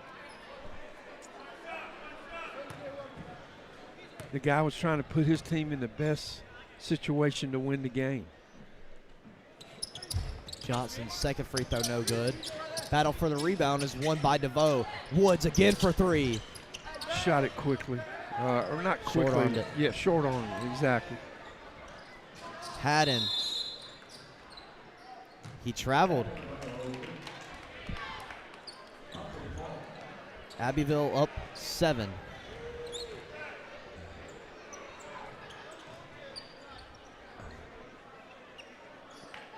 Corey Calhoun. Coach Belcher's demeanor on the court, his players are just like him. They don't get shaken. You really are. If you look at the coach, a lot of times the players are like the coach. Travel by DeVoe there.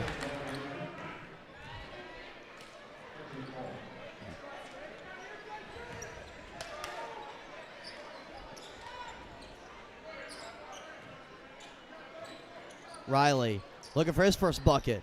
Won't get it there. Goes right to Baylor in the opposite corner. He can't get it to fall. DeVoe. Last touch by a Panther, I believe. Never mind. His last touch by Crescent. It's going to stay down here with Abbeville. 2:34. It'll be interesting when Abbeville's going to press again. McManus Good play. gets it to go. He's got 7.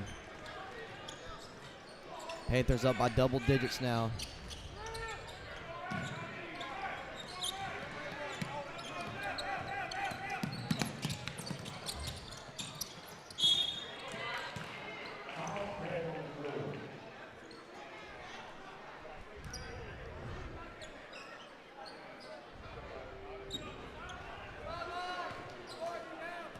Nine-point lead for the Panthers.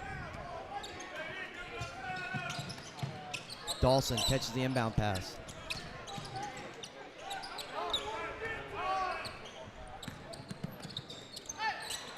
Owen Woods for 3. Won't fall. Baylor down to Haddon. Gets it back. Gets it to go. Baylor with his first bucket in the second quarter. He's got 16. That's a game high.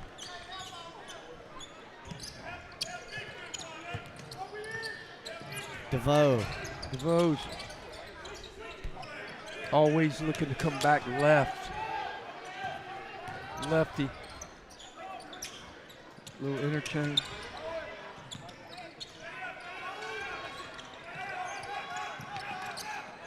Walker gets it to Dawson at the top of the key. He'll pull it off the back iron. Crescent can't get anything to fall in these past few minutes. Riley to the rack, gets his first bucket of the game. Abbeville building up steam, up by 13. DeVoe, offensive foul. Exactly 60 seconds to play in this third quarter.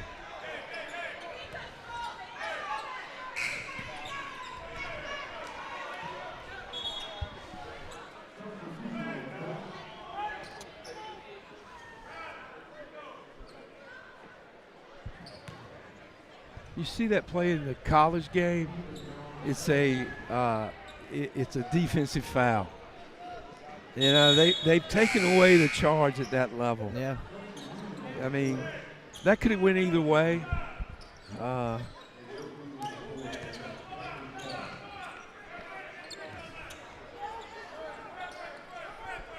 that's a block all day in a Laner game. Well, it's got to a point now that, like, there's no charges. Like, there's – Yeah, they because look to not give the charge. But here's the other deal. They want offensive production. Yeah. More points, More fans, points, more money. Yes. Exciting.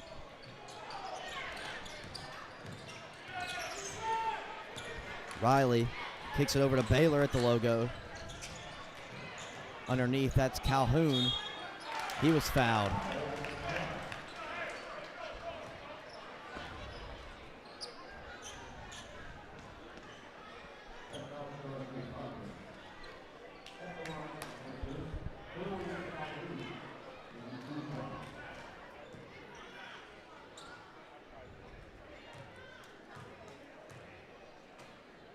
Calhoun, his first trip to the line. The first one's a miss. Under 30 seconds to play in this third quarter.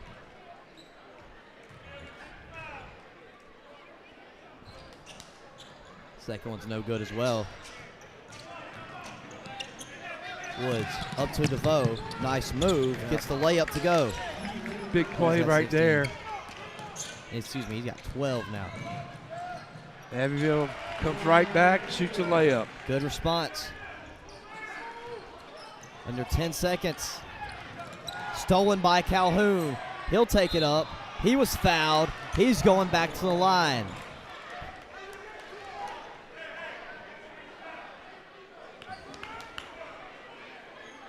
Chance to make it a 15-point lead for the Panthers going into the fourth.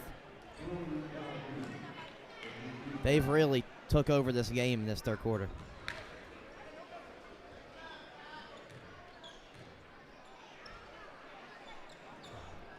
First one's good from Calhoun.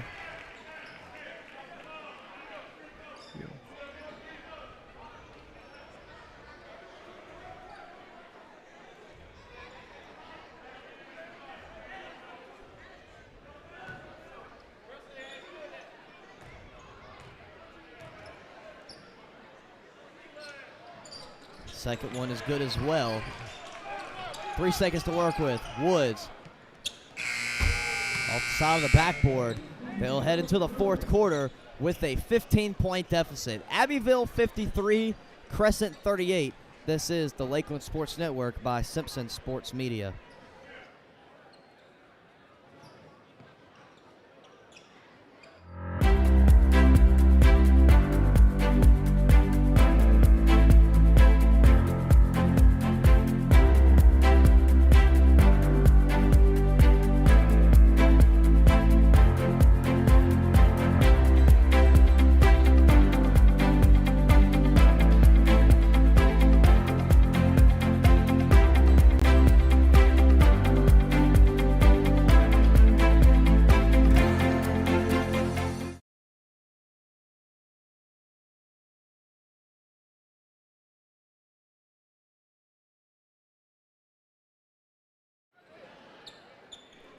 Back here on the Lakeland Sports Network by Simpson Sports Media.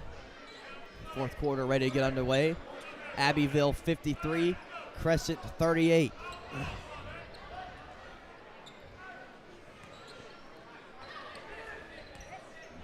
Panthers will have the ball to open up the fourth quarter. Almost stolen by Carter Nance. He didn't see any minutes in that third quarter. Saw a good bit of action in that first half. Haddon down to Killingsworth. He's fouled by Scott. Jameer Killingsworth with 7 points in this one.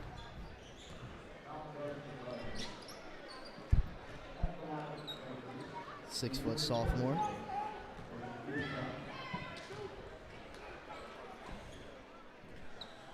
First free throw is no good from Killingsworth.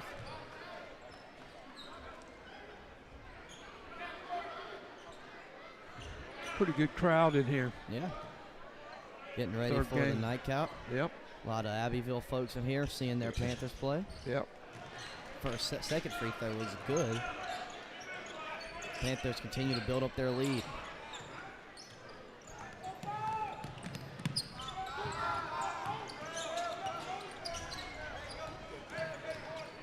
DeVoe. 5 second. Suffocating defense by the Panthers. Not letting the Tigers get an inch.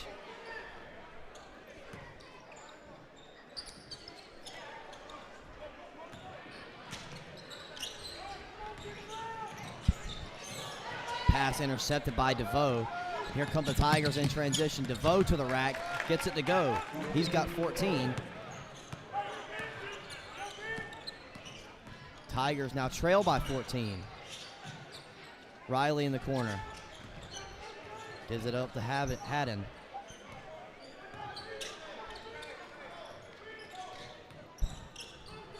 Calhoun drives. He's fouled, making his third trip to the line now. Went 0 for 2 the first time, went 2 for 2 the second time. See what he has to offer this trip.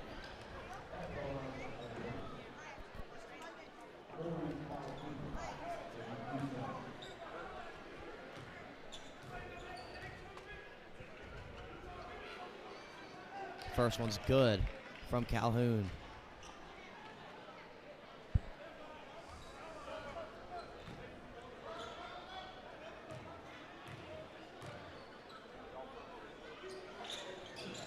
Second one is good. Calhoun's got 4 points in the ball game now. Woods attacking.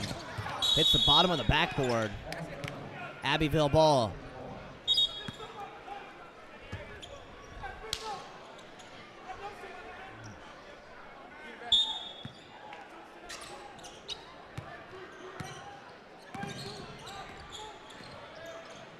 Calhoun kicks to the corner. That's Riley. Back to Calhoun. He drives. Underneath to McManus. Won't go, but he's fouled. Scott showing some frustration. Jemias McManus has had himself a nice game. 7 points here for the sophomore.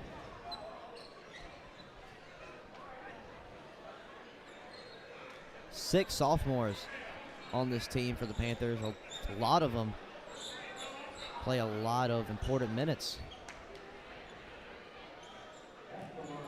Sure do.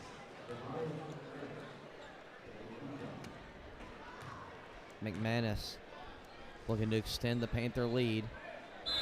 Can't get the first one to fall. Colton Walker into the game for the Tigers.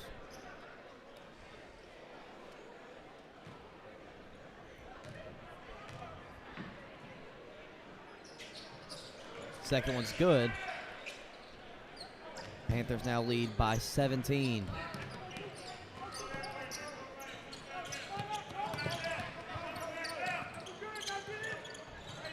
DeVoe over to Woods. Kicks to the corner. Carter Nance for three. Too strong. Rebounded by Riley. He's fouled by Woods. Fourth team foul on Crescent here. We're only about a minute and a half into the fourth.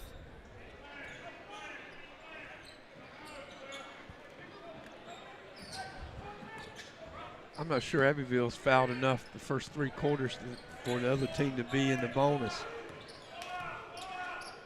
It's a sign of, good team. Yeah. They don't beat themselves. Riley. Pull up Jay off the glass. Nope.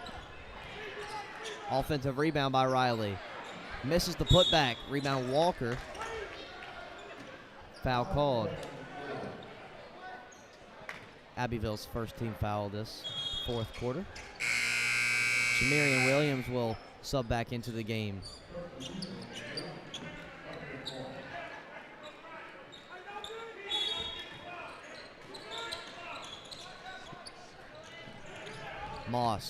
Woods.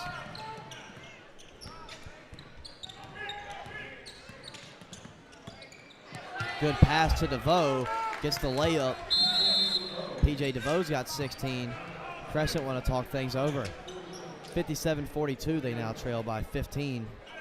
Will be a 60-second timeout. We'll take the break with them. At the Height Law Firm, we exist for... When it comes to protecting what matters most, it pays to work with someone who knows Greenwood. At Frank Coyle State Farm, Frank and his team help families and businesses with auto, home, life, and more. Whether you're driving to work, protecting your home, or planning for the future, count on coverage you can trust. Call 864-223-6781 or stop by 424 Main Street in Greenwood. Like a good neighbor, State Farm is there.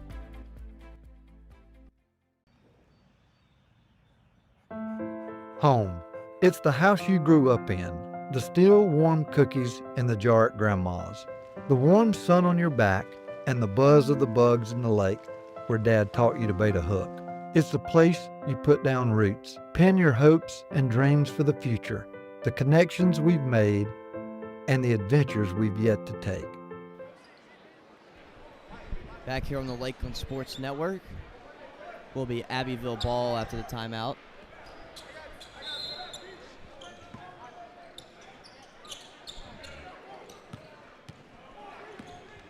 There goes Haddon down the floor. Gives to McManus. Had it stolen away. DeVoe Down to Walker, almost lost it. Pass intercepted by Killingsworth. Poked out of bounds from behind by DeVoe. It's going to be a Crescent ball.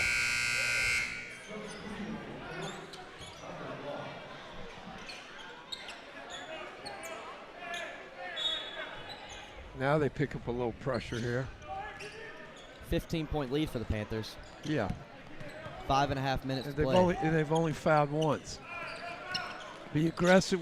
Don't foul, but be aggressive. Which is hard. Hard to do both those things at the same time. I mean, the kid was 12 was aggressive there, but look how far away from the goal he was. Yeah.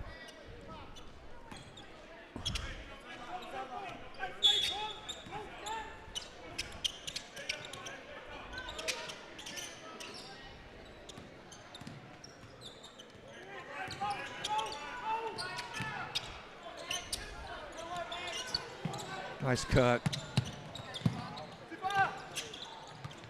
Good cut. Max Locke smokes the layup.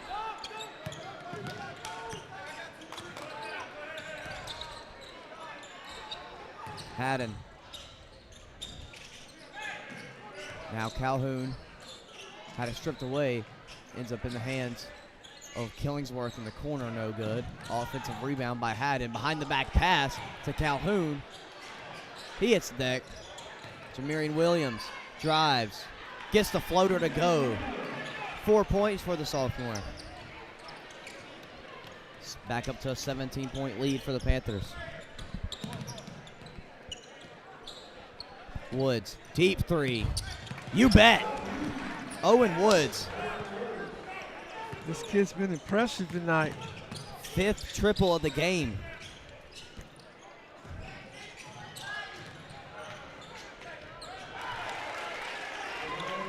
Just Jemias McManus answers right back. He's got 10. Killingsworth down the floor to Haddon. Left-handed layup, no. Fouled by Walker.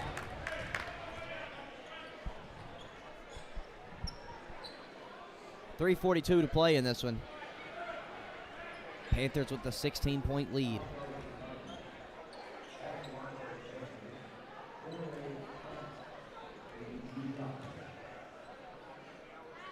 Haddon with 7 in this one. Went 0 for 2 in his first trip to the line.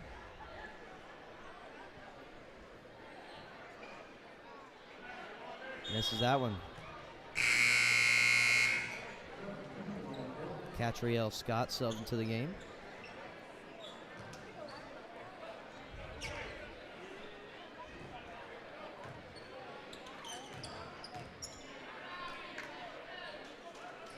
Haddon's free throw's good.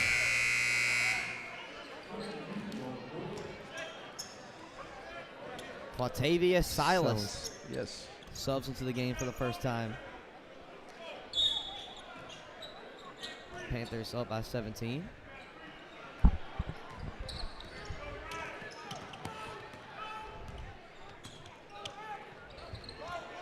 Scott being guarded by Calhoun. Got fouled.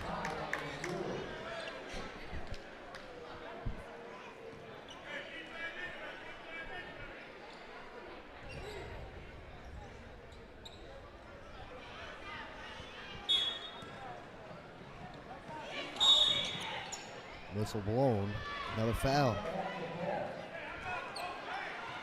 Hey, that one's going to go on Williams. That's the 4th team foul in Abbeville this 4th quarter. I think Abbeville's got 4 fouls and 12 may have 3 of them. He's had the last 2. Here goes DeVoe. Locke, mid-range jumper, gets it to go. He's been quiet tonight. He has not a lot of touches. Good move by Williams. 64-47.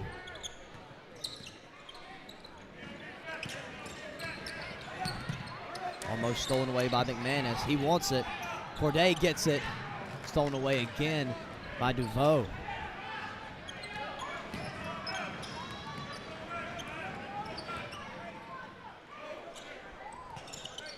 Block. Underneath to Dawson. He gets the bucket to go. A good pass. Sets up Dawson for his 10th points of the game. Williams lost it. Here comes DeVoe. To the hoop. Another foul. Offensive Wow. foul. Coach Dawson disagrees with that one, to say the least.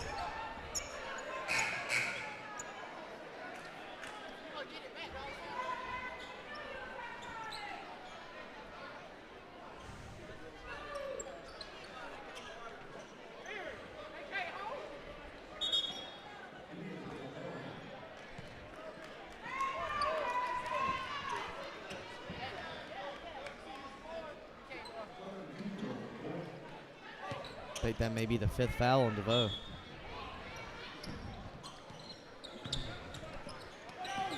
Here's Williams. Underneath to Silas. He gets the bucket to go.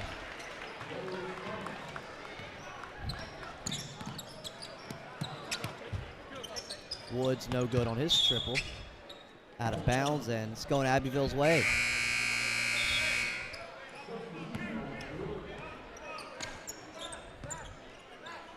Jaden Moss subs to the game for Abbeville. Colton Walker for the Tigers.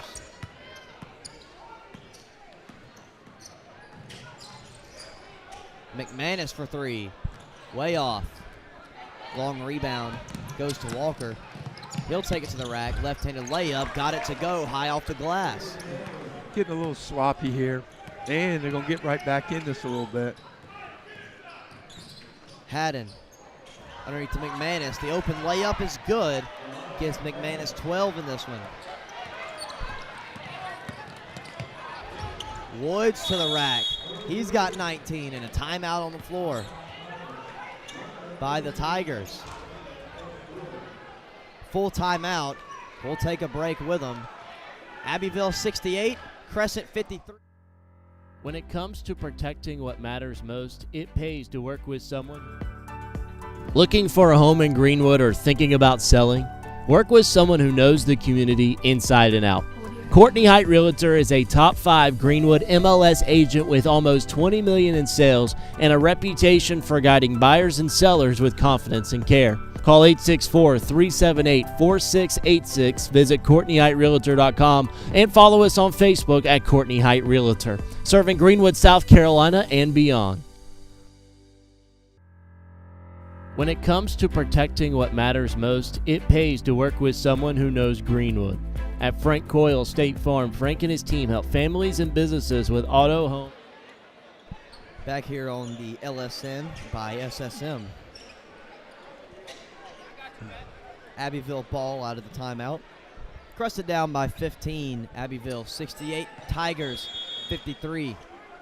Just over 90 seconds to play in this one. Haddon still being pressured by the Tigers. Splits the double team. Feeds it to Silas, who feeds it down to Jackson. Misses the layup. Offensive rebound, Silas. Out of bounds, but it's staying down here with Abbeville.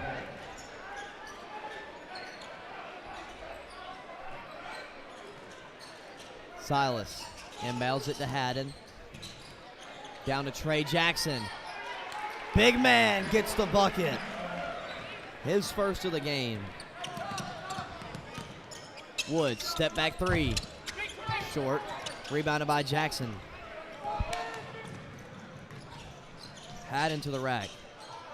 Gets the friendly roll. He's got 10. Woods drives. Nice move. That gives Owen Woods 21 in this one. He has not gave up one bit in this one. Corday Haddon almost had the nice touch. Here goes Woods down the floor. Can't get it to go, but Dawson's there for the cleanup. Gives Dawson 12. Killingsworth over to Haddon. 20 seconds to play in this one. Intercepted by Russell. Russell up to Dawson. He finishes, gives him 14.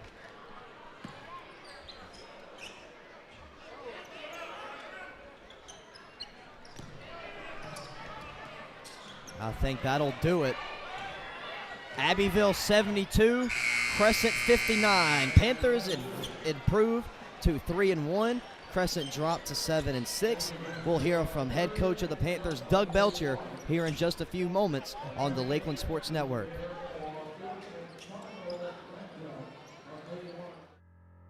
When it comes to protecting what matters most, it pays to work with someone who knows Greenwood.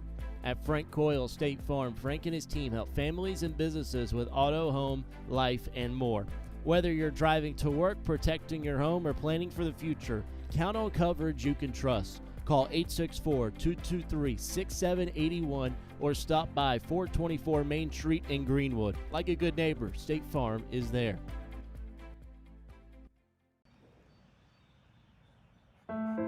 Home. It's the house you grew up in. The still warm cookies in the jar at Grandma's. The warm sun on your back and the buzz of the bugs in the lake where Dad taught you to bait a hook. It's the place you put down roots, pin your hopes and dreams for the future, the connections we've made.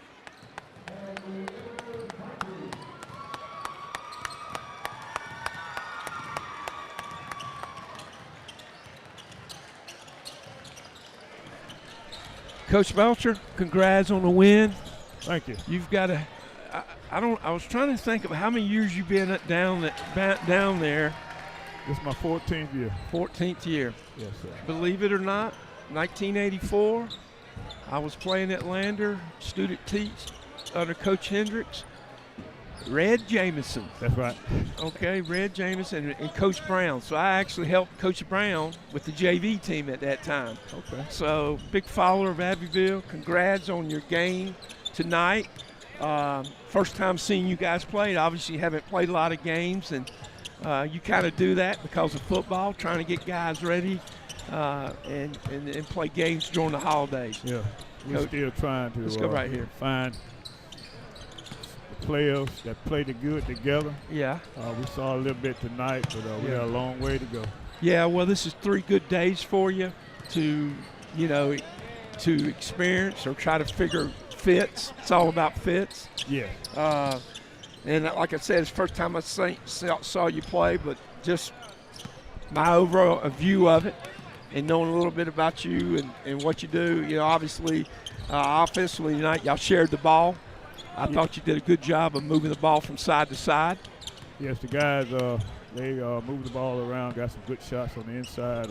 Main thing is getting it to your man on the elbow, and once we did that, we got some good looks. Yeah. And I thought you were able against that zone to get that ball at the elbow to your best player, one of your best players, and he could make some plays. But, man, there's some, as having retired but watching a lot of high school basketball, there's some things you did tonight. One, you made your layups.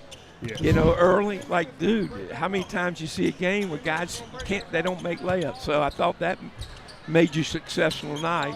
You shared the ball, made layups. You didn't have a lot of unforced turnovers tonight till late, and it got a little ragged. At the end of the game, we got a little regular at the end. We're doing a lot of substitution. Everybody got to play tonight.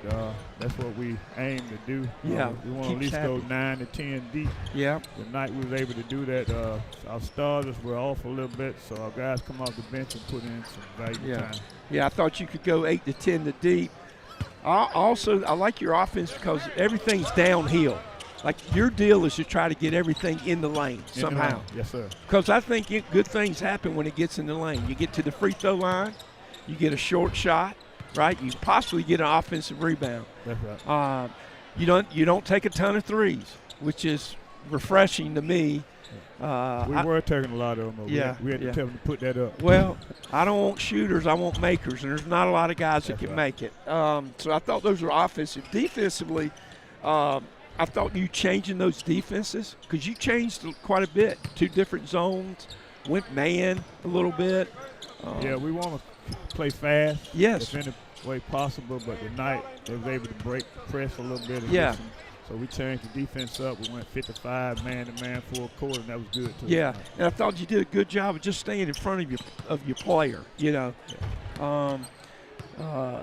I tell you something too that impressed me a little bit is you didn't foul. Like those guys never got in the bonus much. Yeah. And I think you got to use that to your advantage. You know, if you don't have a lot of fouls, you can be more aggressive. That's exactly right. If you have a lot of fouls, you can't be as aggressive. Yeah. But you guys did a great job with that today. You know, you just didn't beat yourself tonight. That's what it came down to tonight. We didn't have a lot of turnovers. We got the ball in transition, and just about every time we scored off of it. So that was great for us tonight. Yeah. So you will play the winner of this game. Yes. So have you played either one of these teams? I played with Ware Shoals. Okay. We played them early. That was our first game. Okay. Okay. Well, listen, Coach. Again, I always say this: a team's a reflection of their coach, whether we like that or not. But I'll be honest with you. Your team tonight played a reflection of you. You didn't get real upset. You've been in it a long time. It's like guy was a questionable call down there on your guy. But guess what? They came back down. Next play, you made them turn it over. Yes. So don't sweat the small stuff there. We try to teach them, let us talk to the referees, you just go play ball. Yeah, well, I used to tell players this all the time, Coach. You want to coach, you want to referee, or you want to play. You only can do one. That's right. And so thought you guys played well. Look forward to seeing you tomorrow, and all the best. Thank you. Appreciate it. All right, man. All right. Take care. Take care. Howard's on Main is the kind of place you keep coming back to. Open 6 days a week with breakfast served every day, plus a full menu loaded with variety for lunch and dinner. Great food, friendly faces, and live music that keeps Main Street moving. From morning coffee to late night vibes, Howard's on Main delivers every time. Howard's on Main, great food, live music, and a true Greenwood favorite. When it comes to protecting what matters most, it pays to work with someone who knows Greenwood. At Frank Coyle State Farm, Frank and his team help families and businesses with auto, home, life, and more. Whether you're driving to work, protecting your home, or planning for the future, count on coverage you can trust. Call 864-223-6781 or stop by 424 Main Street in Greenwood. Like a good neighbor, State Farm is there.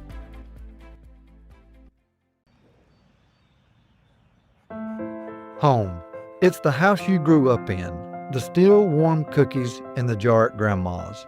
The warm sun on your back and the buzz of the bugs in the lake where Dad taught you to bait a hook. It's the place you put down roots, pin your hopes and dreams for the future, the connections we've made, and the adventures we've yet to take. This is home, and home is here. At the Height Law Firm, we exist for one reason: to make South Carolina safer. When a company cuts corners, when a driver ignores the rules, or when someone's careless.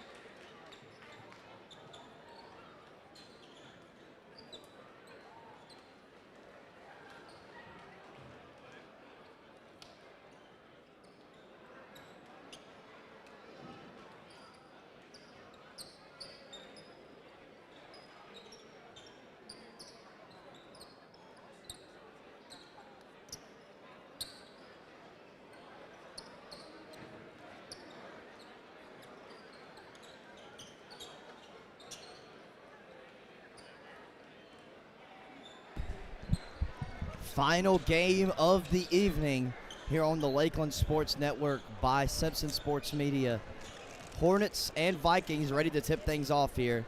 Landon King, Steve Roberts here with you all the way through as we await tip-off of our nightcap here between Emerald High School and the Fighting Hornets of Ware Shoals.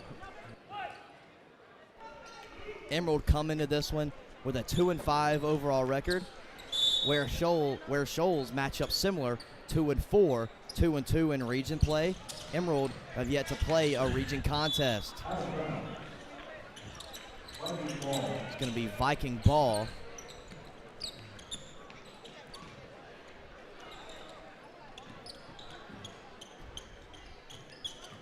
Here goes Zayden Pettigrew down the floor for the Vikings.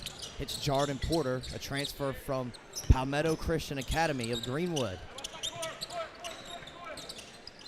Key Logan at the top of the key. Now Darius Johnson to Pettigrew. Zymir Goodman, top of the key three, no good. Baldwin and Johnson fighting for the rebound. Who's going to wind up with it? We're going to get a jump ball here, I believe, and that's exactly the case. Possession arrow favors Ware Shoals.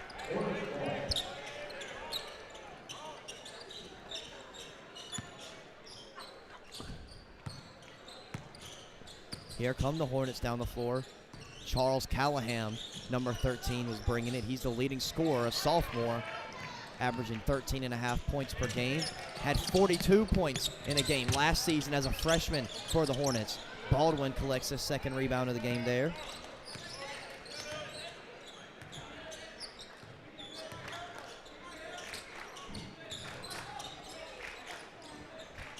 Baldwin out to Callahan. Shots way off, bit out of control there. Here comes Goodman down the floor. Jordan Porter, that's a Goodman. Over to Pettigrew, the lefty for three. Leaves it short, offensive rebound, Porter. Porter has on the wing, he'll fire the three.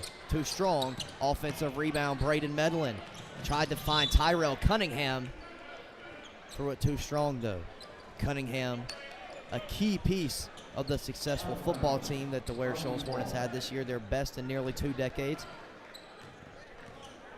Kick returner, punt returner, defensive back, receiver. He does it all.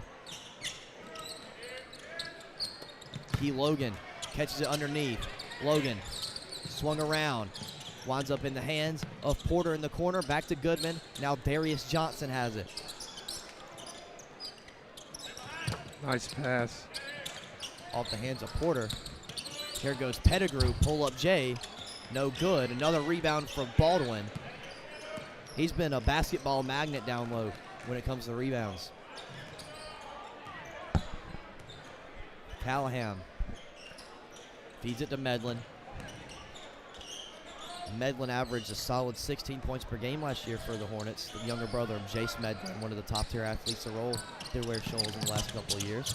Porter puts it up and gets his first bucket of the ball game. Jordan Porter opens up the scoring here for both teams.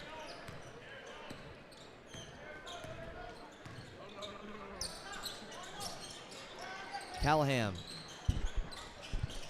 Now Baldwin puts up a shot, no good. Rebounded by Logan. Darius Johnson feeds it to Porter. Porter.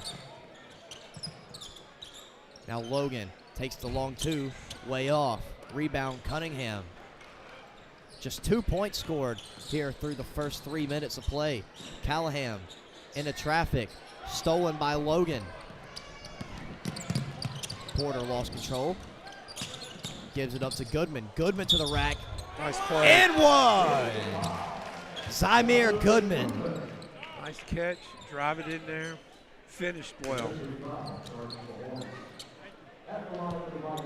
His first bucket in this one.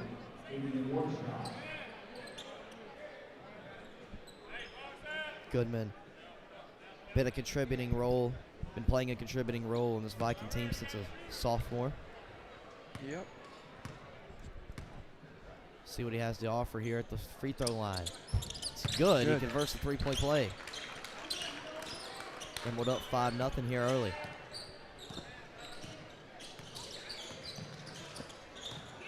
Medlin lost control. Got it back though. Was looking for Callahan, but he lost it out of bounds.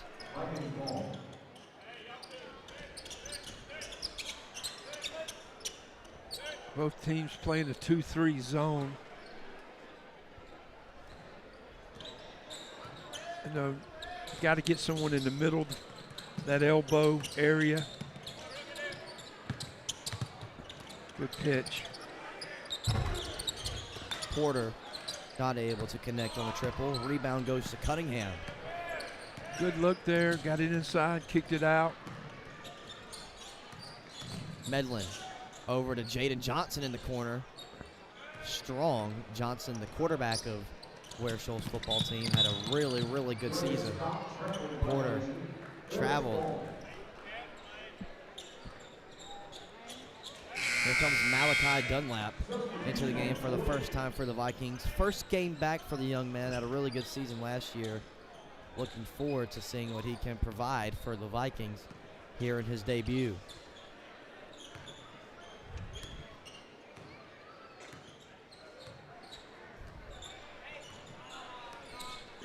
Medlin.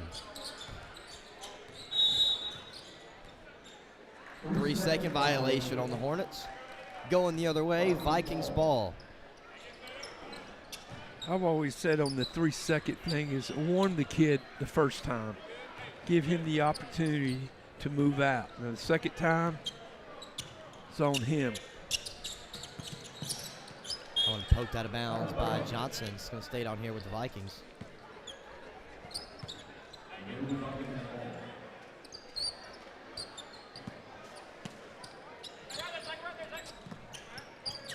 Goodman, strong on the jumper. Rebound Baldwin. It's his fifth already in this first quarter. We've got a full timeout by the Hornets. Coach Trevor Bryant wants to talk things over with his Hornets. They trail 0-5 here in the first quarter, 3:35 to play. This is the Lakeland Sports Network by Simpson Sports Media. When it comes to protecting what matters most, it pays to work with someone who knows Greenwood. At Frank Coyle State Farm, Frank and his team help families and businesses with auto, home, life, and more. Whether you're driving to work, protecting your home, or planning for the future, count on coverage you can trust. Call 864-223-6781 or stop by 424 Main Street in Greenwood. Like a good neighbor, State Farm is there.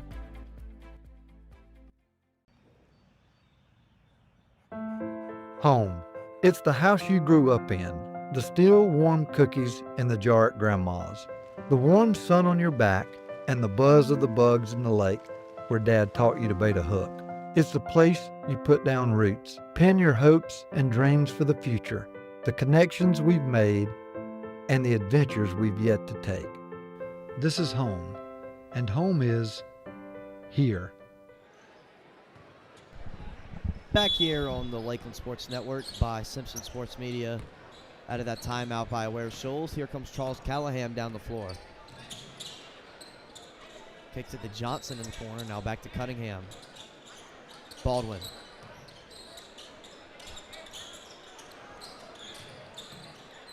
Callahan near the volleyball line. He's being guarded by Zayden Pettigrew. Callahan pulls the triple, gets it to fall. Charles Callahan gets the first bucket of the game for the Hornets. Sophomore currently leads Ware Shoals in scoring. Dunlap answers with a nice floater. Again, the ball gets to the elbow inside. Penetration against the zone. Tyrell Cunningham drives and gets fouled. He'll be heading to the line for the first time this evening.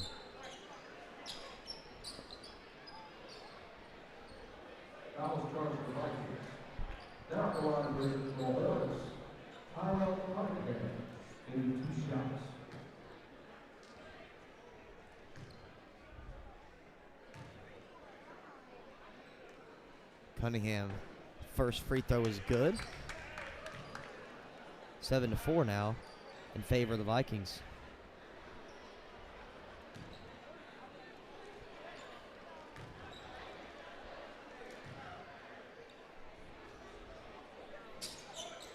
Second one is good as well.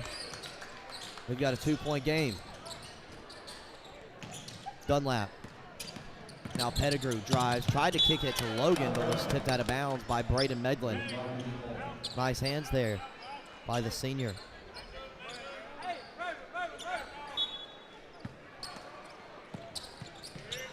Logan feeds it over to Darius Johnson.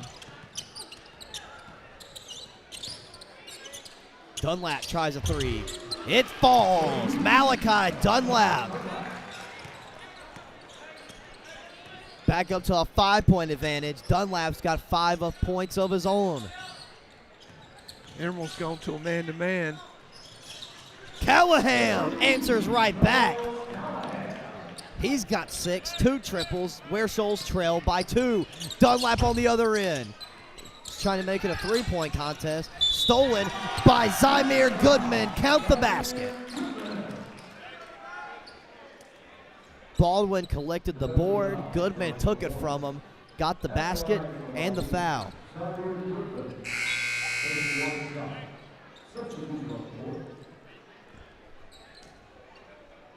Baldwin will take a seat. Josh Winbush will sub into the game for the first time for the Hornets.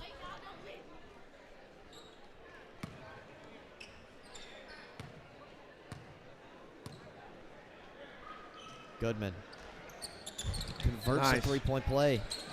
He's got 6. Yeah, he started out really well. Emerald up by 5. Yep. 2 minutes to play. Deep 3 from Callahan. That was a heat check maybe. Leaves it way short.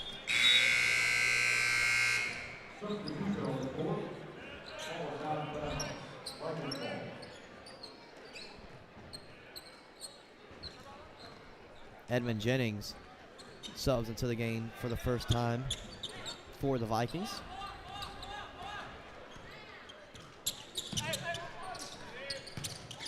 He tries a 3. Way off. Rebound by Winbush. We've got a jump ball.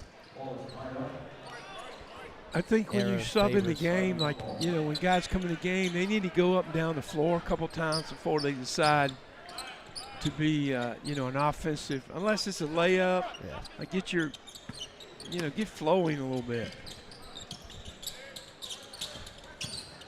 Goodman kicks it to Dunlap, gets it back. He tries a 3, connects. Zymir Goodman with the hot hand here in this first quarter. 9 points. Callahan misses badly. Here comes Logan down the floor. Goodman. Pass was deflected by Callahan into the hands of Cunningham. Scoring is picked up, hasn't it? Yeah. Since that timeout. 16-8 lead for the Vikings. Medlin drives, tries to get the reverse layup, no good. Logan was fouled.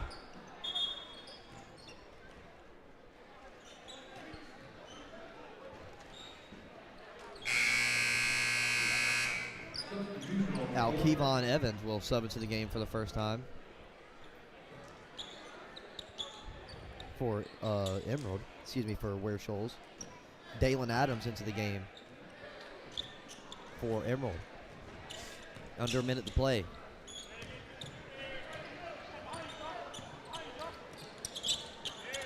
Goodman tries another three. Left it short. Got his own rebound. Goes up. Out of bounds, and it's going to stay here with Emerald. Zymir Goodman 9, Ware Shoals 8 here in this first quarter. Collects the inbounds pass. Feeds it to Jennings. You bet. Edmund Jennings for three. Now a double-digit lead for the Vikings. Jennings. A foul called on the floor.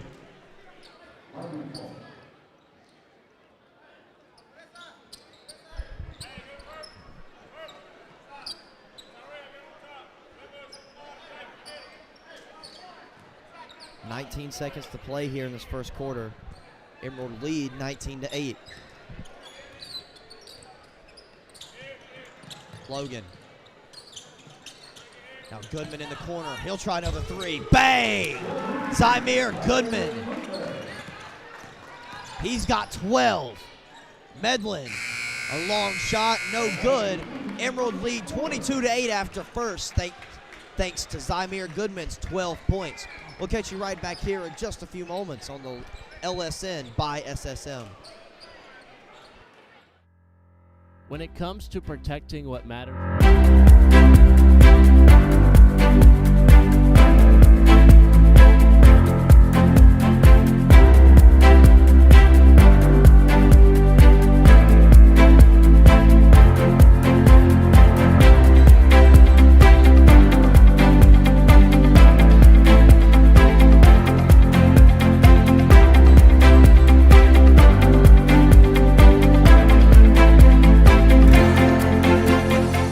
Looking for a great spot to eat, watch the game, or host your next event? That's Sports Break. Great food, cold drinks, wall-to-wall TVs, and live entertainment. Want something with a view? Head to Break on the Lake, serving up steak, seafood, and cocktails on beautiful Lake Greenwood. And when it's time to celebrate, Main Event Catering has you covered. From private parties to corporate events, they make it easy and stress-free. One family, 3 great experiences. Sports Break, Break on the Lake, Main Event Catering.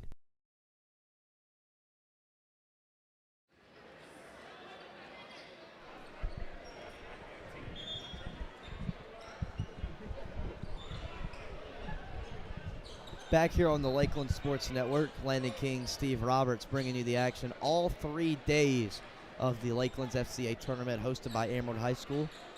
Emerald up by 22-8, up by 14, headed to the second quarter. Ethan Parham into the game. In a 1-3-1 here, Emerald comes out with a timeout. A 1-3-1. Cunningham traveled. Another unforced turnover.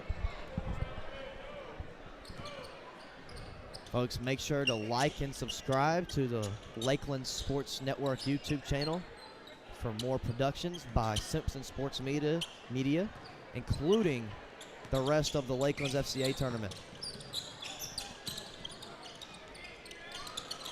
Looks like Ware Shoals have gone to a 1-2-2, 3-2 zone there.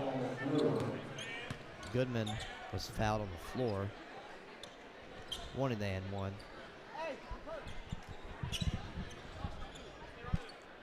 Still in the 2-2-1.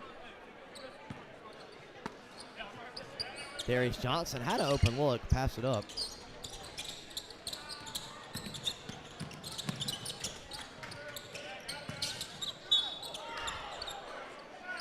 Another foul call. This one on the floor as well.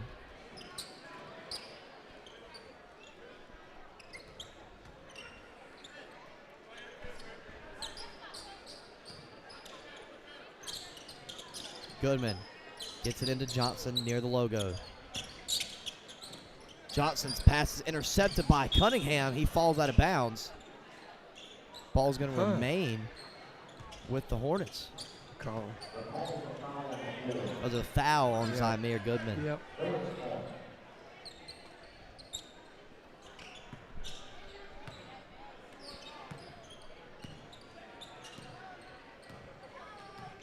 Again, they're still in the 1-3-1. Not a trap, more of a zone. Taking away the outside passes.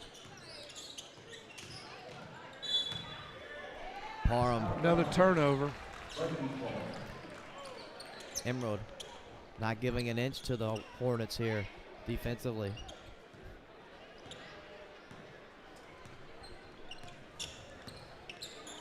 Goodman, another corner three, no good. Offensive rebound, Key Logan. He gets it to go. His first bucket in this one. First bucket of the second quarter for either team. Callahan drives, won't get it. Battle for the ball, won by Josh Wimbush.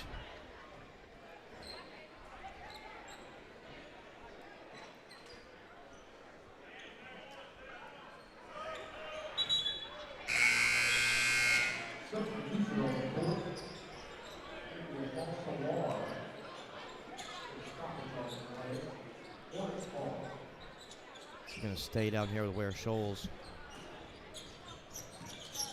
Inbounded to Jaden Johnson. He was fouled. Johnson's head to the line for two. Looking for his first bucket in this one. The senior.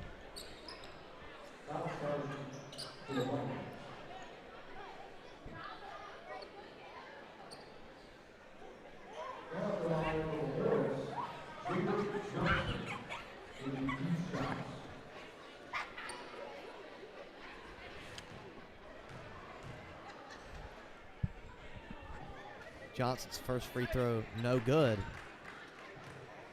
If you're Ware Shoals, you got to take advantage of the easy points that are given to you.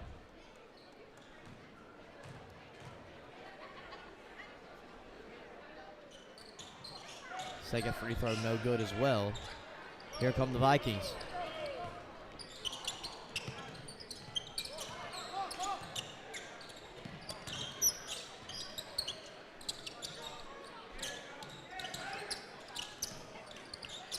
Goodman. Nice pay by Zay. Kyrion Brown with the N1. Goodman drove it a little bit, or nice guy dived, made a good pass.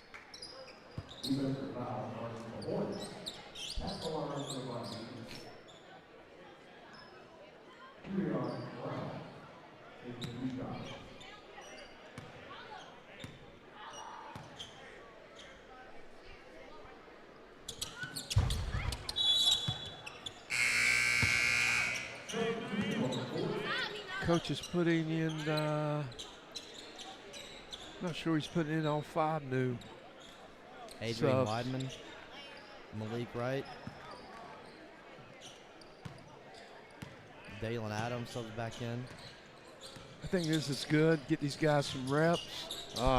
Get them reps early in the game, so get the uneasiness out of them. Dalen Adams with a nice finish. I think that's good.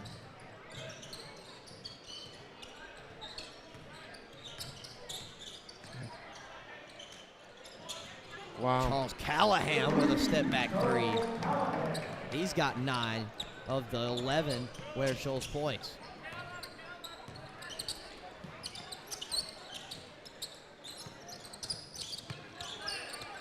Adams being trapped in the corner, down to Wright. Now Jordan Porter has it. Good feed pass. underneath. Layup won't go. Rebounded by Baldwin. Here goes Jaden Johnson down the floor. He's fouled. He's headed back to the line.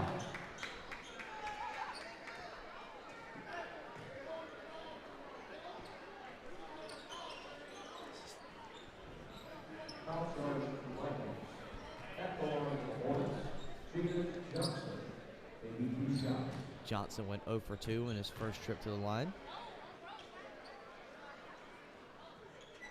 0 for 3 now with that miss.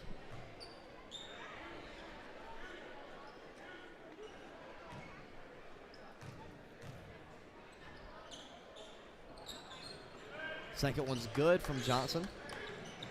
He gets on the score sheet for the first time. 17-point lead. Jennings misses. Rebounded by Callahan.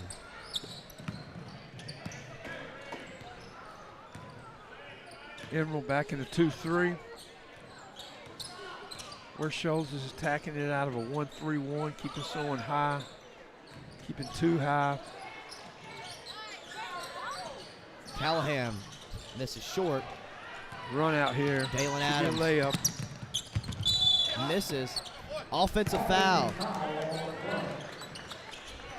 It's going to go on Dalen Adams.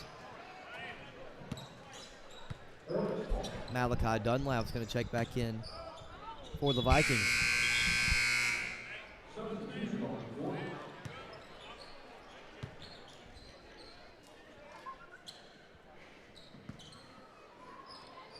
Here comes Braden Medlin. Gives it up to Callahan. 4.5 minutes to play in this first half. Tyrell Cunningham for 3. Cash. It's the 4th triple of the game for the Hornets. 12 of their 15 points coming from the 3 ball. Only field goals they've made have been 3 balls. Turnover. Another travel there on Porter.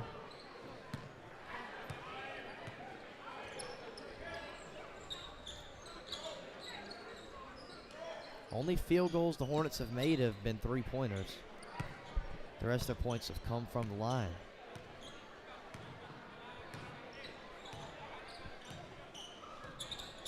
Callahan for 3. Leaves it way short.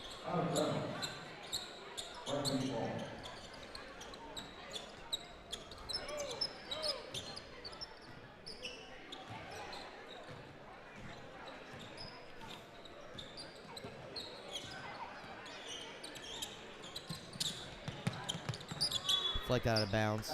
Staying down here with the Vikings.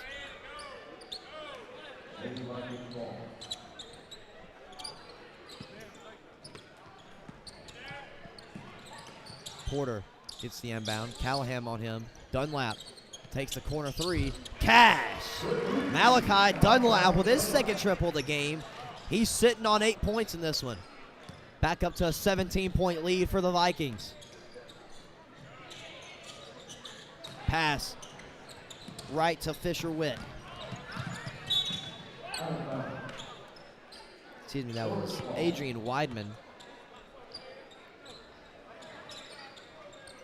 It's going to be Hornet ball.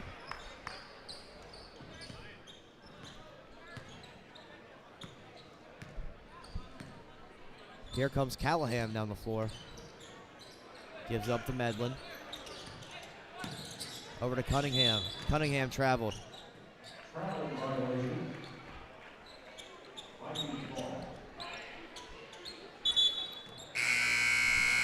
Key Logan will sub back in for the Vikings. Just 2 points for Key so far in this one. I think Logan, to me, is a guy that's got to get touches for them to become successful this year. I thought last year in the tournament he played well. He did. I know he certainly played well against Greenwood last year, but like that's his second touch right there. Porter feeds it down low. Malik Wright with the bucket. Now up by 19. Callahan Tried to feed it down to Baldwin. He was fouled on the floor before.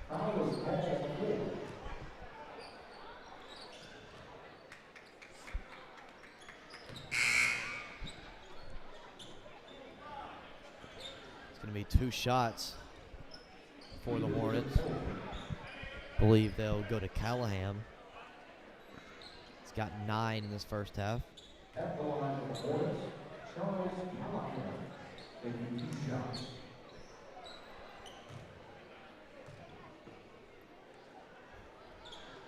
First free throw is no good. I remember this kid last year. He started, played for Ware Shoals in this thing. He's grown a little bit. Yeah. Gotten a little better. He's a sophomore. Makes a second. Yep. Had 42 in a game last year against Green Upstate. Okay. Huh. Jordan Porter can't connect. Another rebound for Baldwin. That's number 9 for him. Lost it though. Porter pulls it out by the volleyball line. Gives it to Jennings. Logan. Pass I think was intended for Wright. It was wound up in the hands of Jennings, and he missed a layup.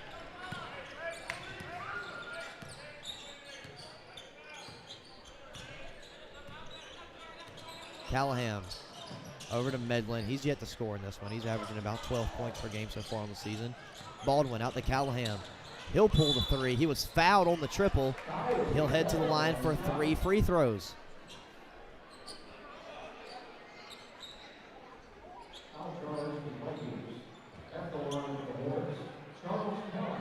Just went 1 for 2 at the line in his previous attempt.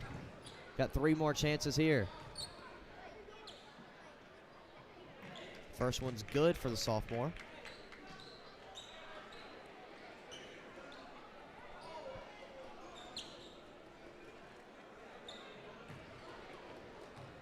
The other issue is, Braden Miller has been, Braden Medlin, excuse me, has been awful quiet. Still yet to get on the scoring sheet as Medlin. I mean, I think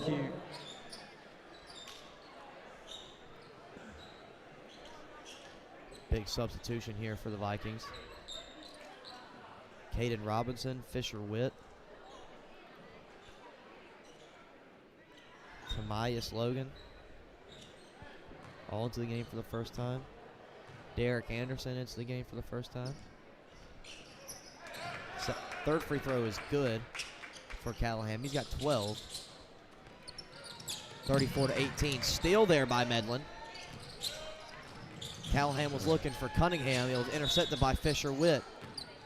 He doubled. I see this so often in high school games. Guys will make a good play, and then they will try to, instead of just catching, relaxing, let the traffic clear, they try to do something quickly and they turn it over. Callahan for 3. No good. Here come the Vikings. Zayden Pettigrew.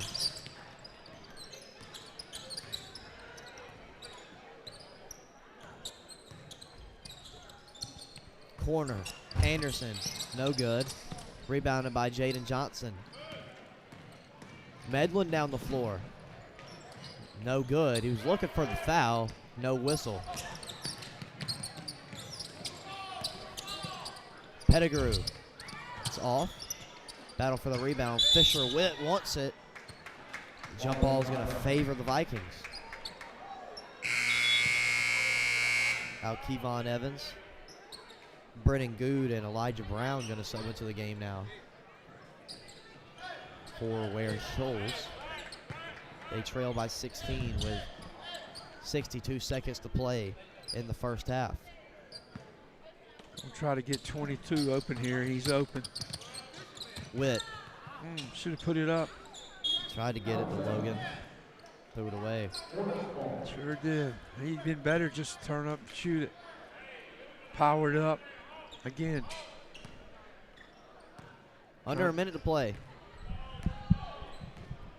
If you're just joining us, Greenwood Christian defeated McCormick 62-43. They'll take on Greenwood tomorrow. Oh, excuse me, not tomorrow, Monday, as Greenwood defeated Dixie 74-59. Winner of this game will take on Abbeville. They defeated Crescent 72-59. Those will be your second round matchups for the Lakelands FCA tournament on Monday. 3 is no good. And there's a foul. I think it's gonna, never mind. Here's a foul. I think it's gonna go on Brennan Good.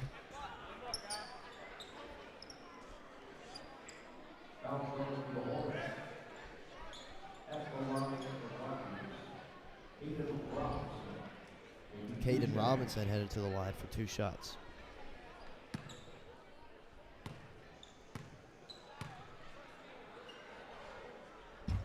No good on the first one. 25 seconds to play in the first half.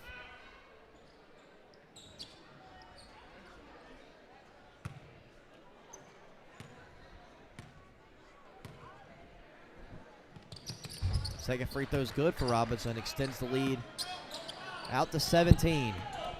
Medlin bringing up the floor slowly. Gives it to Evans. Brown out to Medlin. Deep 3 for Medlin. No good. Offensive rebound for Brown. He lost it. Logan hit the deck. And Emerald won a timeout. It'll be a 30-second timeout for Emerald. They lead 35-18. Coach, what are some halftime adjustments you'd make if you're Ware Shoals here? Well, again, the game is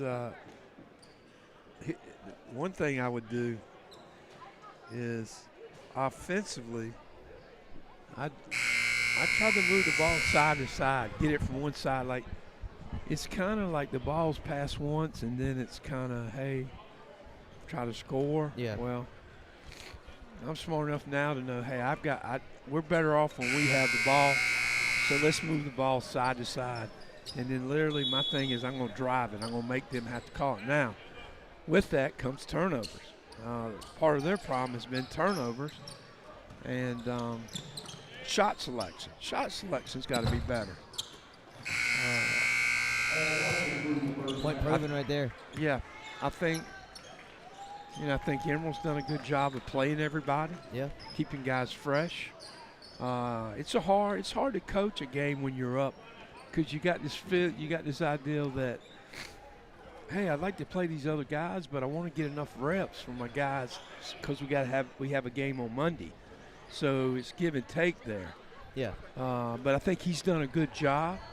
He's got quite a few guys on the bench, so he's got. Yeah. It's not like having 10 guys where I can rotate 1 or 2 in. So, Ware Shoals, like, to me, this game, I'm trying to get better. Like, I'm 2. What are they in the league? 2-2? Yeah, 2-2. Okay, so that's good. Like, so this is house money to me. I'm going to try to get better at what we do. Yeah. Like, I'm not going to change to try to adapt to what they're trying to do. Yeah.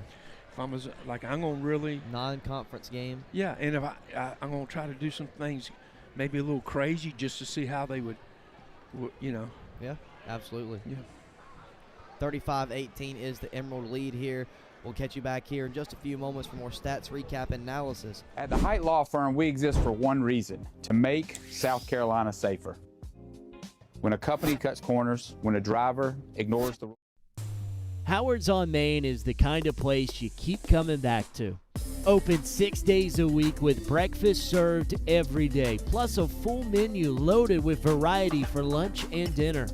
Great food, friendly faces, and live music that keeps Main Street moving. From morning coffee to late night vibes, Howard's on Main delivers every time. Howard's on Main, great food, live music, and a true Greenwood favorite.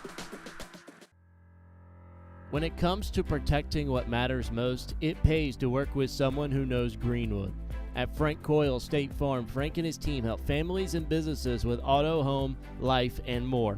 Whether you're driving to work, protecting your home, or planning for the future, count on coverage you can trust. Call 864-223-6781 or stop by 424 Main Street in Greenwood. Like a good neighbor, State Farm is there.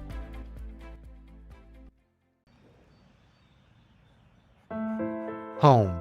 It's the house you grew up in, the still warm cookies in the jar at Grandma's, the warm sun on your back, and the buzz of the bugs in the lake where Dad taught you to bait a hook. It's the place you put down roots, pin your hopes and dreams for the future, the connections we've made, and the adventures we've yet to take. This is home, and home is here. At the Height Law Firm, we exist for one reason: to make South Carolina safer. When a company cuts corners, when a driver ignores the rules, or when someone's careless mistake injures a family, we step in. Because accountability is not just about compensation, it's about preventing the next tragedy. Every case we take, we hope that we can make a change to make South Carolina a safer community.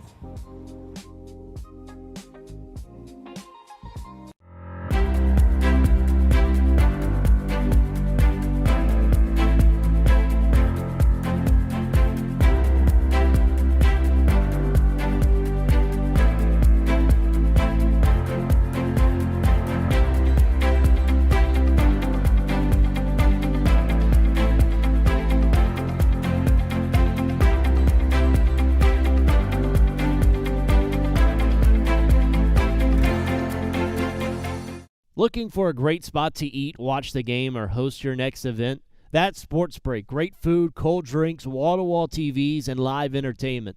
Want something with a view? Head to Break on the Lake, serving up steak, seafood, and cocktails on beautiful Lake Greenwood. And when it's time to celebrate, Main Event Catering has you covered. From private parties to corporate events, they make it easy and stress-free. One family, 3 great experiences. Sports Break, Break on the Lake, Main Event Catering. Howard's on Main is the kind of place you keep coming back to. Open 6 days a week with breakfast served every day, plus a full menu loaded with variety for lunch and dinner. Great food, friendly faces, and live music that keeps Main Street moving. From morning coffee to late night vibes, Howard's on Main delivers every time. Howard's on Main, great food, live music, and a true Greenwood favorite. Looking for a home in Greenwood or thinking about selling? Work with someone who knows the community inside and out. Courtney Height Realtor is a top 5 Greenwood MLS agent with almost $20 million in sales and a reputation for guiding buyers and sellers with confidence and care. Call 864-378-4686, visit CourtneyHeightRealtor.com, and follow us on Facebook at Courtney Height Realtor, serving Greenwood, South Carolina, and beyond.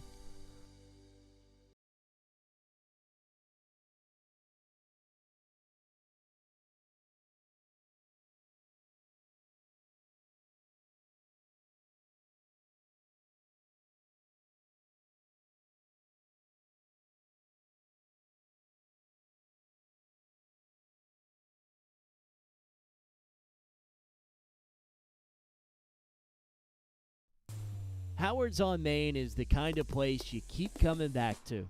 Open 6 days a week with breakfast served every day, plus a full menu loaded with variety for lunch and dinner.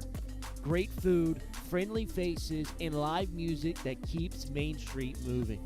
From morning coffee to late night vibes, Howard's on Main delivers every time. Howard's on Main, great food, live music, and a true Greenwood favorite. At the Height Law Firm, we exist for one reason: to make South Carolina safer. When a company cuts corners, when a driver ignores the rules, or when someone's careless mistake injures a family, we step in. Because accountability is not just about compensation, it's about preventing the next tragedy. Every case we take, we hope that we can make a change to make South Carolina a safer community.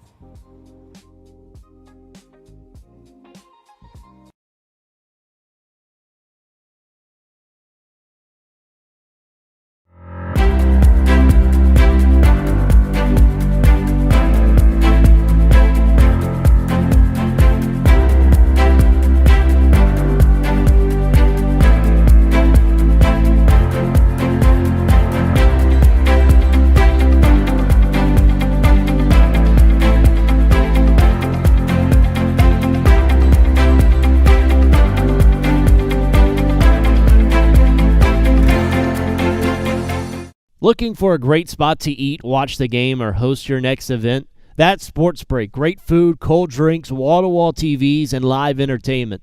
Want something with a view? Head to Break on the Lake, serving up steak, seafood, and cocktails on beautiful Lake Greenwood. And when it's time to celebrate, Main Event Catering has you covered. From private parties to corporate events, they make it easy and stress-free. One family, 3 great experiences. Sports Break, Break on the Lake, Main Event Catering.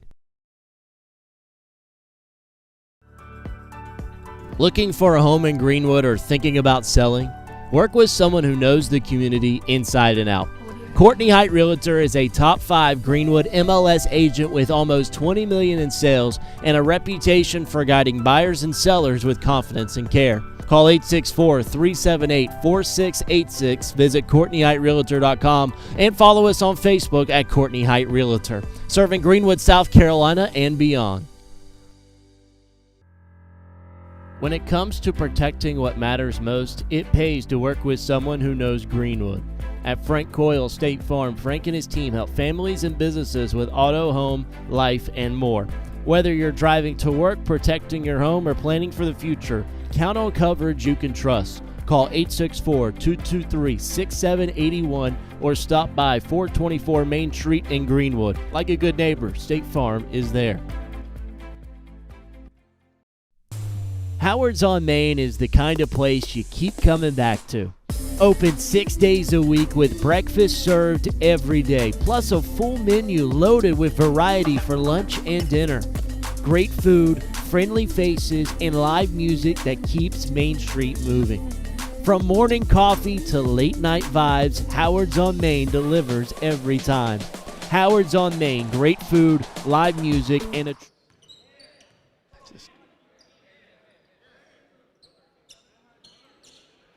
Back here on the Lakeland Sports Network by Simpson Sports Media. 35-18 lead here for the Vikings of Emerald High School. Ware Shoals got to bring something if they want to come back here in the second half and advance to the semifinals. Medlin feeds it down low to Baldwin.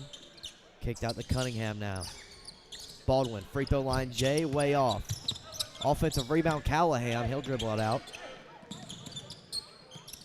Skip pass by Medlin into the hands of Cunningham. Charles Callahan, a nice move. They'll get him for the double dribble. I wonder if anybody was, I thought he doubled there. Looks like he did. Well. Pettigrew throws it down to Porter. Nice little right there. Now let's see if we can finish. That's just not the shot you want. Well, again, I was telling you, first half, after you make a turnover, you got to pick. He should have picked the ball up. He got in a hurry again. Then he's out of control. Yep. And it just makes it difficult.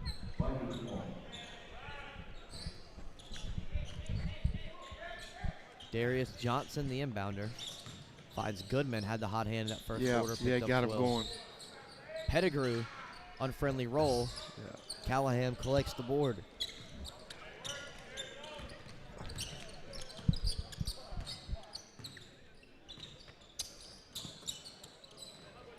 Again, Johnson one pass, shot.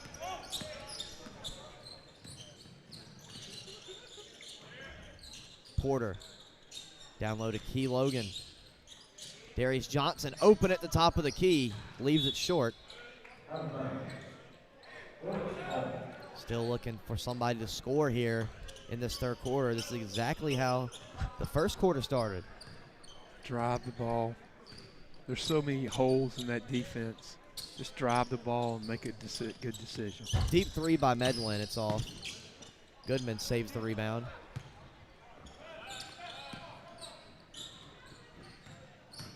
There you go. Johnson to the hoop, gets There the you left-handed go. layup to go. First bucket Good of the decision for him. first bucket of the third quarter goes to Darius Johnson. That's his first bucket of the game. Medlin misses that floater, gets his own rebound, and gets it to go. Medlin answers right back. 37-20 now in favor of Emerald. Johnson lost it. Cunningham down the floor. Those up to Braden Nice Medlin. pass. Misses the layup. Callahan misses the putback. Rebound by Pettigrew. Pettigrew drives. Good dish underneath the Logan. And he missed. Good pass from Jaden Pettigrew. It was. Made a good decision there.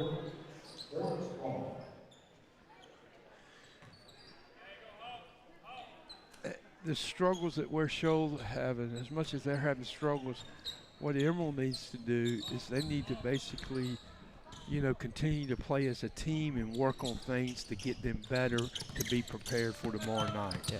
To me, that's like, don't change anything. Let's work on these things, and then it doesn't become. Same thing with Ware Shoals. I mean, if this is the way they play, fine.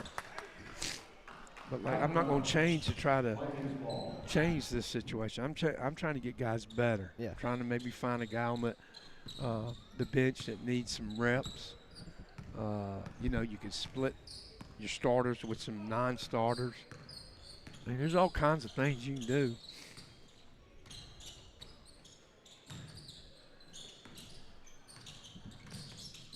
Nice. Pettigrew. Nice. Nice. That's a nice play for Zayden.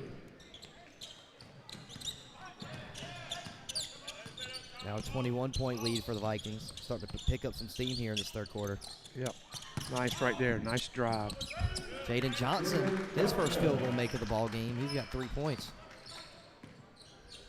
He caught it, turned and faced, and waited, and then made a good decision. Some of these guys get in a hurry.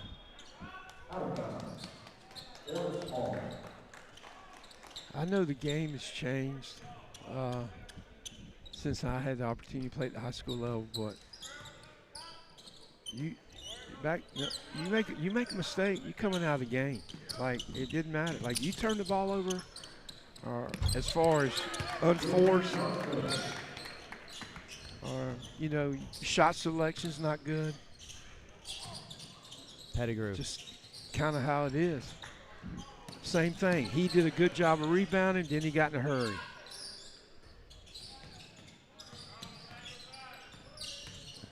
Dunlap down to Logan.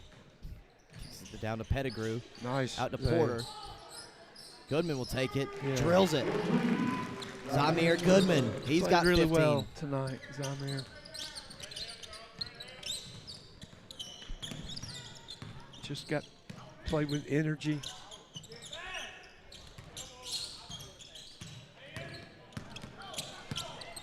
Callahan, offensive foul. 20-point lead for the Vikings. 3 minutes and 20 seconds to play in the third quarter. The charge is still alive at the high school level. Yep, sure is. Although the guy ran him over. Dalen Adams will check into the game for Emerald. Now Kevon Evans at the scorer's table for Ware Shoals waiting to sub in. Adams in the corner for 3. Bounces behind the backboard.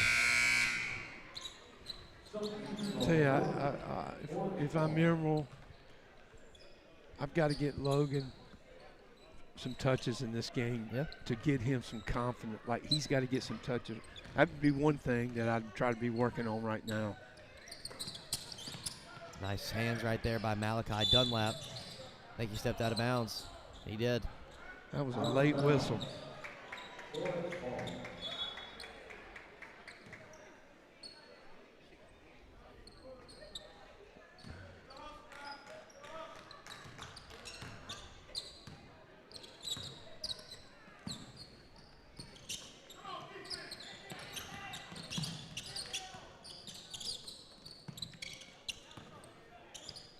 Cunningham near the logo. He'll drive. Nice lay-in by Tyrell Cunningham. He's got 7. Yeah. There we go. There we go. Zamir, another triple. In and out. Offensive rebound, Logan. Pettigrew for 3. No good. A rebound, Johnson.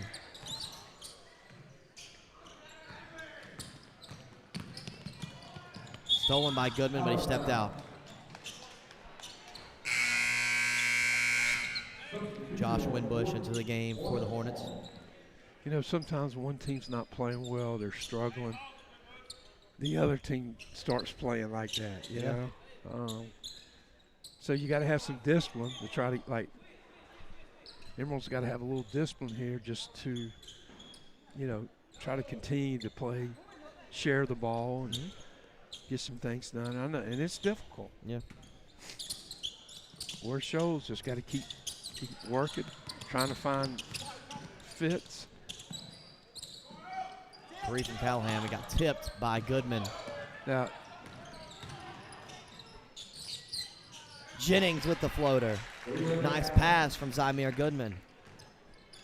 Back to a 20-point lead. Yeah, McCormick would play, if the game continues like it is, McCormick would play Ware Shoals tomorrow, right? I think so. Yeah, that'd be an interesting game. Braden Medlin subs back into the game.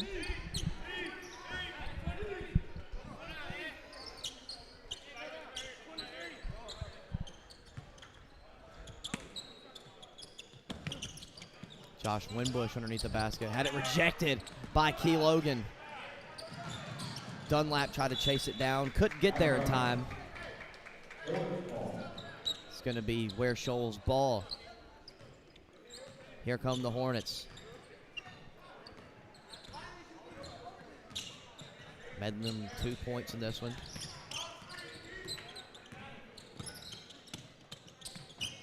Johnson. Skip pass over to Cunningham. Now Medlin tries to triple. No good. Rebound Logan. Dalen Adams drives. Unfriendly roll for Goodman. Stolen. Here come the Vikings. Key Logan out to Adams for three. Another unfriendly roll for the Vikings. That time they got it though. 22-point lead. And a foul called on the floor. It's going to go on Malachi Dunlap. 47 seconds to play in the third quarter.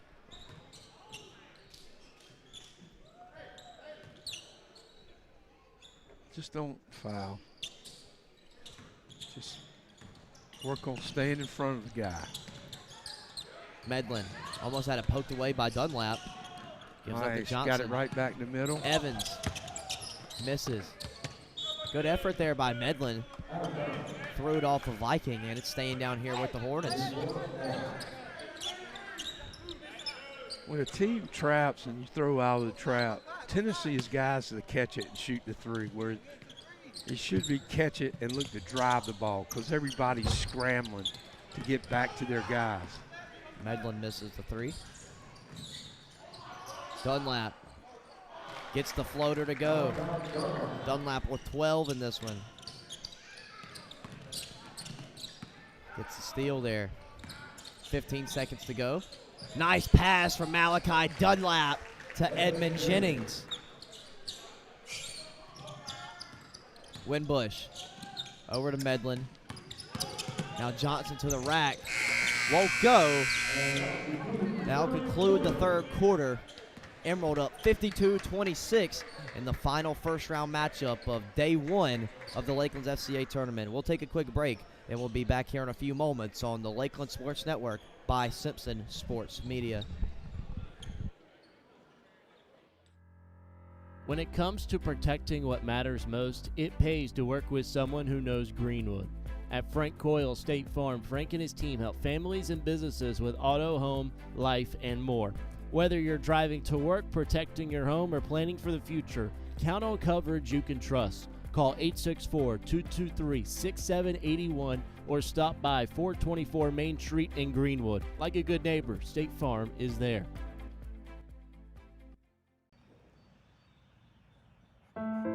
Home. It's the house you grew up in. The still warm cookies in the jar at Grandma's. The warm sun on your back and the buzz of the bugs in the lake where Dad taught you to bait a hook.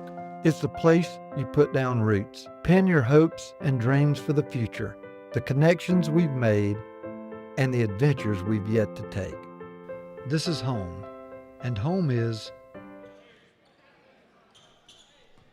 Back here on the LSN by SSM, fourth quarter about to get underway. Emerald with the lead, 52-26.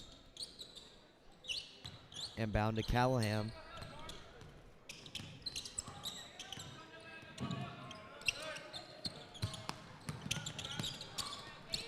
Medlin gets the floater to go. Medlin with 4 now.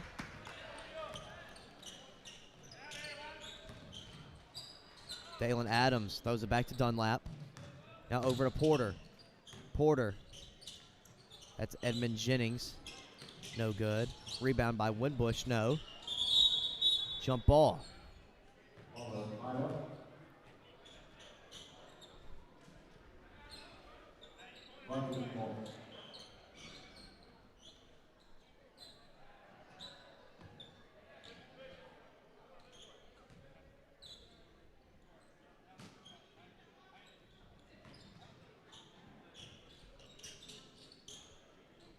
Porter in the corner for 3. No. Rebound Callahan.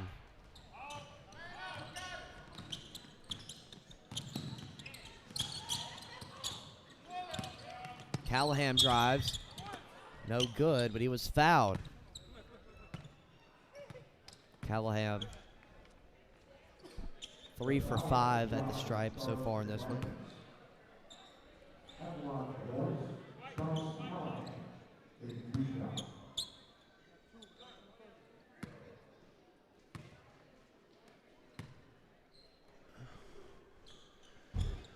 First one's no good from Callahan.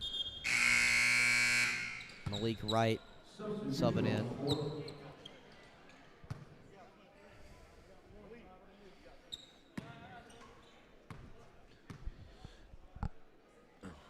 Second free throw, no good as well. Rebounded by the Vikings. Here goes Adams. Nice post feed. Wright. Wright was fouled underneath. Nice post feed.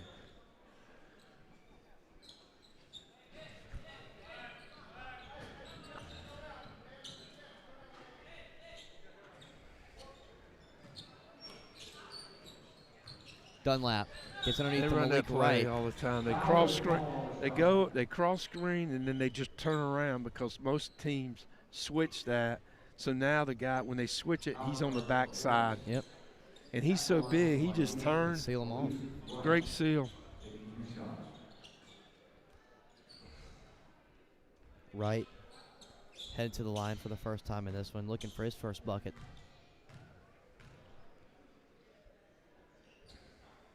Free throw's good.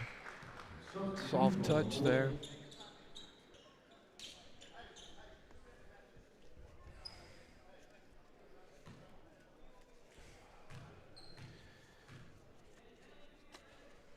Goodman, excuse me. Right. Well short on the free throw. Again, I say something about their shooting, and then that's the jinx, isn't it? Every time. Every time. Maybe the wind was blowing up there. Callahan, no good off the window. Winbush with the rebound. Was looking for Evans, but it went out of bounds.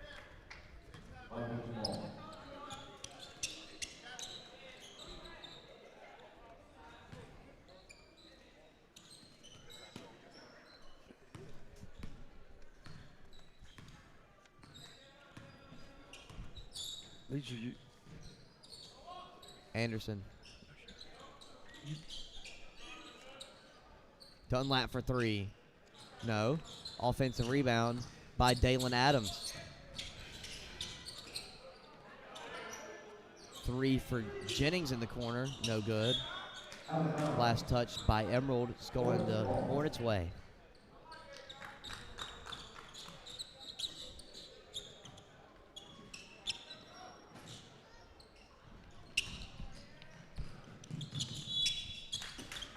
Pass was deflected by Dunlap. It's going to remain Hornet ball here.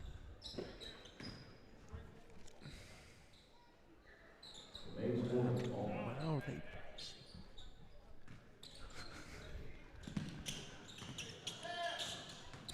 Dunlap underneath to Adams. He gets the bucket to go. 55-28 now. Callahan got the bucket to go. He's got 14.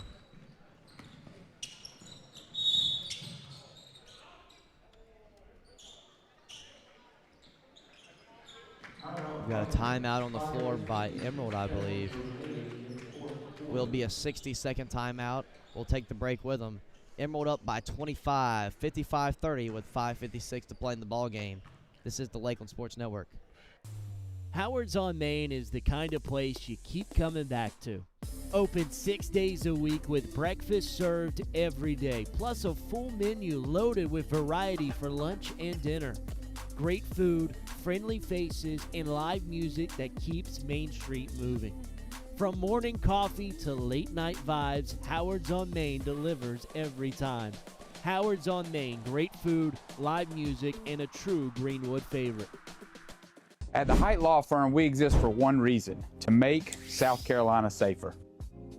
When a company cuts corners, when a driver ignores the rules, or when someone's careless mistake injures a family, we step in. Because accountability is not just about compensation. It's about preventing the next tragedy. Every case we take, we hope that we can make a change to make South Carolina a safer community.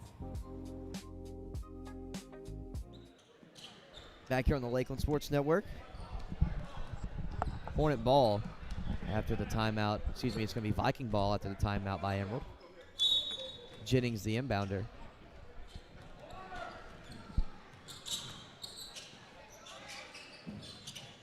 Down low to Malik Wright. He's fouled. I think it's going to go on Ethan Parham.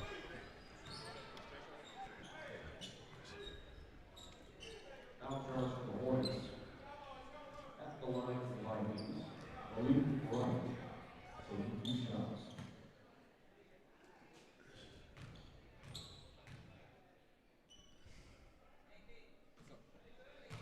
First one's off from Wright. It's 1 for 3 from the stripe in this one.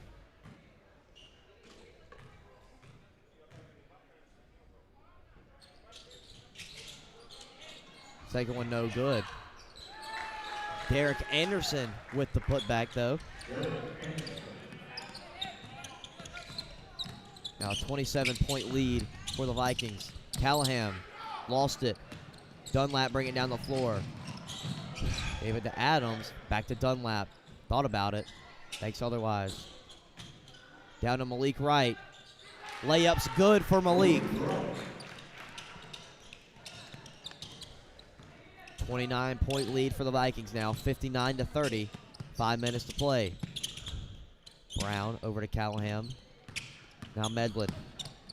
Medlin with the floater off the front iron, rebounded by Wright. Here comes Adams down the floor. Layup no good. Offensive rebound by Anderson. No good. Offensive rebound by Wright. No good. Offensive rebound by Dunlap. That's good. 14 points for Dunlap now.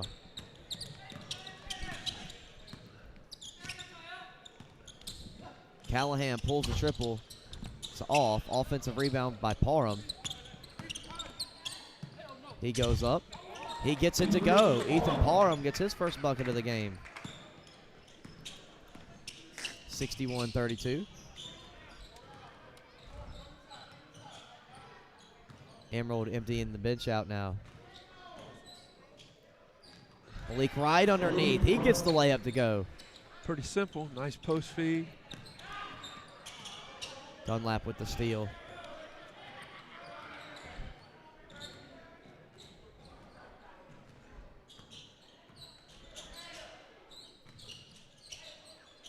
Dalen Adams underneath to Malik Wright. He can't get it to go. Another offensive rebound for Emerald. He was fouled by Braden Medlin.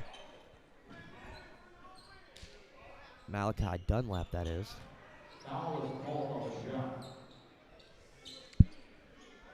He's going to the line for two. 3:50 to play in the ball game. Emerald up by 31 now, 63-32. With a win, they'll advance to play Abbeville in the semifinals. First one's no good off the front iron from Dunlap. Emerald emptying the bench now. Adrian Weidman, Fisher Witt, Tamias Logan. What? Caden Robinson. Not sure why they've got 2 out. One would they not have put in? Should be only 1 out for the free throw shooter. Yeah. Dunlap good on the second. He's got 15. Him and Goodman are tied with 15 points. There you go. There you go. Medlin, deep three, way off. Stays down here with the Hornets. Good the inbounder.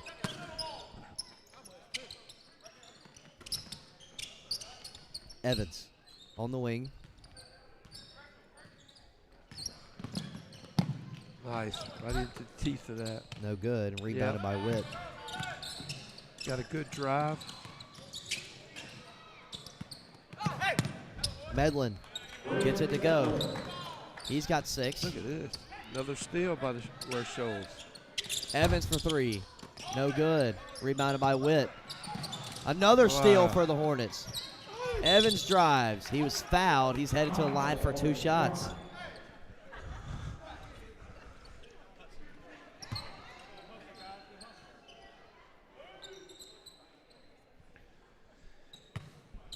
(64-34) the score. 3:09 to play in the ball game.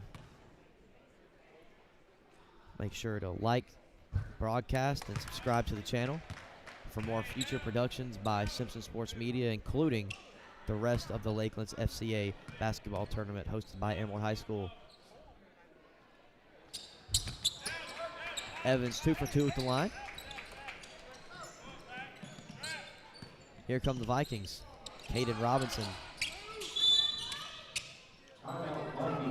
Timeout called by Emerald.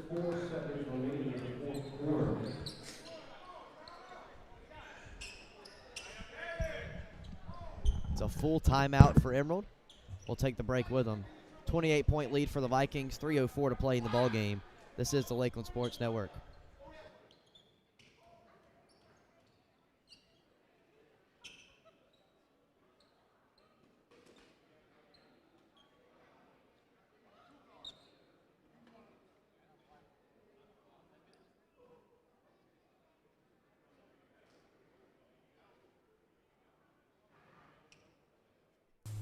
Howard's on Main is the kind of place you keep coming back to.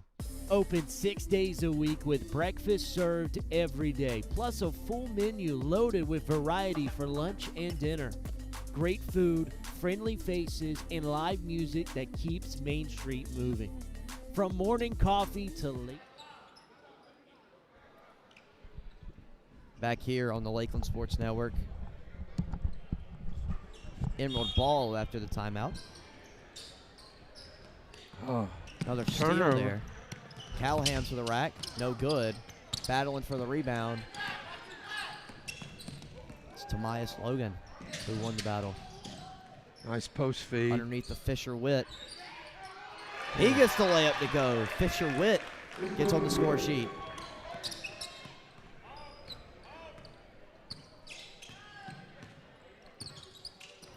Deep three for Evans. No good. Witt with the rebound. Gives it to Robinson.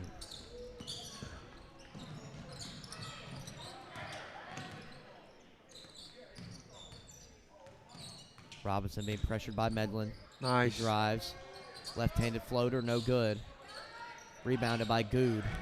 Turned it over. Got it right back. Travel call.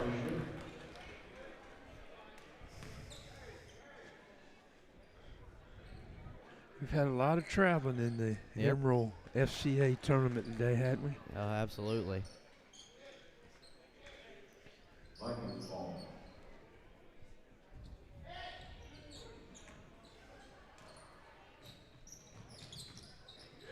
Fisher Witt gets the inbounds pass underneath.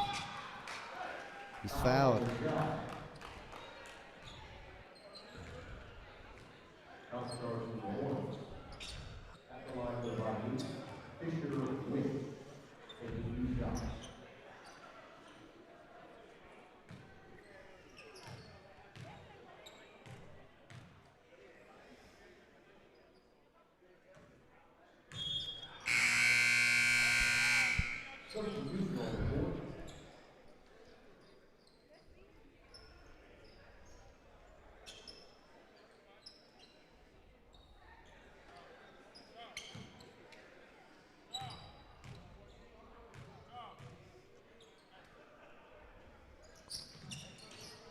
No good.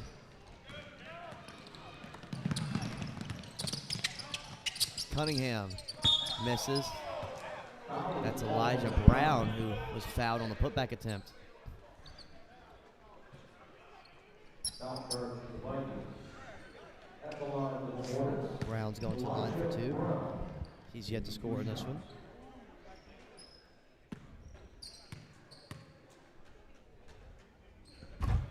First one no good.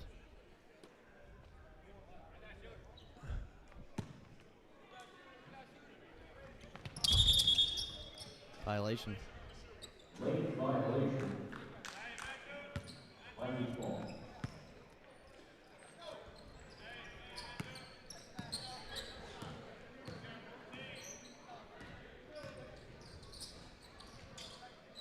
Witt. Offensive foul. Offensive foul on the floor. Hornets ball.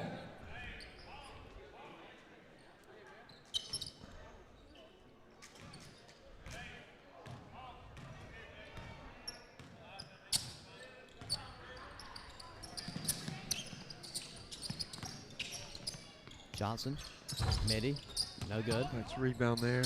Again. Johnson to the rack, gets it to go. Jaden Johnson with 7 points in this one.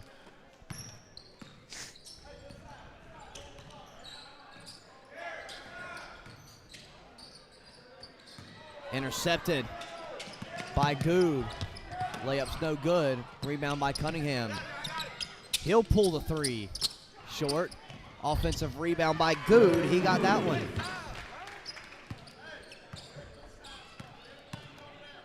About a minute to play.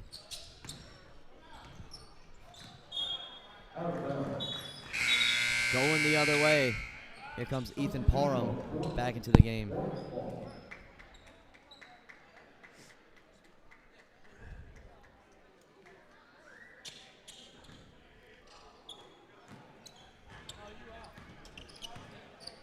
Here comes Cunningham. Johnson drives, no good. Under a minute to play here. Tomias Logan gives it up to Robinson. Derek Anderson, unfriendly roll. There's a foul on the floor. Should be 2 shots.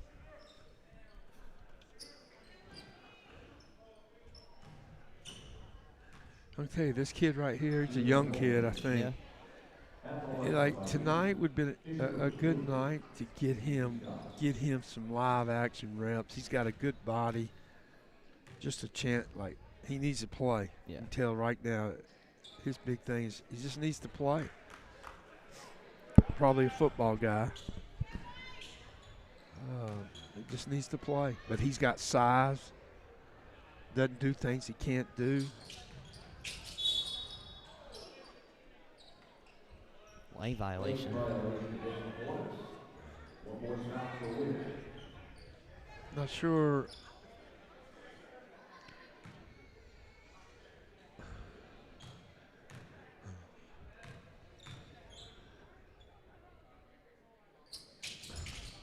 Free There throws you good go. from Witt.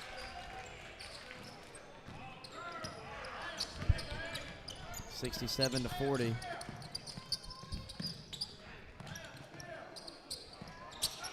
Baldwin in the corner.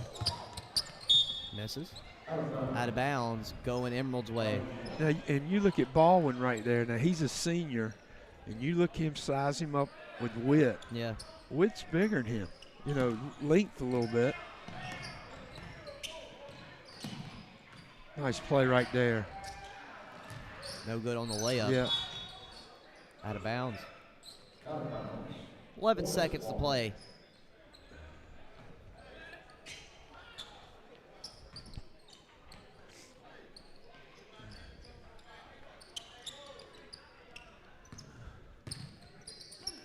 Good. Parham takes the three. Short. Rebound by Emerald. And that'll do it.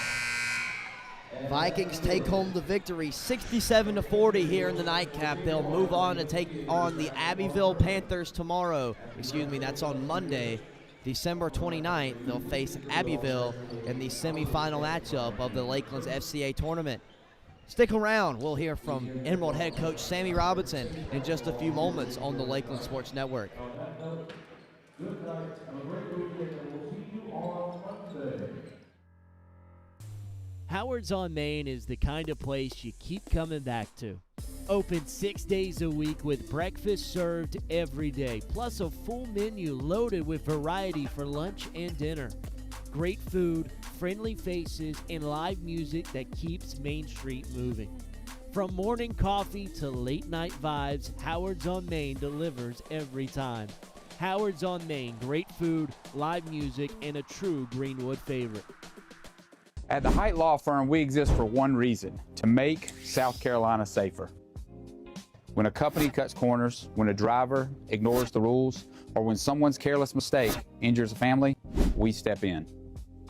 Because accountability is not just about compensation, it's about preventing the next tragedy. Every case we take, we hope that we can make a change to make South Carolina a safer community.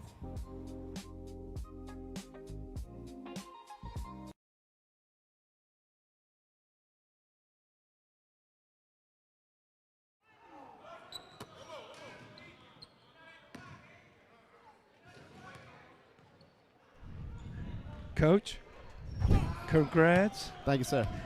I always ask when interviewing a little bit, what's your first thoughts on the game tonight? And did you accomplish any of the goals that you had, you know, before you went into the game? Yes, sir, we did. We been working hard on our zone defense, and I think we did pretty good. And we had to come out a couple times and man, so we can keep that in rhythm also. Yeah. And the big thing is we're getting a couple people back healthy, so that's helping us out with our rotation. Yeah, I thought tonight was a great opportunity to play a lot of guys. Yes, sir. And try to, and that's what you tried to do. I think it's always difficult because you want, when you get a big lead, you want to play those other guys, but you feel like you need to play your normal guys because you got to play again Monday. That's right. And I thought you did a good job of getting some of them guys in early, like in the second quarter there. And we had a couple of guys that was wanting to go back in the game, and I was trying to stress to them the same thing you yeah. just said. We got 2 games next week. We got Monday and Tuesday, and we got guys that still fighting off the flu bug. Right. You know, they better. They just don't have the strength back, and the guys fighting off injury. We just want to make sure we go into next week as healthy as we could. Yeah. And, you know, you got some young guys on the bench, and like, dude, I mean, you got to get them some action, live action, because something like tonight, they're not going to get that in practice every day. So I thought Zymir came out early and was very aggressive the first half, and then literally came back the second half, did the same thing, but he kind of got you guys going. Zymir was hungry because he hadn't played in 2 weeks. He turned his ankle in school, and he just been hungry to play, and he was a little bit upset about not getting back in the game. Yeah. But I told him it was bigger than tonight. Yeah, you know, and that's competitiveness in him that he just wants to play, and like, you know, his clock's ticking. You know, I always told seniors, hey man, that hourglass is running out. So, you know, but senioritis. Yeah, but I thought you guys did a good job under the circumstances. It's very difficult for that. What's your thoughts on Abbeville? They tough team. They very well coached. They play the game the right way. We just got to be prepared. Do some mental thinking, mental notes, and just be prepared for the game when we come up next week. Yeah. Well, congratulations again, and all the best on Monday. All right. Thank you, sir. Thank you. Y'all have a safe holiday. Right. Looking for a home in Greenwood or thinking about selling? Work with someone who knows the community inside and out. Courtney Height Realtor is a top 5 Greenwood MLS agent with almost $20 million in sales and a reputation for guiding buyers and sellers with confidence and care. Call 864-378-4686, visit CourtneyHeightRealtor.com, and follow us on Facebook at Courtney Height Realtor, serving Greenwood, South Carolina, and beyond.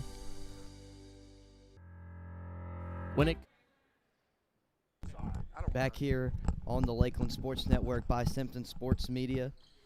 Day 1 has concluded. We know what our matchups will be on Monday. We got Greenwood Christian taking on Greenwood High, and we got Abbeville taking on Emerald. Coach, what's your thoughts of what's to come on day 2? Well, obviously, as a coach, I'm happy. I would be happy to have a day in between, especially the Greenwood. The Greenwood Abbeville play Emerald game. Yeah, because both those teams will have to go back and kind of look. The Greenwood Christian game, Greenwood High again. We'll just give everybody a day, 1 to rest. 2 to just get prepared, because after that you play Tuesday, Wednesday, and it's very difficult. And as a coach, you're trying to prepare for 2 games. Like I'm sure a coach is going to prepare for that Tuesday or that Monday game, but in the back of his mind, if a team is on Tuesday's pressing me, he's going to work on tomorrow on his press up. Yeah. So, normally the games will be a little more competitive on Monday, and they should be, because it'll be more evenly matched up. Where Shoals will play who? McCormick, right? Yes, I believe so. So that'll be a much better game as far as a matchup. Yeah. But looking forward to it. Hope people will come out, support these guys. Yeah. And again, pretty good first day. I think we all would vote that the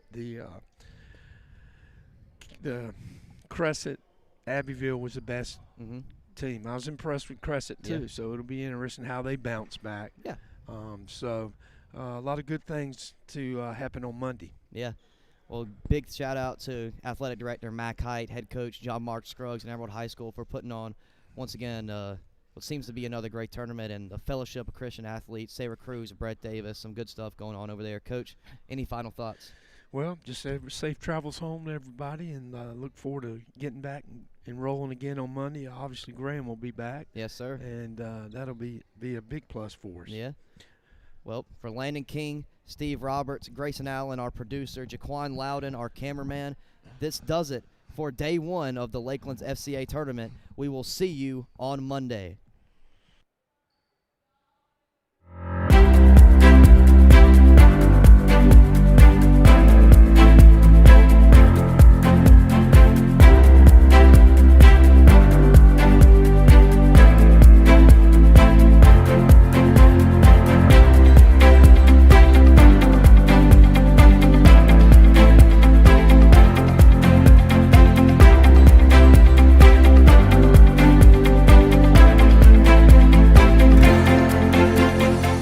Looking for a great spot to eat, watch the game, or host your next event? That's Sports Break. Great food, cold drinks, wall-to-wall TVs, and live entertainment.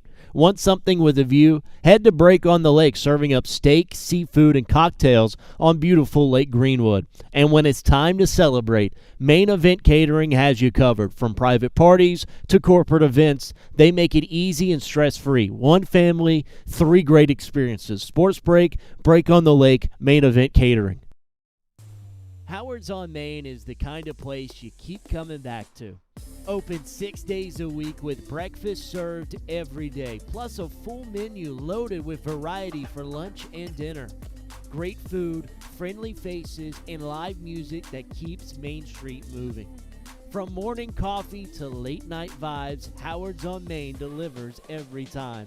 Howard's on Main, great food, live music, and a true Greenwood favorite. At the Height Law Firm, we exist for one reason: to make South Carolina safer. When a company cuts corners, when a driver ignores the rules, or when someone's careless mistake injures a family, we step in. Because accountability is not just about compensation. It's about preventing the next tragedy. Every case we take, we hope that we can make a change to make South Carolina a safer community.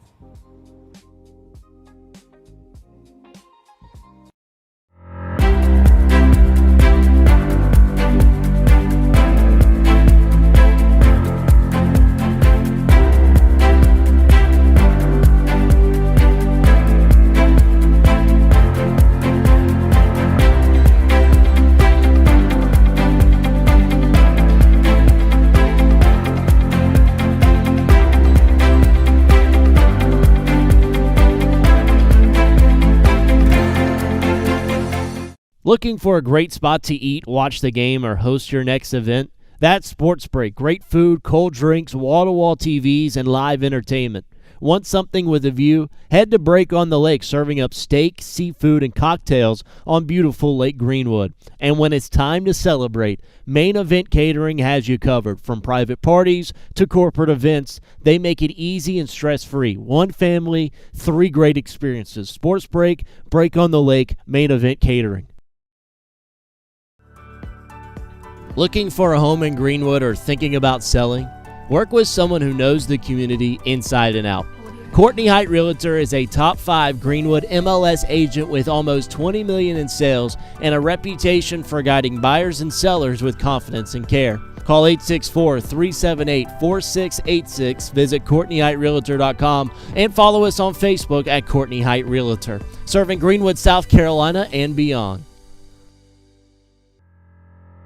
When it comes to protecting what matters most, it pays to work with someone who knows Greenwood. At Frank Coyle State Farm, Frank and his team help families and businesses with auto, home, life, and more. Whether you're driving to work, protecting your home, or planning for the future, count on coverage you can trust. Call 864-223-6781 or stop by 424 Main Street in Greenwood. Like a good neighbor, State Farm is there.